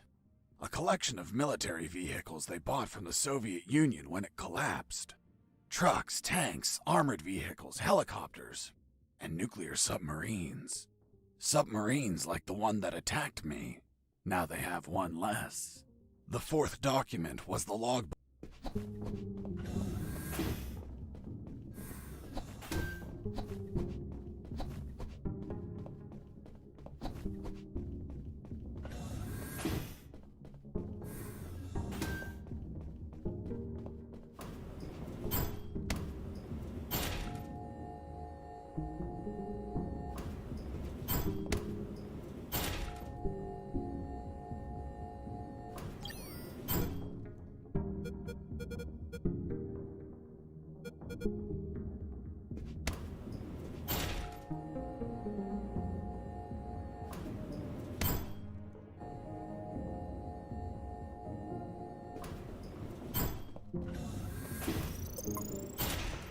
I finally went out to the rooftop.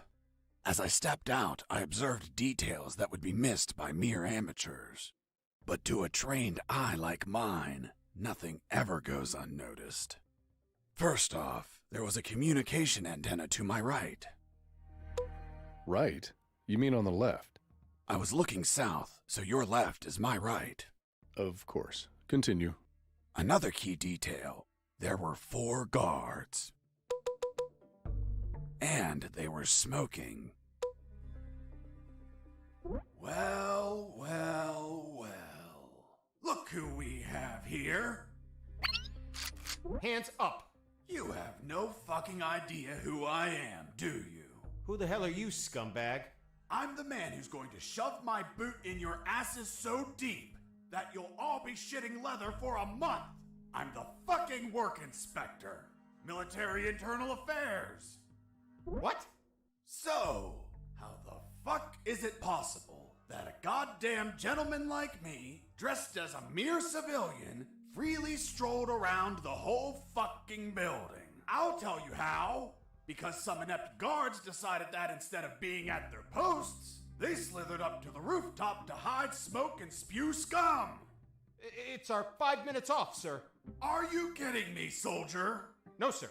What's your name, scumbag? Mike, sir. Listen to me carefully, scumbag Mike. I've been sent by the general himself. He is pissed off with all the soldiers in this building, and I have his permission to ensure each one of you are pissed on. I just have to make a little fucking check mark, and your precious fucking leave is a never-ending hell of cleaning latrines and wiping piss. So, don't piss me off. Do I make myself clear, scumbag Mike? Crystal clear, sir. Chatting here, blah, blah, blah. Gossiping like schoolgirls. You disgust me. Fuck. Imagine if I was a spy or a prisoner who managed to obtain critical information, and I was pretending to be a work inspector in order to steal a helicopter and escape. What do you think would happen, scumbag Mike? Sir, it would be a non-authorized takeoff, and it would be shot down by the surface-to-air missiles. And you think he couldn't avoid it? Only if he disabled the communication with the missiles, sir. I see. And how would he do that? Sir, disabling the communication antenna that communicates with all surface-to-air missile batteries. And then he just gets away. What kind of shitty security is that? That's it? This is all going into my report. Heads are going to roll. Please, sir, don't rescind our leave. We have children waiting for us. Fuck! You have children, and you're smoking? You call yourself a father, scumbag Mike? I have good reason to keep you from your kids. No, please. I'll give up smoking. I swear to God. Swear to me. I swear. I'm magnanimous. I will turn a blind eye to this indecency. But the day you hold another cigarette will be your last. Thank you, sir. Take a look at this floor. It's littered of cigarette butts, you pigs. Have you been tossing these without putting them out? You'll burn the building down. Not to mention the pollution. And what happens if a passing child gets burnt from these? Fucking swine. Lean down, little piggies, and collect all these cigarette butts. With your mouths. Now! Yes, sir. You too, asshole. Yes, sir.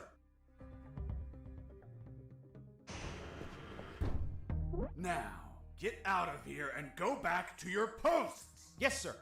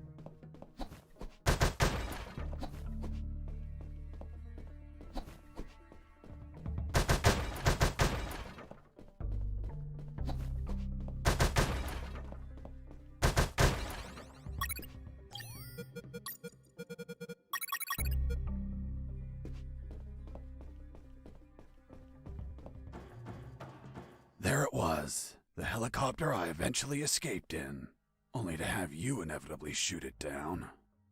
But fuck, if I flew away, the surface-to-air defenses would shoot me down.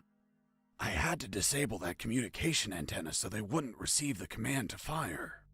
This would, instead, provide you the pleasure to take me down yourselves, you bastards. There it was, the helicopter.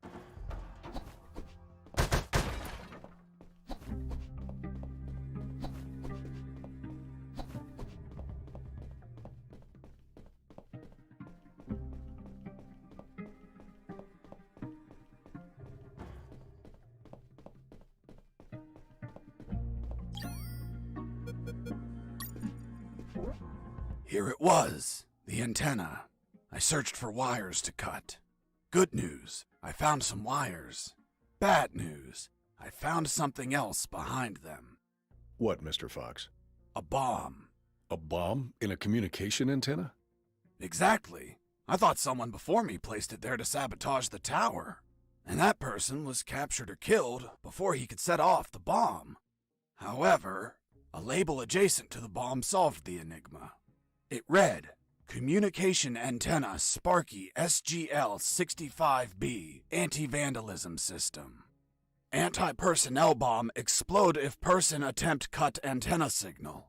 Explosion will not affect structure, but shrapnel eject outside literally destroy any person nearby. Interesting. Sergeant, do we have anything similar on base? No, Lieutenant, but we can request for one. Well, continue with your farce, Mr. Fox. The label continued, For emergency purpose, disconnect antenna. Prevent explosion by follow KGS 185/U protocol.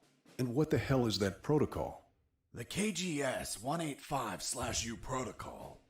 I didn't figure it out at first, but it turns out that I had read that name before.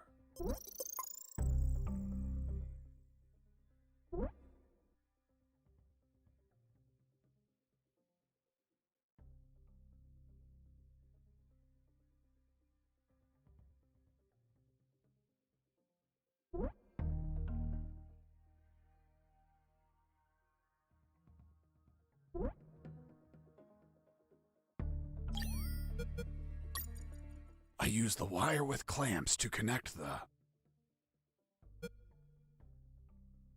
with the...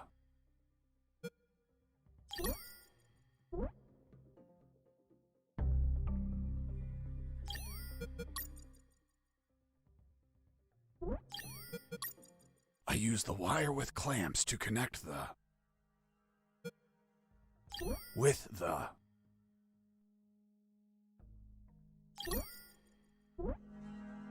I use the wire with clamps to connect the... with the...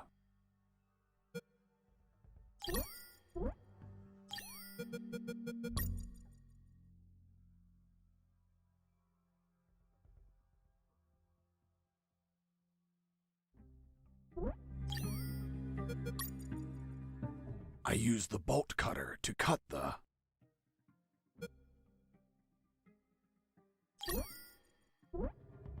I used the bolt cutter to cut the...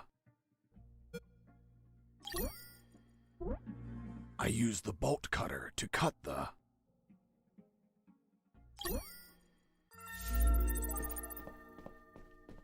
Done. The antenna was out of action. The surface-to-air defenses would never activate if I hit the skies. Now, I could finally get that damn helicopter and escape.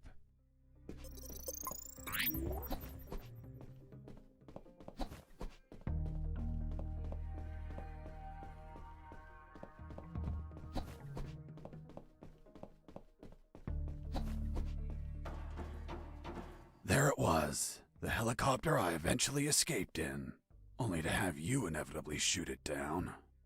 But fuck, I didn't have the damn key. I needed it to get the door open.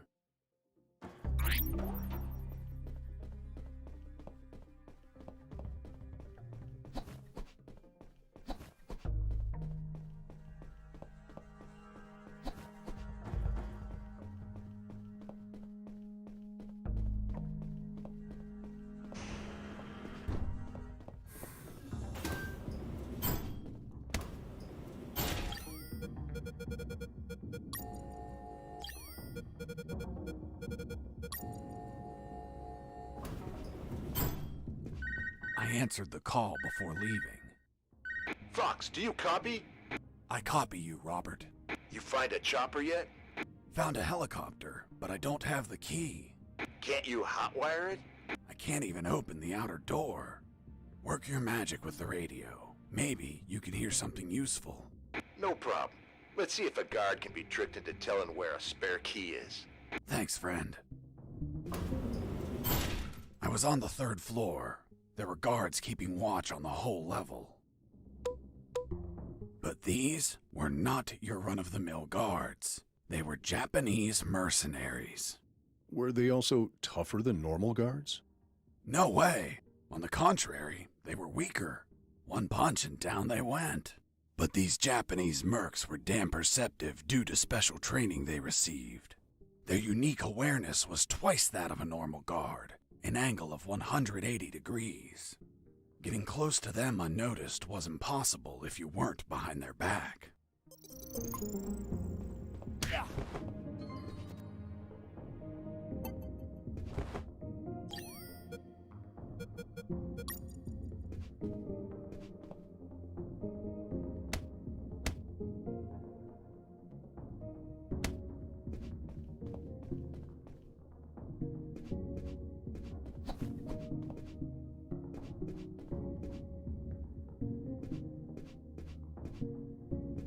I heard something.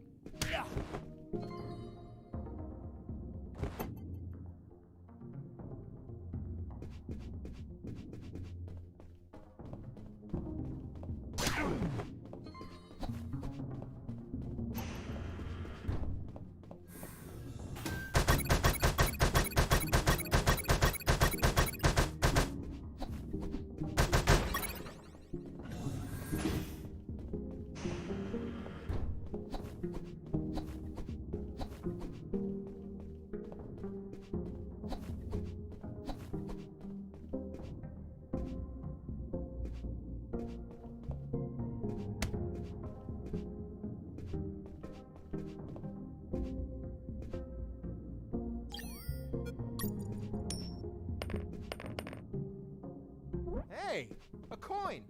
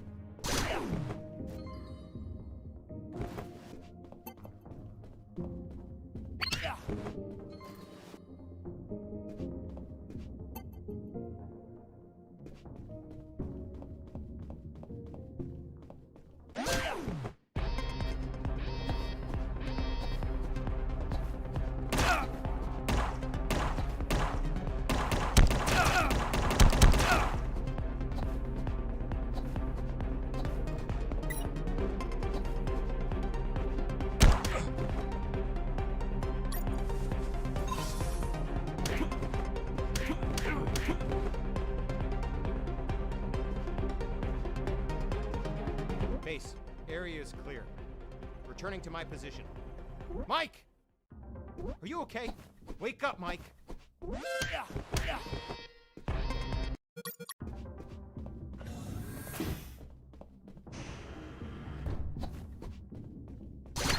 heard something.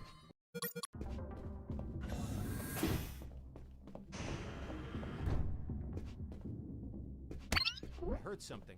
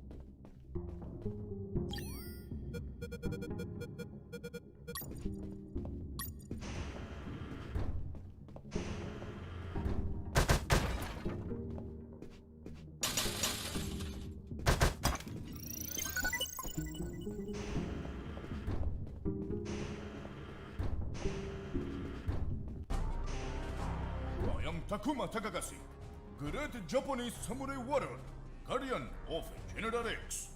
If you're the boss of those assholes, know that they couldn't take 2 punches. You insult Japanese culture. You die by my katana. Really? I'm going to show you what I think about your damn karate.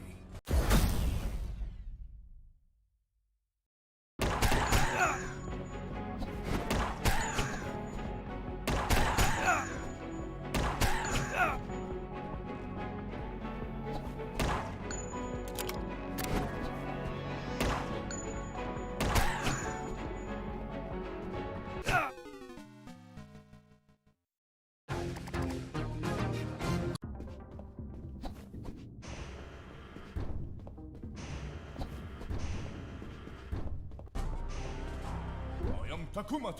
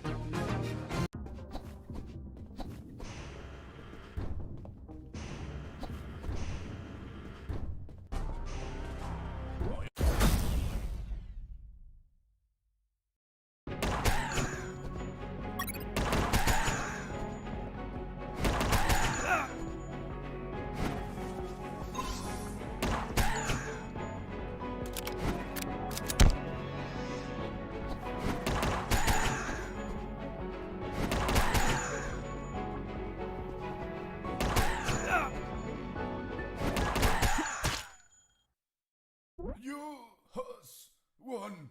You show great courage in combat. To fight you has been great honor. Sayonara. Hasta la vista, baby. Boss defeated.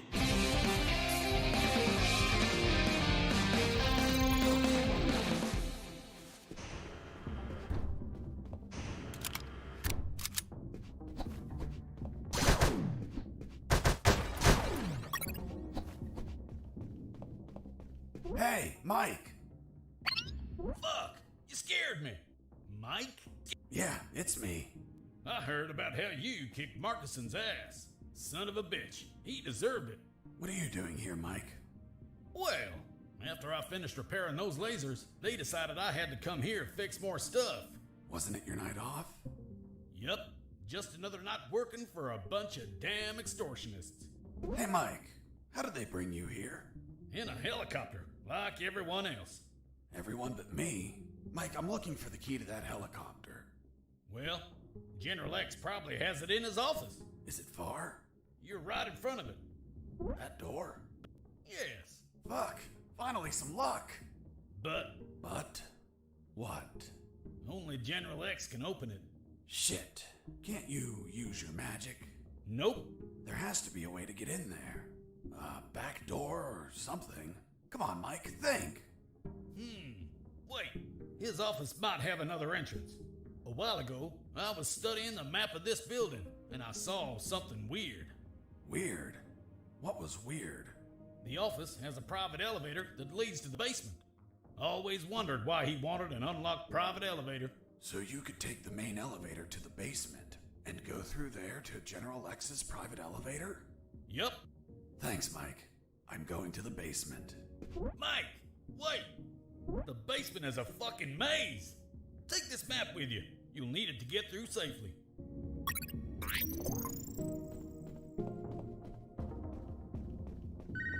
I answered the call before leaving. Hey, Fox, weren't you searching for a helicopter key? Fuck yeah. You have it yet? Not yet, but I believe General X has one in his office. Why? Because I heard some talk on the radio. They're keeping a copy of that key in a special room. It's somewhere close to General X's office, through a private lift. Don't know what room it is or where, but I know the door is marked with an X. A door marked with an X? Yeah, man. Fucking weird. Thanks, Robert. If I don't find the key in his office, I'll look for that room.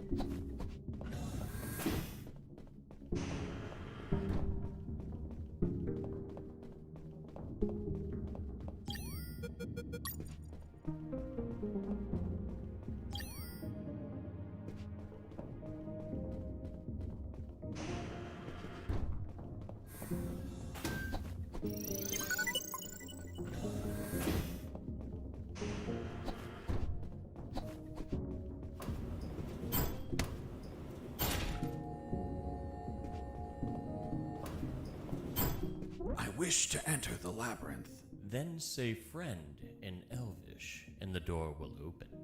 Friend? In Elvish? Shit.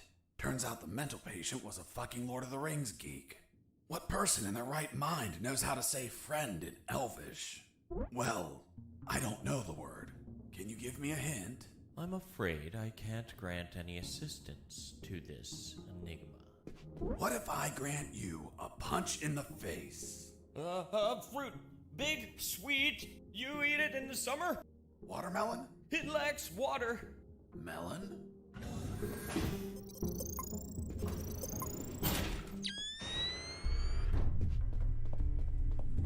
I reached the first intersection.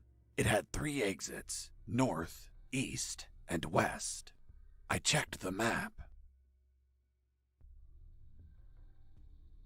The first letter was E, so I took the path to the east.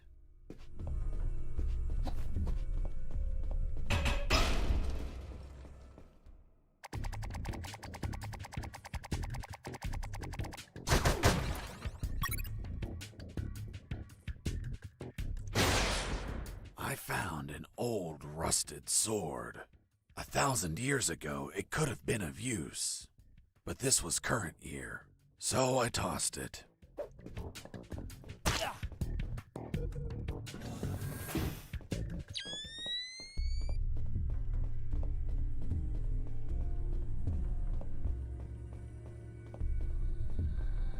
I reached the second intersection. It also had 3 exits, north, east, and west. I checked the map a second time. The second letter was also an E, so I took the east path. I would make an effort to check the map at every intersection as I proceeded.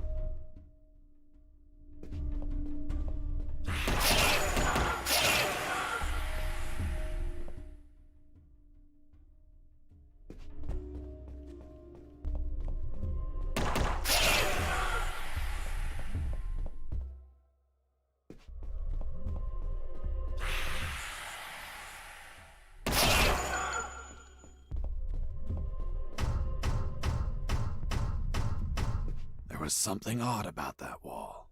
I found a suspicious brick that smelled like turkey. I pushed it, and...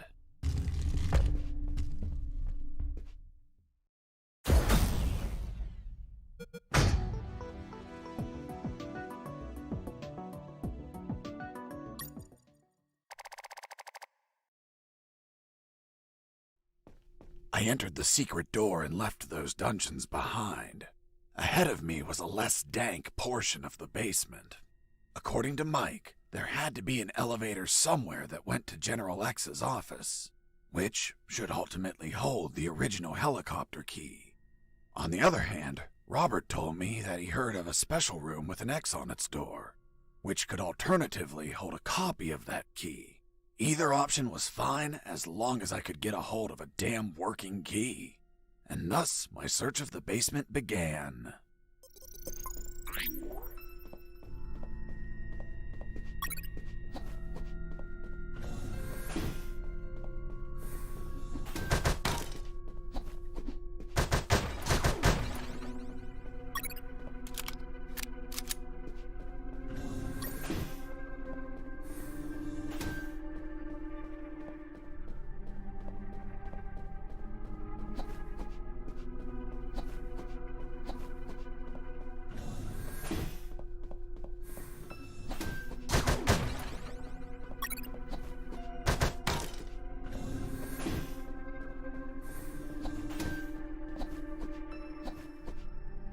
There it was, General X's private elevator.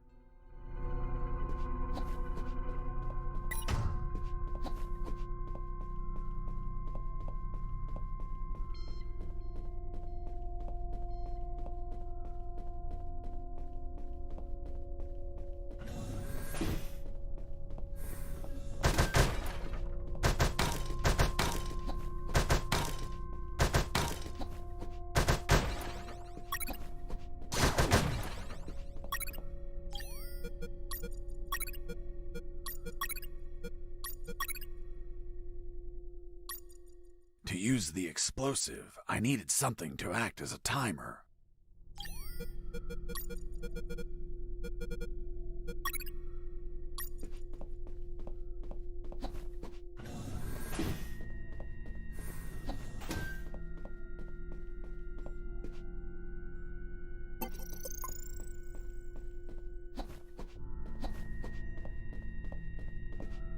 A door marked with an X, just like Robert told me. There it was, the secret room where they kept the helicopter key. Why would they keep a key in such a creepy place instead of an office? The more I thought about it, the more things felt out of place. I had a strange feeling, like a gut feeling that something was just wrong.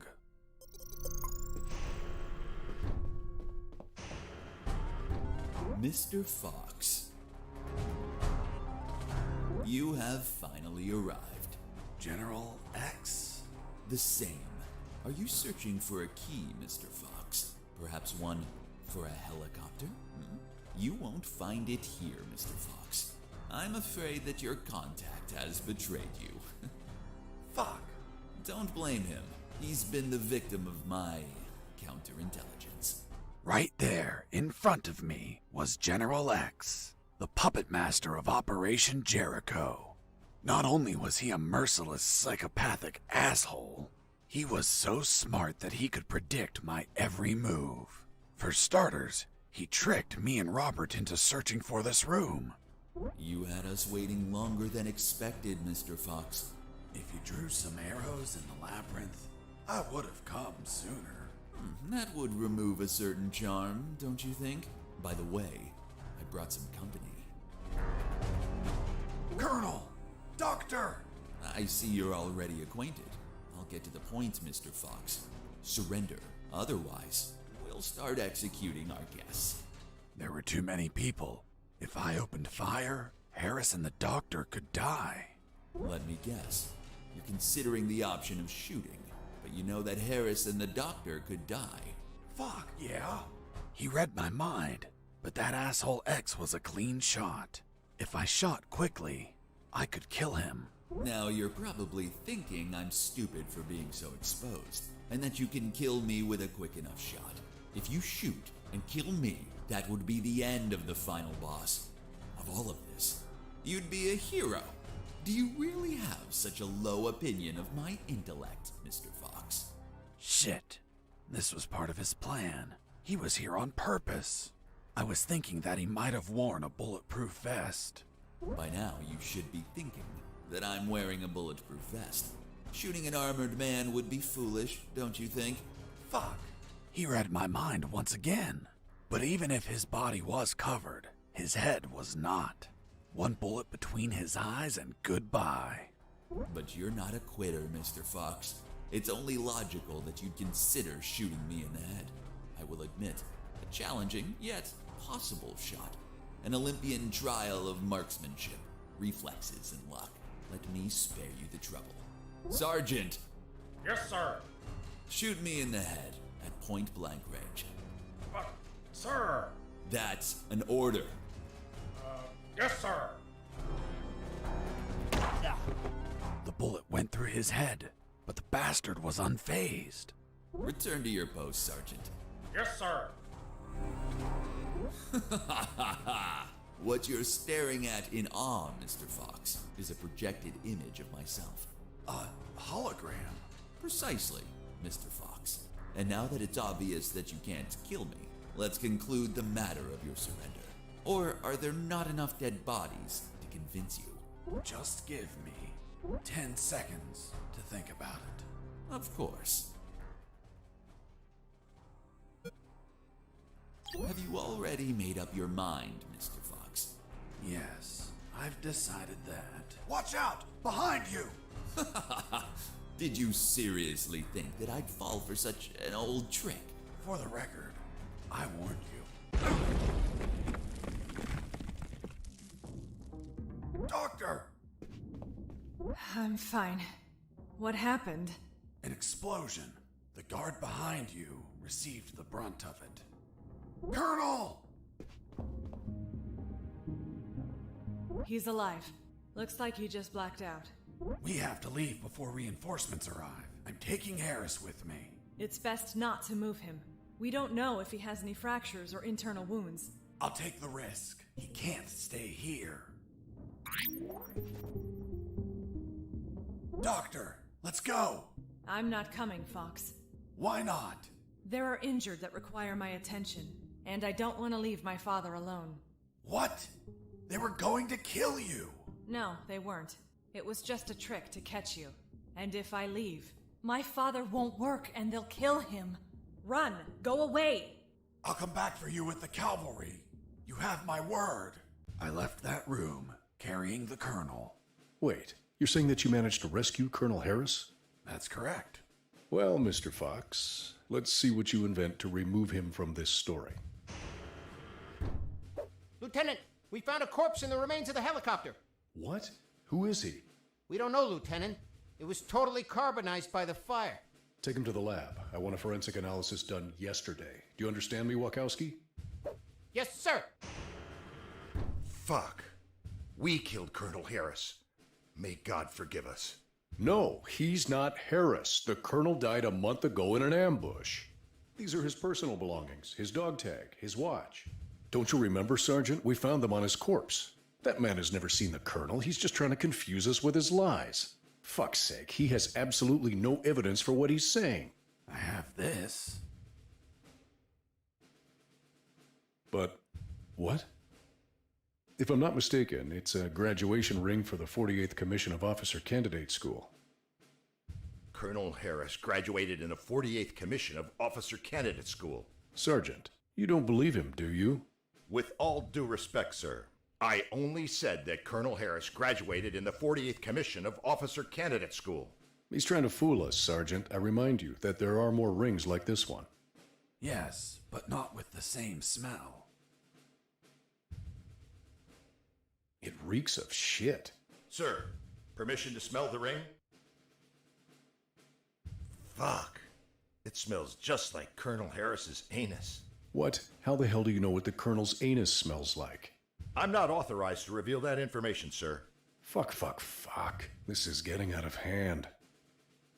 Mr. Fox, continue your story. Let's see if we can finish this once and for all.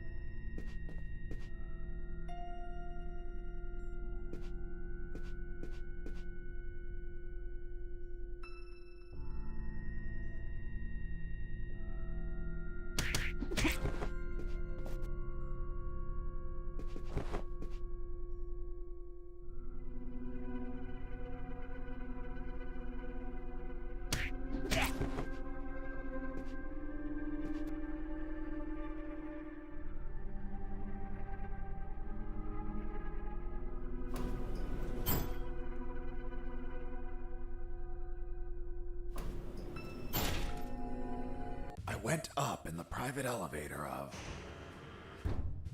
Lieutenant, they found a bullet in the carbonized corpse head. A bullet? So it wasn't us after all. Colonel Harris was murdered. Hey, friend, don't look at me. I haven't killed anyone. I'm not your friend. For fuck's sake, shut up. Wachowski, send the bullet to Science Officer Hollister for analysis.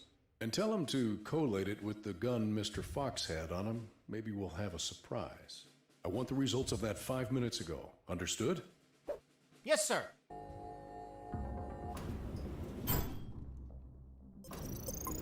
Wow! That asshole General X had some cool music equipment. Multi-band equalizer, auto-amplified subwoofer, and... No way. Double-deck cassette player. Fuck, you could record directly from one cassette to another.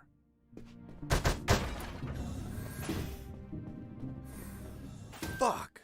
I found out that bastard kept a fully stocked armory behind his office.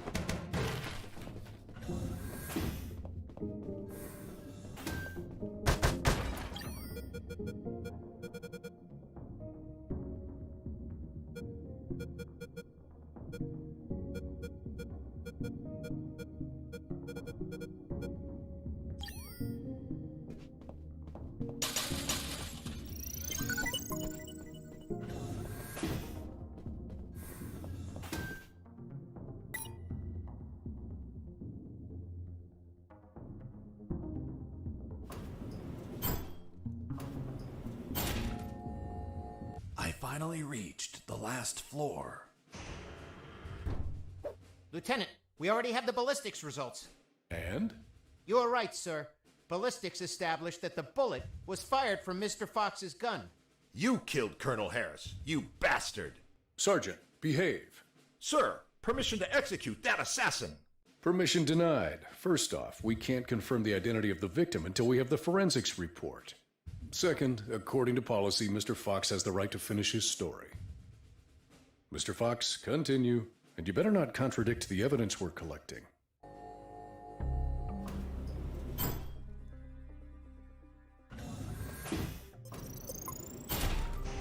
Mr. Fox, leaving so soon and without a farewell. That's not very neighborly of you. And what's that on your shoulder? That's personal property, Mr. Fox. Haven't your parents taught you never to steal? General X stood in my way, assuming it was really him and not another hologram. Are you asking yourself if I'm another hologram? Well, yeah. No, not this time. It is I, in the flesh. Good. Then I'll put a bullet in my head. You read my mind. Please tell me, Mr. Fox, how does one shoot that which they cannot see? What? What the fuck? Do you like my new device, Mr. Fox? Optical electronic hollow camouflage, the latest in nanotechnology. Obviously, if you start firing randomly, there's still a chance I may be hit. I believe dumb luck is a concept you're fond of? So if you don't mind, I invite you to expend some ammunition with some friends.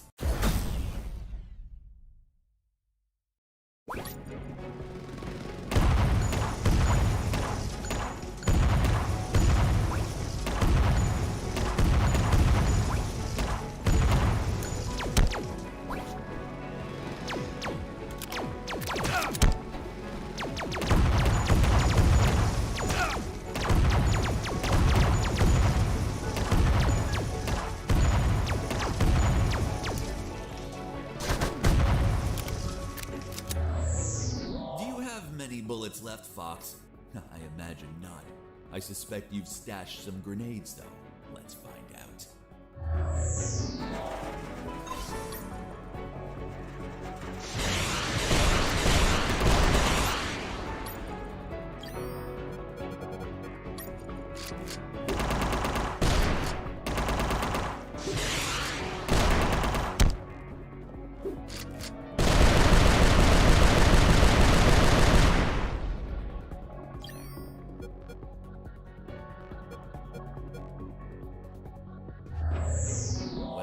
Should be low on ammo by now, which means it's time to comfortably finish you.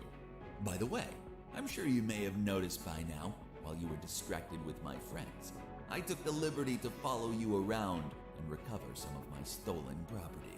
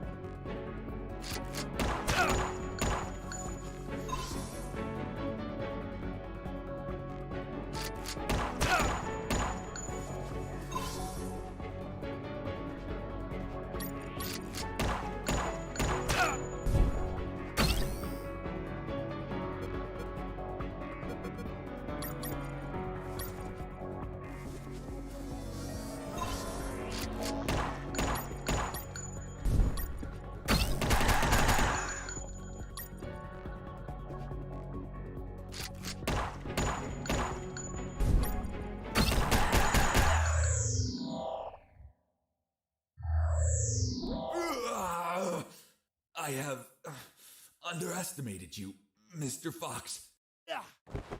Boss defeated.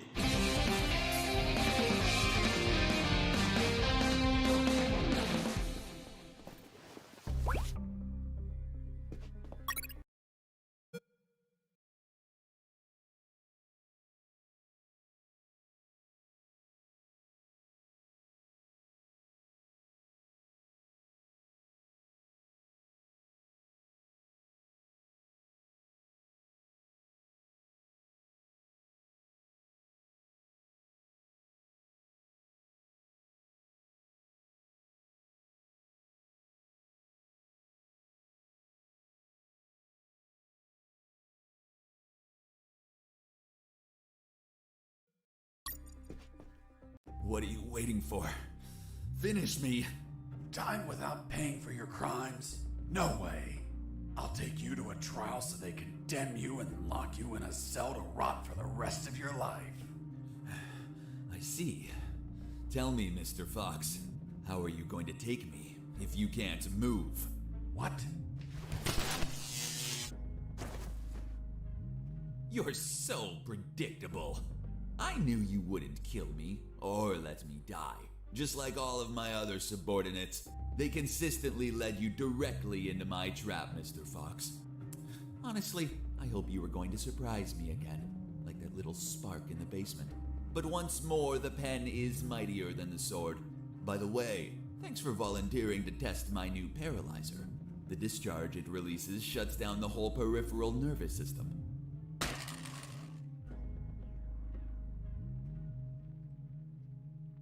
You should have killed me when you had the chance. See you never, Mr. Fox. See you never, General X. Are you all right, son? Don't worry. The effects on the paralysis will wear off soon. But it's not prudent to stay here. Come on, stand up, Fox. I'll help you walk.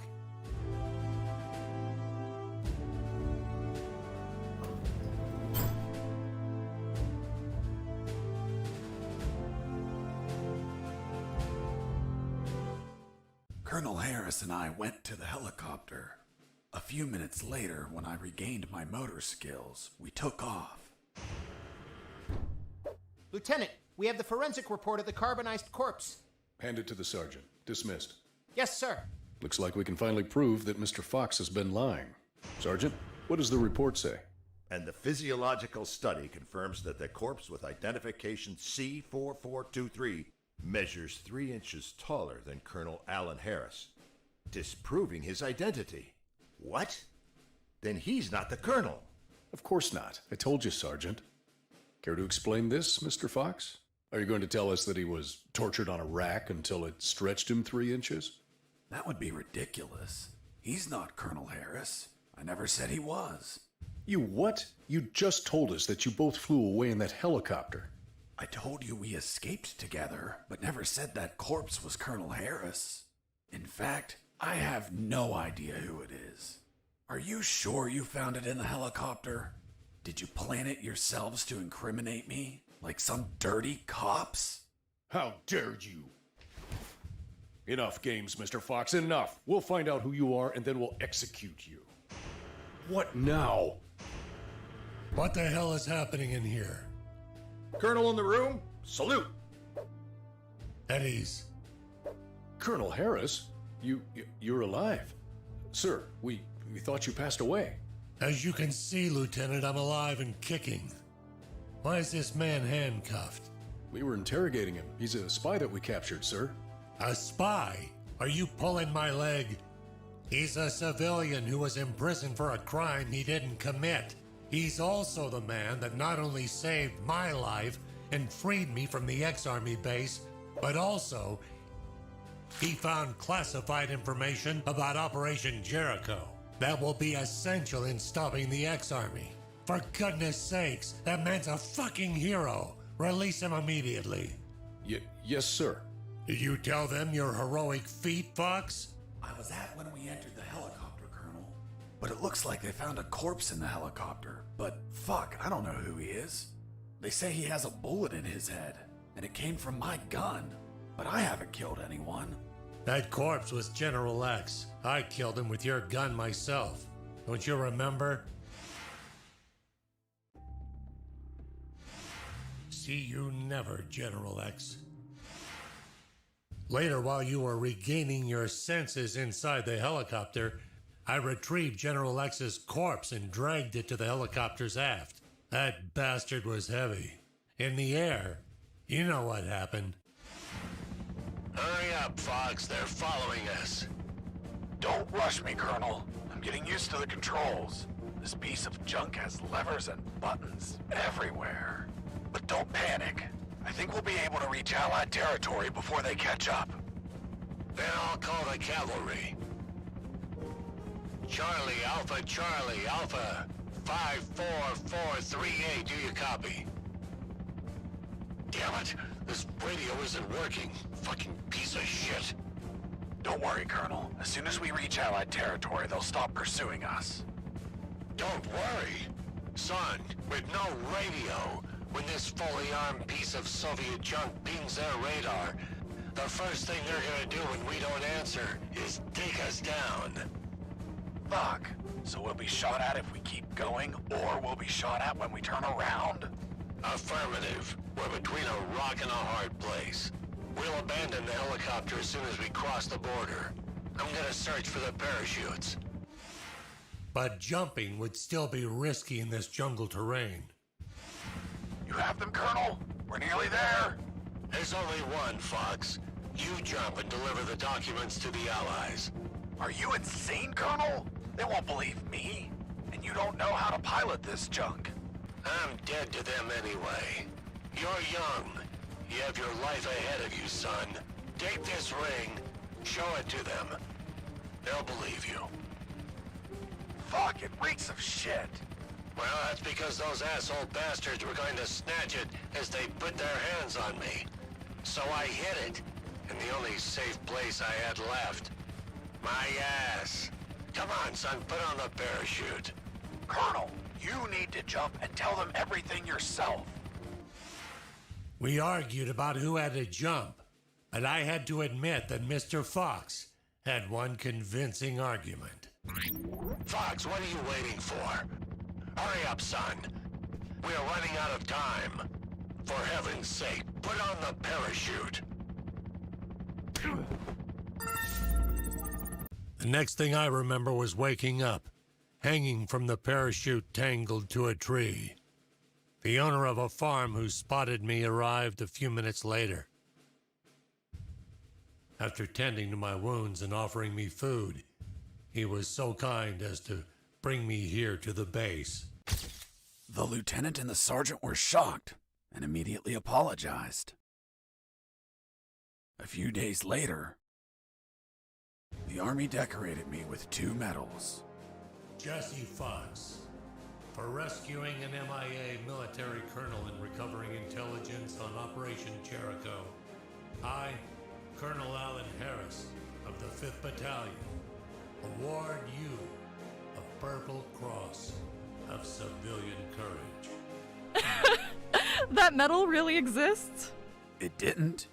They had to invent it, as they had nothing that they could provide for a civilian. You're also awarded the Gandhi Medal of the National Idiot. National Idiot? Well, I received it because I didn't kill any enemies at all during the escape. As you know, militaries don't get why killing is wrong. Well, at least we agree on that. So, thanks to the documents I found, the Allies could find and sink every related submarine. The military base, docks, and Omega building were the target of a large operation. Everyone was arrested. Robert the paparazzi published the story and won a Pulitzer Prize. The 2 doctors and their 2 fathers dedicated themselves to finding a cure for cancer using nanonuclear weapons. Wasn't it one doctor? That's what they wanted us to believe. The captain of that boat retired with my $50 million, but he died of gonorrhea the week after. Seriously? Nah, but he would have deserved it. Do you remember Private Mike, the one I found hammered and whose leave I obtained? Well, he could finally visit his daughter for her birthday. Hello? Daddy! And I went back to my old life as a smuggler. The end. Wow. Jesse, that's the most incredible story ever told. My god, you have an amazing imagination. You should be a video game writer. You don't believe me? Not a word. Thank you very much, Miss Incredulous. Hey, who are those guys? Must be an improvised patrol. Don't say a word if they don't ask you anything.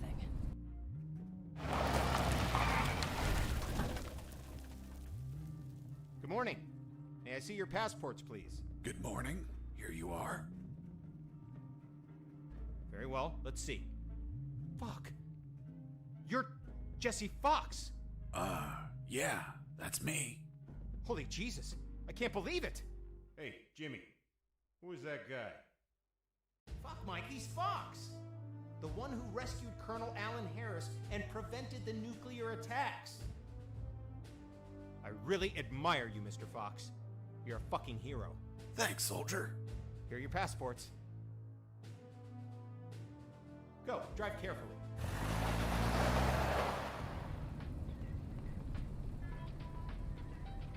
Are you okay? You've been very quiet.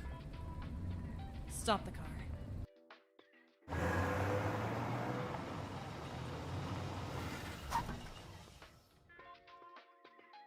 What's up? Then it's true. It's all true. Now do you believe me? Kiss me. What? Kiss me now.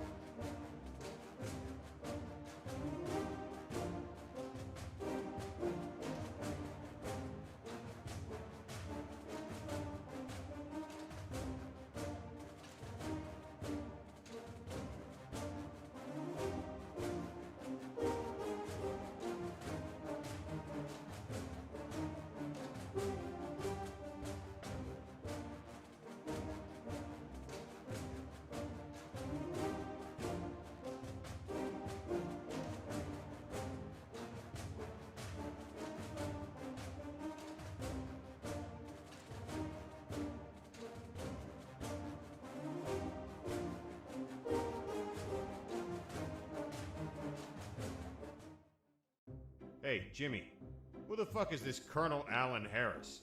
I don't know. Yesterday I met that guy in a bar. He was nice. I told him that I was going to slog as a guard here today. And he said if I pretended he rescued the Colonel and prevented nuclear attacks when he drove by, that he'd give me $100. $100 for saying 4 sentences. Can you believe it? Good morning. May I see your passports, please? Good morning. Here you are. It's been the easiest $100 ever. Fuck. People make up stupid shit just to score. Yeah, dude.